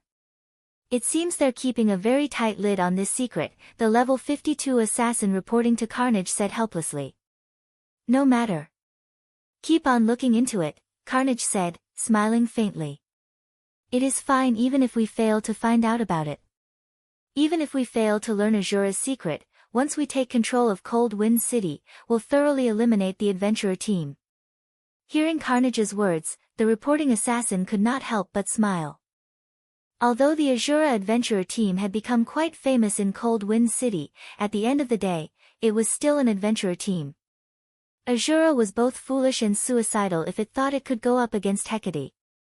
Once Hecate took control of Cold Wind City, the guild would secure a small portion of the city's authority. This fraction of authority, fortunately, would be more than enough to deal with one adventurer team. A few more powerful experts wouldn't matter in the end. Right, didn't I send you out to poach Asura's experts? How is that coming along? Carnage asked. He had a very optimistic view of Cleansing Whistle and the others. With such strength, they could become a great source of combat power for the guild if they joined Hecate. Hearing Carnage's question, the reporting assassin fell silent. What? Did they dislike our offer? Carnage asked curiously. Mitchum. They said that they're not interested in a reserve elder position. They said that they might consider joining if we offered them the position of guild leader or vice guild leader, the assassin said honestly. Bang! Carnage slammed his fist on the office table before him, shattering it when he heard the assassin's reply. The killing intent he radiated shocked the nearby upper echelons, making them shudder. Reckless fools. Since they want to fall with their adventurer team, I'll grant their wish. Carnage said, a cold glint flashing in his eyes. Sneering, he continued, place a 3,000 gold bounty on each of those players. Send someone to keep an eye on them and tell the 12 heavens to get here as soon as possible. Understood. Everyone in the guild leader's office nodded. They couldn't help but feel some pity for Cleansing Whistle and her companions, but the group had simply asked for their deaths. Very quickly, Hecate publicized its bounty and caused a huge commotion in the city. Crap. Is Hecate that determined to destroy Asura? 3,000 gold. With that kind of money, Asura's own members might take action against these people. But those players are incredibly strong. They're almost impossible to kill. Who told you that? Although they are very powerful, there are many tools available in God's domain. With a sufficiently powerful tool, killing them is definitely possible. It is just a matter of whether the owners are willing to use their tools or not. For 3,000 gold, though, they might be tempted. It really makes you wonder what Asura's higher-ups are trying to do. First, they provoked Hecate. Then, they made an enemy of every guild in Cold Wind City. Not only has Asura's material sources been cut off, but its peak experts are also targets. As far as I see it, Asura is doomed. I know, right? At the end of the day, an adventurer team is still an adventurer team. It is impossible for an adventurer team to go up against a large guild. Cold Wind City's general populace was sorely tempted by Hecate's bounty. They wanted nothing more than to rush into Asura's residence and slay its experts. However, plenty of independent players pitted the Asura adventurer team. If Asura hadn't set its eyes on Cold Wind City's authority, Hecate might have been powerless against the adventurer team. Eventually, Asura might have even grown powerful enough to intimidate the various large guilds. As everyone talked about the Asura adventurer team, Asura had announced the Adventurer Alliance's official launch and welcomed anyone and everyone to apply for membership at Asura's residence. As long as a player was independent, they could join the Adventurer Alliance and enjoy a portion of the benefits Asura offered. Asura really is dumb. Who would dare apply to join the Adventurer Alliance right now? That's right. The majority of level 50 weapons and equipment on the market have been produced by guilds. How many weapons and equipment could a measly adventurer team possibly offer? Only people who don't want to upgrade their weapons and equipment would join the Adventurer Alliance. The general populace showed no interest in Asura's announcement. In fact, many players did not want anything to do with the adventurer team now. Seeing this, the various guilds' upper echelons in Cold Wind City sneered at Asura and its members. Commander, even though we've announced the launch to the public, not a single player has shown interest in joining. Yenya expressed her frustration from her seat in Asura's residence. She had to admit that the various guild strategies had been very effective. It had utterly dissuaded any independent players from joining the Adventurer Alliance. Alright, then. I had wanted to show the guild some respect, but since they refused to accept my kindness, there's no need for me to hold back, Shifeng said, not particularly surprised by the situation. He then instructed, tell Solitary 9 to publicize the Adventurer Alliance's exchange list on the forums. Understood. I'll notify the Vice Commander right away. Yenya said, smiling. Excitedly, she contacted Solitary 9. Chapter 1753, Madness-inducing benefits. Chapter 1753, Madness-inducing benefits. Cold Wind City, Frostbone Plain. Many adventurer teams grinded the area's level 50 plus undead. The Frostbone Plain was a level 50 to level 60 map. Although it wasn't a resource-rich map, the undead here had a chance of dropping frost stones since they absorbed power of frost all year long. When frost stones were used in crafting weapons and equipment, the items had a chance of gaining ice resistance. Although each weapon and equipment piece would only have a small amount, if players wore items that all had the bonus, it would add up. Naturally, there were many maps in the ice crystal world that had extremely low temperatures. Without a certain amount of ice resistance, players would be restricted. As a result, items like frost stones, which could increase a player's ice resistance, were very valuable. Moreover, since frost stones' drop rate was incredibly low, many guilds only accepted frost stones as currency for the weapons and equipment they produced. Because of this, grinding frost stones had become the best way for independent players to make money and obtain better items. However, the Frostbone Plains undead were not easy to defeat. These undead rarely acted independently, moving in groups of over 100 instead. Even the weakest of these monsters was an elite, while the stronger undead were usually great lords. From time to time, players even encountered patrol squads, usually consisting of 500 to 600 undead, led by Grand Lord-ranked frost generals. Most of the adventurer teams grinding in the Frostbone Plain operated in units of 100. However, many players watched as a 20-man team fought a level 50-plus Frost Undead patrol squad with relative ease. The 20-man team systematically annihilated the 100-plus undead in the patrol squad. These players had even suppressed the 2 level 55 High Lord-ranked Frost captains. After just 10 minutes, the entire patrol squad had been eliminated, leaving a pile of materials on the ground for the battle's victors. Brute, your combat standard have improved pretty quickly. You can even solo a Frost captain now. If you hadn't handled one of the Frost captains, we might have had to flee, a level 51 shield warrior said, smiling at the level 52 Guardian Knight beside him. The Guardian Knight wielded a dark blue diamond shield in one hand and a crystalline axe in the other. I recently researched the war between Asura and Hecate and gained some insight from watching Asura's Solitary 9 and Dark Madness. Otherwise, I wouldn't have been able to tank the Frost captain by myself, the Guardian Knight named Brute 7 responded excitedly. After this hunt, I should have enough materials to purchase a level 50 secret silver chest piece. Once I have that, I might be able to challenge a level 55 Great Lord. Anticipation illuminated Brute 7's features as he spoke about the level 50 chest piece.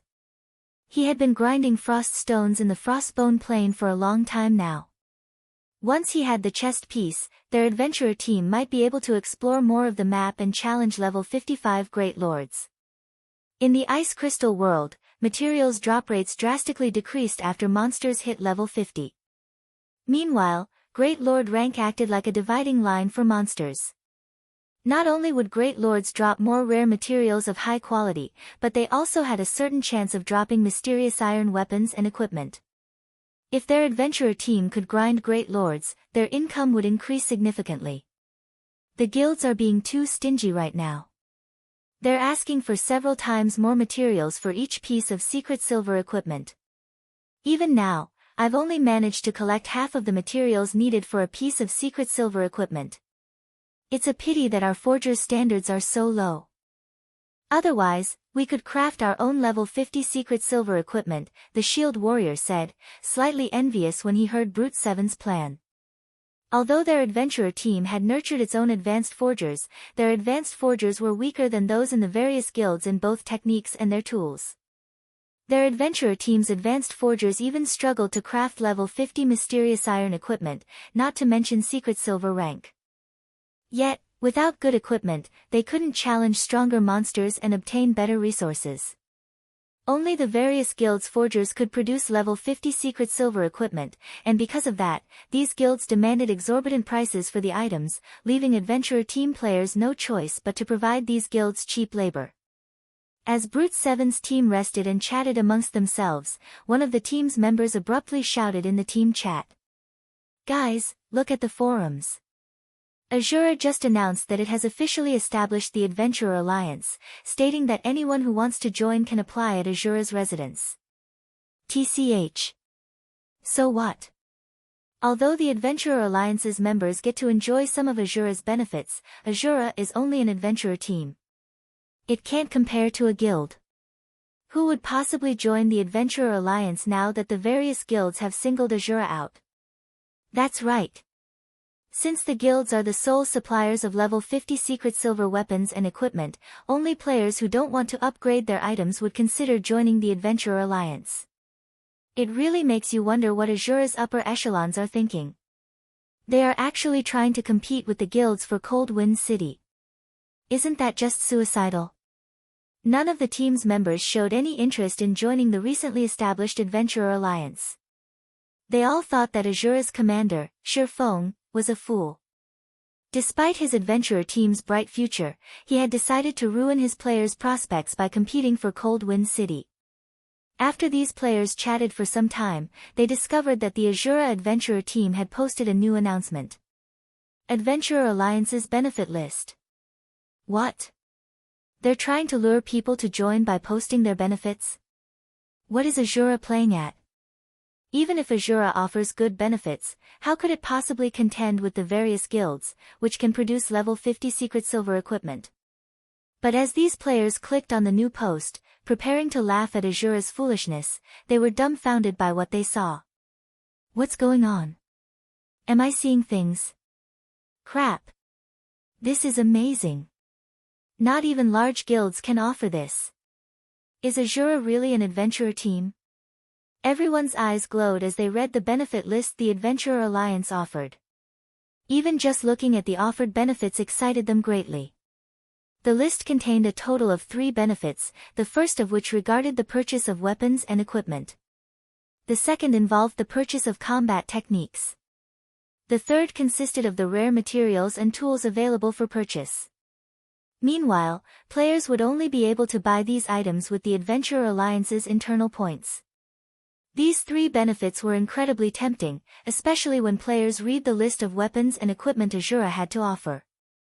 If Asura had only offered level 50 mysterious iron weapons and equipment, they might have viewed the adventurer team in a better light, nothing more.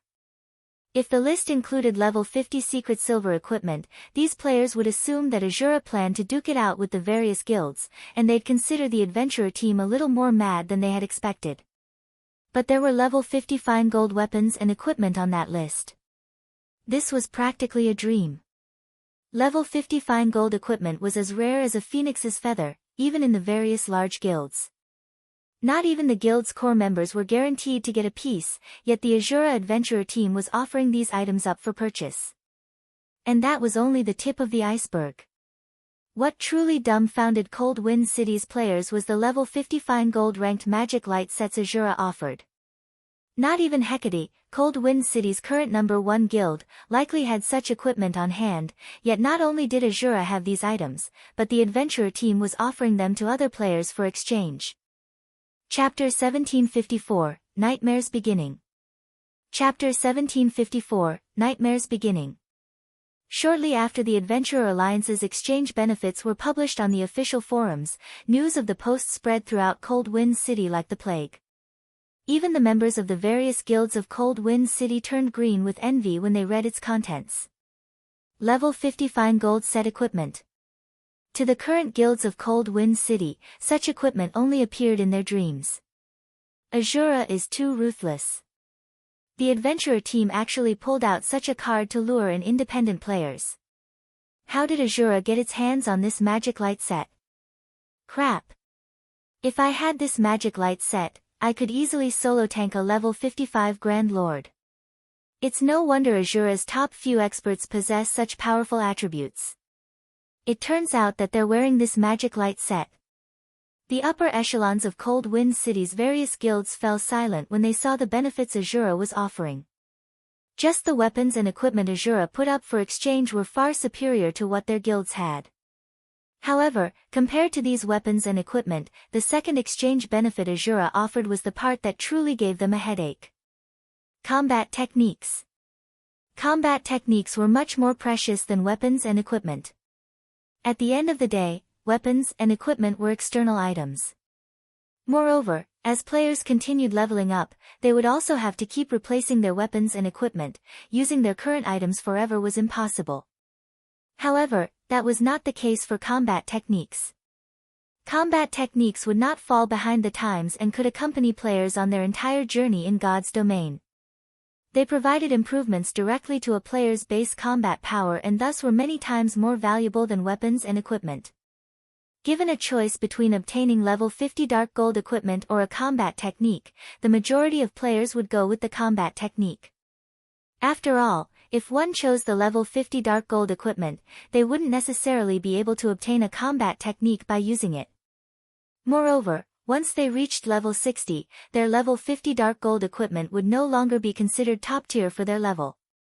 However, if one chose the combat technique, the immediate benefits from the combat technique might not be as much as those of the level 50 Dark Gold equipment, but with their improved combat standards, obtaining equipment that could rival level 50 Dark Gold equipment was only a matter of time. Combat techniques were also something the various guilds constantly sought. Unfortunately, these were truly too rare and difficult to acquire. Even until now, the various guilds had not found a single clue that could lead to the acquisition of a combat technique. Every known combat technique in Cold Wind City right now was created by talented experts. However, these experts would never teach others the combat techniques they had researched and invented through great efforts, as these combat techniques were their trump cards. Sharing their combat techniques would only result in them losing an edge over others.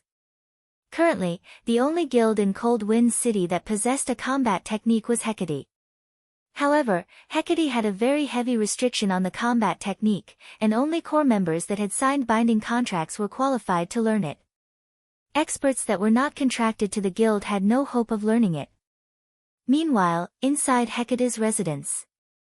Sitting inside the exquisite guild leader's office, Carnage read the exchange benefits of the Adventurer Alliance with an indescribably grim expression on his face, his eyes having turned bloodshot.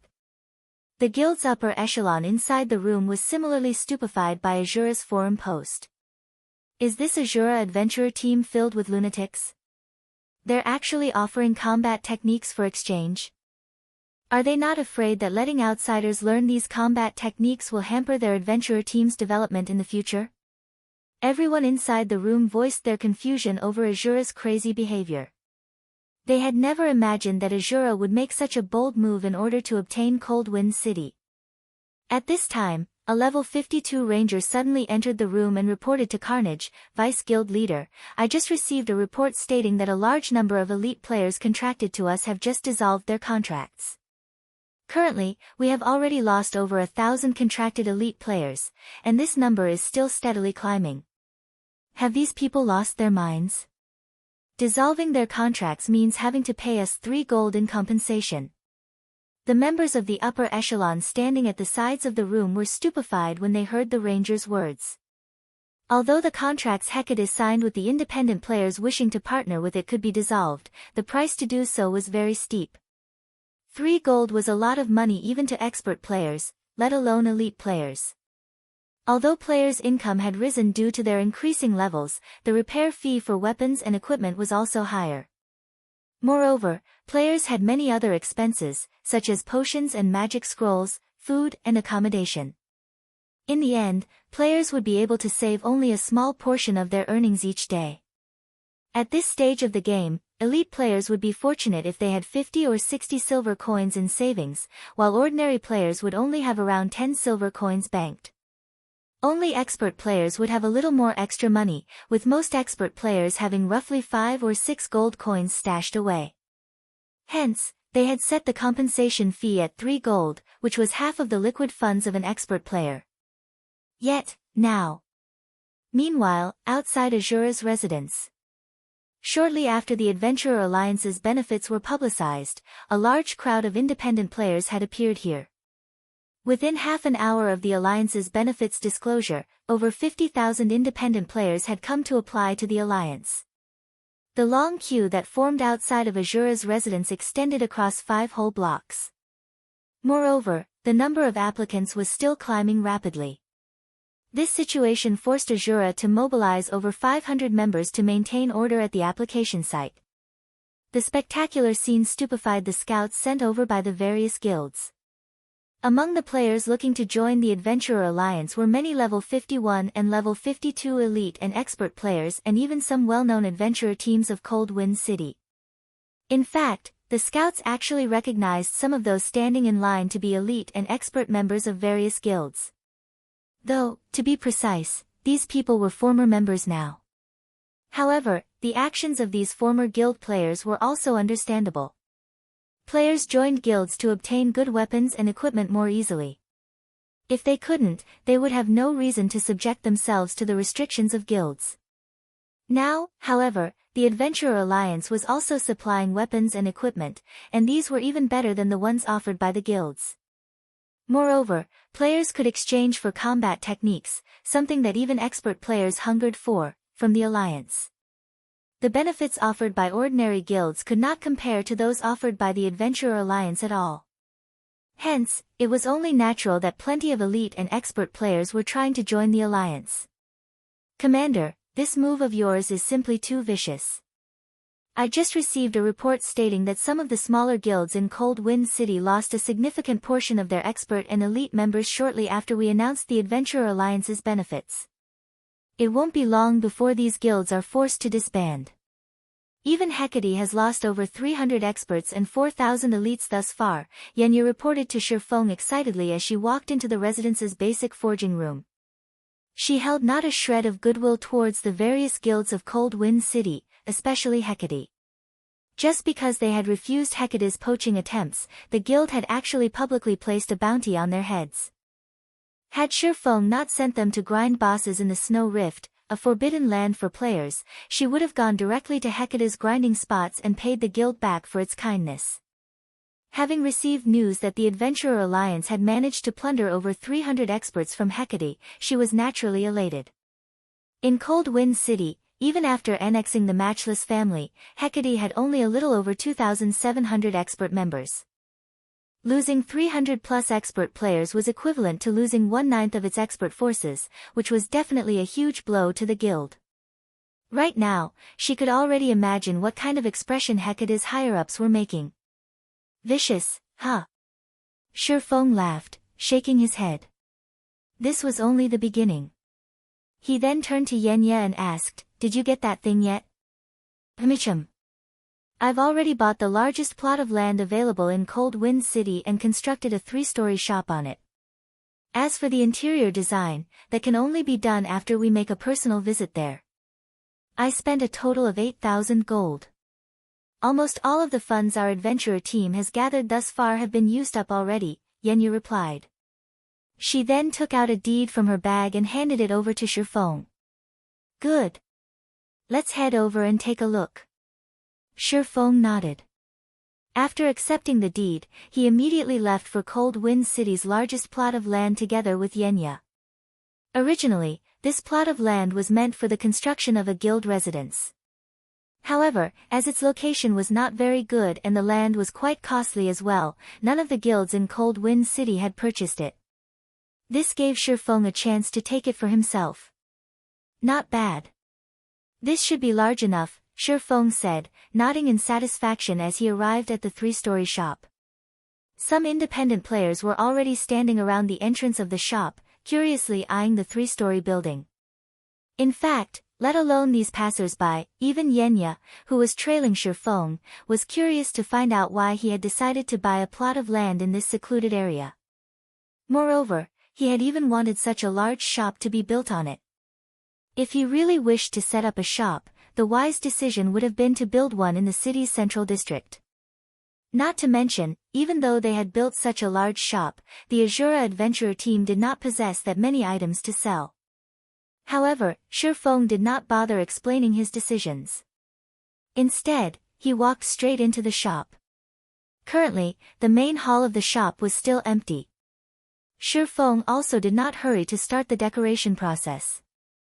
Instead, he took out a large number of magic crystals and rare materials, then started drawing a magic array at the center of the hall. The magic array he was drawing right now was none other than the Starlight Gathering magic array, which he had gotten from the War God's temple some time ago. When activated, the magic array would create an enclosed space with a 500-yard radius and increase the mana density within it by 300%. As the materials needed to produce the magic array were extremely rare and the difficulty of drawing it was equivalent to drawing an advanced magic array, Shifeng had not bothered putting it to use until now. Recently, though, Zero-Wing had managed to gather the necessary materials for the Starlight Gathering magic array. Hence, he decided to use the magic array in Cold Wind City. The reason for his decision was the dearth of locations with high mana density in the Ice Crystal world. In fact, the Ice Crystal world wasn't alone in this predicament. Practically every other world faced this problem. Only higher planes had many areas with high mana density. This was also the main reason why the combat standards of other world players were weak in general. Without environments of high mana density, players would have great difficulty improving themselves. If he wanted to truly raise the Asura adventurer team's strength, he could not just rely on weapons, equipment, and combat techniques. As for sending players to the continent of God's domain via the ancient shrine, the cost of doing so was simply prohibitive, way beyond the current means of Zero-Wing or Asura. Moreover, having more people cross over would increase the risk of exposure for the ancient shrine secret. Hence, before coming to the Ice Crystal world, Shifeng had already decided to create a place similar to Stone Forest Town's battle arena in Cold Wind City. Finally, after spending over an hour, he was done engraving the Starlight Gathering magic array. The illusion of a dazzlingly beautiful galaxy then formed in the center of the hall. "Commander, what's this? It's so beautiful." Yenya was immediately captivated by the magic array. "What is this?" Shifeng smiled. "It's a new world." Saying so, Shifeng spent 500 magic crystals to activate the Starlight Gathering magic array. Chapter 1755, Asura Hall. Chapter 1755, Asura Hall. Inside the spacious hall. When the Starlight Gathering magic array activated, white mist began to fill the hall. The light then dimmed, and twinkling starlight glittered around the room. A short moment later, the mana density inside the hall swiftly started to rise.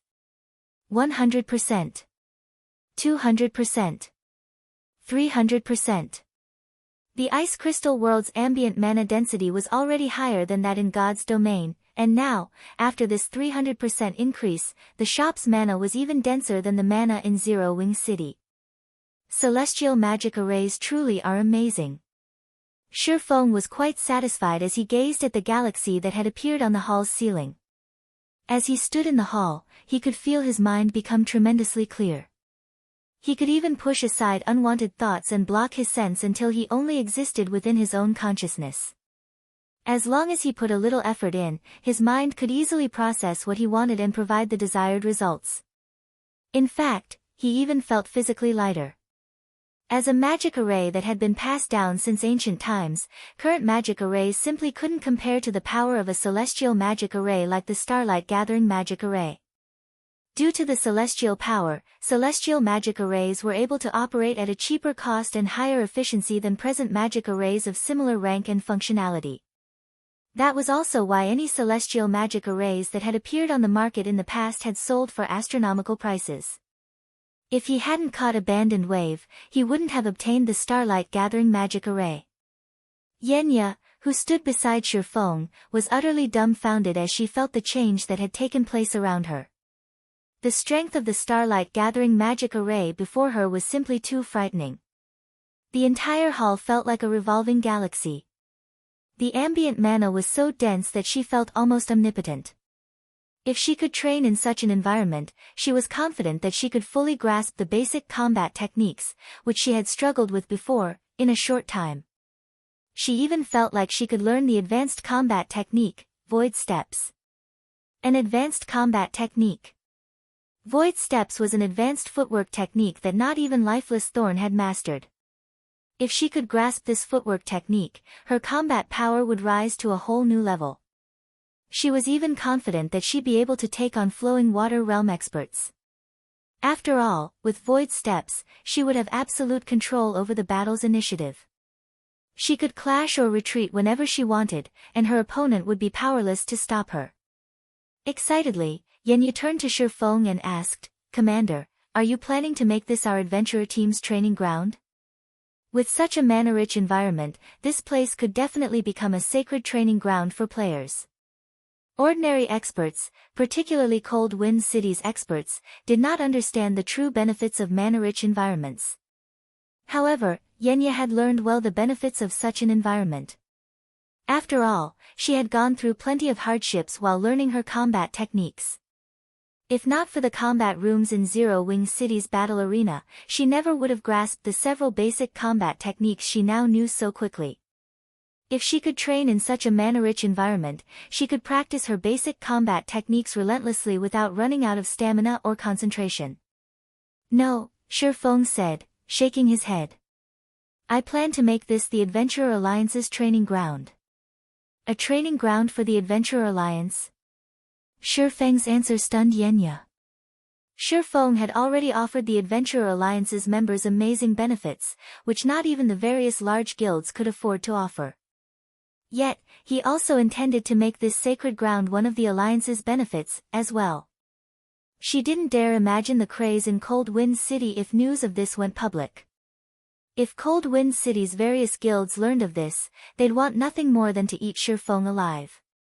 "Of course, I will also segregate a portion of the space specifically for Asura's members," Shifeng said, chuckling. While reserving this place for Asura's members was a good idea, maintaining the Starlight Gathering magic array was not cheap. The magic array cost 500 magic crystals to operate per day. That was the equivalent of running a single magic tower. Since both towns generated massive amounts of income, it didn't really matter that the magic towers in Stone Forest Town and Silverwing Town were expensive to run. However, the Asura Adventurer team did not possess the ability to generate so much income. After all, Asura only had around 3,000 members. It might be fine if the Starlight Gathering magic array's operation required coins, as earning coins was relatively easy for an adventurer team of Asura's caliber, but it was a different story for magic crystals. Furthermore, magic crystals were rarer in the Ice Crystal world than in the Continent of God's domain. If Shifeng wanted to maintain the Starlight Gathering magic array, he needed a huge source of magic crystal income. Currently, Cold Wind City had over 2 million players, the majority of which were independent players. Shifeng wouldn't have to worry about a lack of interest in the new training ground with such high mana density. As long as he charged a small fee for using the training ground, he could easily maintain the Starlight Gathering magic array's operation. Moreover, by making the Starlight Gathering magic array available to the Adventurer Alliance, not only could he earn back the magic array's operation cost, but he could also attract more players to join the Alliance, killing two birds with one stone. Following which, Shifeng began to modify the shop's interior. All three of the shop's floors would become training grounds. He also set aside some room on the first floor to establish a restaurant and bar for players to rest.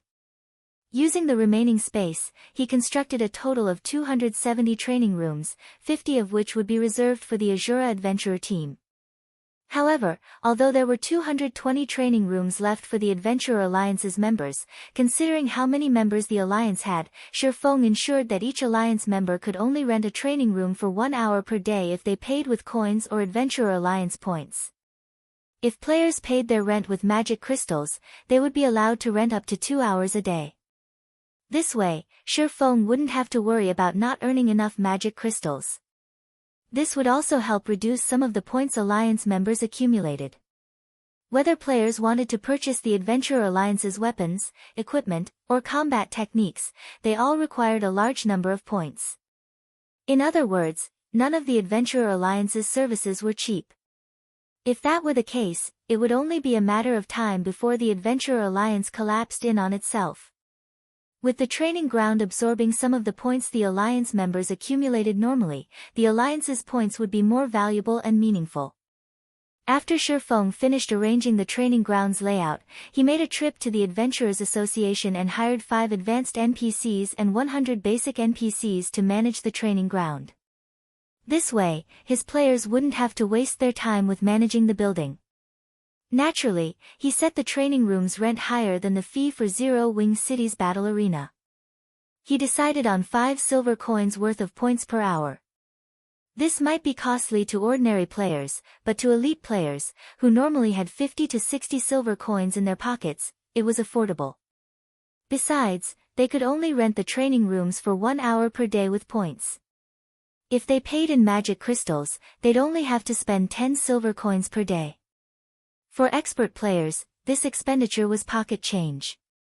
Commander, the only thing left to do is name the training ground. Then, we can open it to the public, Yenya said. As she looked at the dazzling training ground before her and watched the NPCs as they prepared to work, she couldn't help her growing excitement.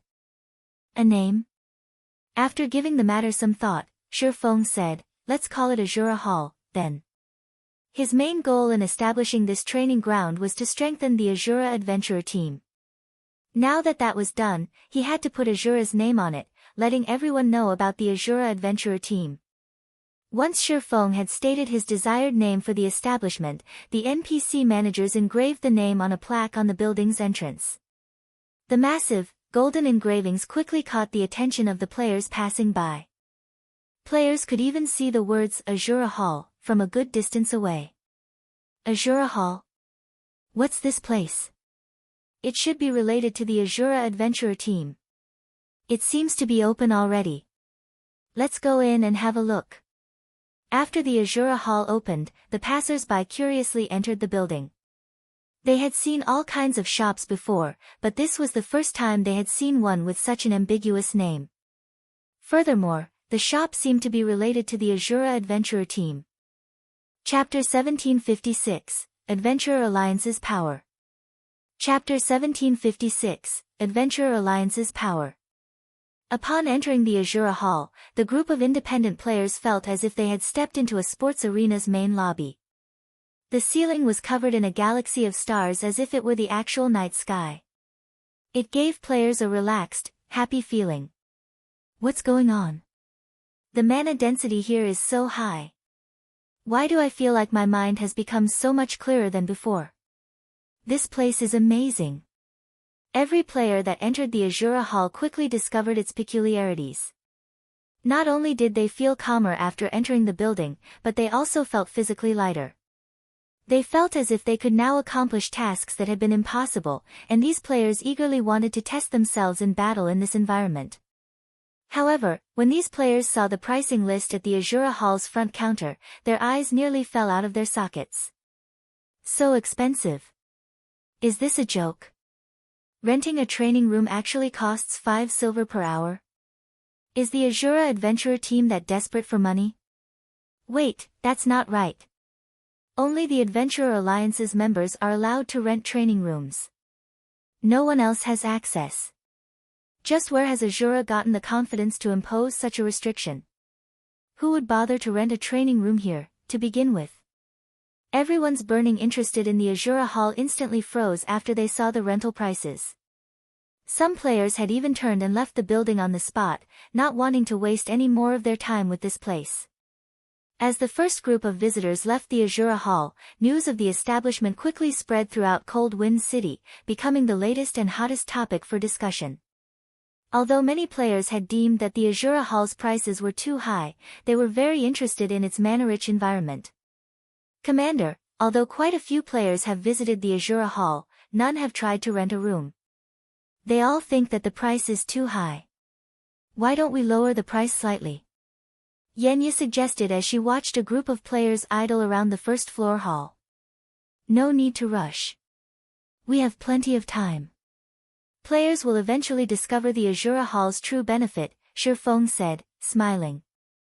He then continued, right now, we need to focus on collecting enough ice crystal fragments and soul-devouring flowers. I've already posted a purchase request for ice crystal fragments and soul-dissolving flowers in the Adventurer Alliance. Moreover, I've ensured that players who want to purchase level 50 fine gold equipment or the magic light set will have to use both CPs and a sufficient number of ice crystal fragments or soul-devouring flowers, Yenya said. Right now, a piece of level 50 fine gold equipment will require at least one ice crystal fragment. For level 50 fine gold weapons, each will require 2 ice crystal fragments or 1 soul-dissolving flower. For the magic light set, players must contribute 12 ice crystal fragments or 6 soul-dissolving flowers. While you were designing the internal layout of the Asura Hall, we acquired 9 ice crystal fragments and 1 soul-dissolving flower through the Adventurer Alliance. I doubt it will be long before we have the required number of fragments and flowers. That quickly? Shifeng could not help his surprise when he heard Yenya's report. Ice crystal fragments only dropped from bosses in the Ice Crystal World's Forbidden Lands. Moreover, only Great Lord ranked and above dropped the fragments. Even if he used Icarus's heart, obtaining an ice crystal fragment from each boss he killed wasn't guaranteed. The drop rate would be even worse for other players. The Adventurer Alliance had only established a few hours ago, yet it had already collected 9 ice crystal fragments and one of the super rare soul-dissolving flowers.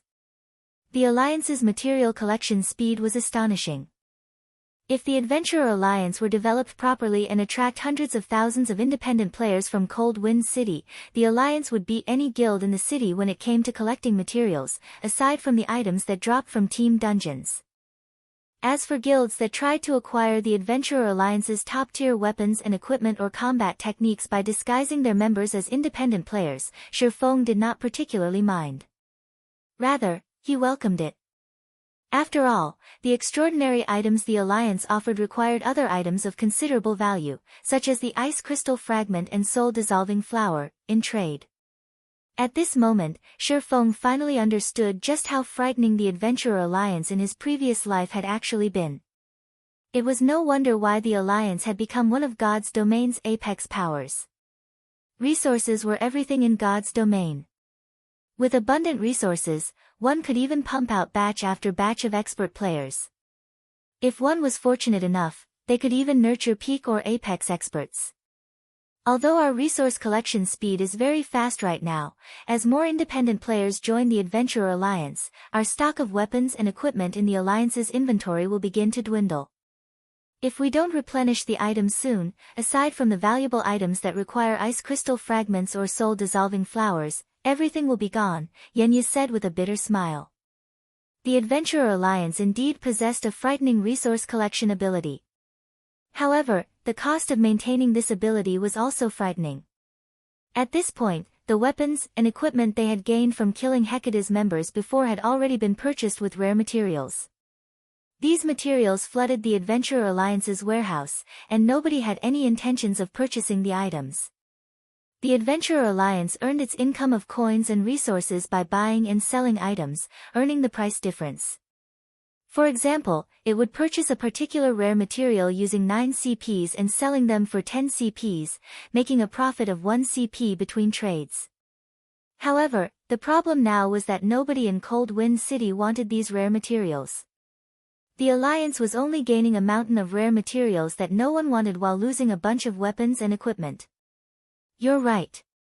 Shifeng smiled after listening to Yenya's concerns, although the situation didn't surprise him. The Asura adventurer team wasn't like Zero Wing, which had the support of the Candlelight trading firm. So long as the guild had rare materials, it could quickly turn those materials into products that various players needed. However, the Asura adventurer team lacked this ability. Let's do it this way, then. Have Solitary 9 bring a few assassins and load them up with rare materials, then head to White River City and hand these materials to Melancholic Smile. We'll have Melancholic collect as much ice resistance equipment and items as possible and send the items back with the assassins. Meanwhile, I'll try to craft as many items as possible to cope with the Adventurer Alliance's current expenditure. While rare materials might not be particularly useful to adventurer teams, they were very valuable to the Candlelight trading firm. In Star Moon Kingdom, Candlelight had difficulty purchasing rare materials in bulk, and the prices for these materials were very high. However, the situation was the opposite in the Ice Crystal world. Rare resources were more common and cost significantly less. Shifeng could take advantage of this situation and make a profit off of the price difference of rare materials between the two worlds. The only problem was the amount of time and magic crystals required to transport the materials to the continent of God's domain. But compared to the potential profits, the cost was practically negligible. Hearing Shifeng's plan, Yenya's eyes glowed with realization. Equipment and tools that could increase one's ice resistance were worth a fortune in the Ice Crystal world. For example, level 50 mysterious iron equipment with ice resistance was worth 2 or 3 times more than equipment without ice resistance. If it were possible to convert these rare materials into equipment and tools that increased ice resistance, the Adventurer Alliance would attract plenty of independent players even if it ran out of magic light sets and level 50 fine gold equipment. Shifeng then returned to the Forging Association to resume production of all sorts of level 50 weapons and equipment. This time, though, he only crafted secret silver equipment. He left the level 50 mysterious iron equipment to the lifestyle players Asura nurtured internally. Meanwhile, Yenya contacted Solitary 9 and had him gather 9 assassins. After filling their bags with rare materials, Solitary 9 and the assassins disguised themselves and made their way to the ancient shrine before heading to White River City's Candlelight trading firm. Time passed quickly. After working for around half a day, Shifeng had made 50-plus pieces of level 50 secret silver equipment with the rare materials the Adventurer Alliance had acquired. During this time, his forging proficiency continuously increased. He also gained a lot of EXP. Now, he was at 41% of level 66.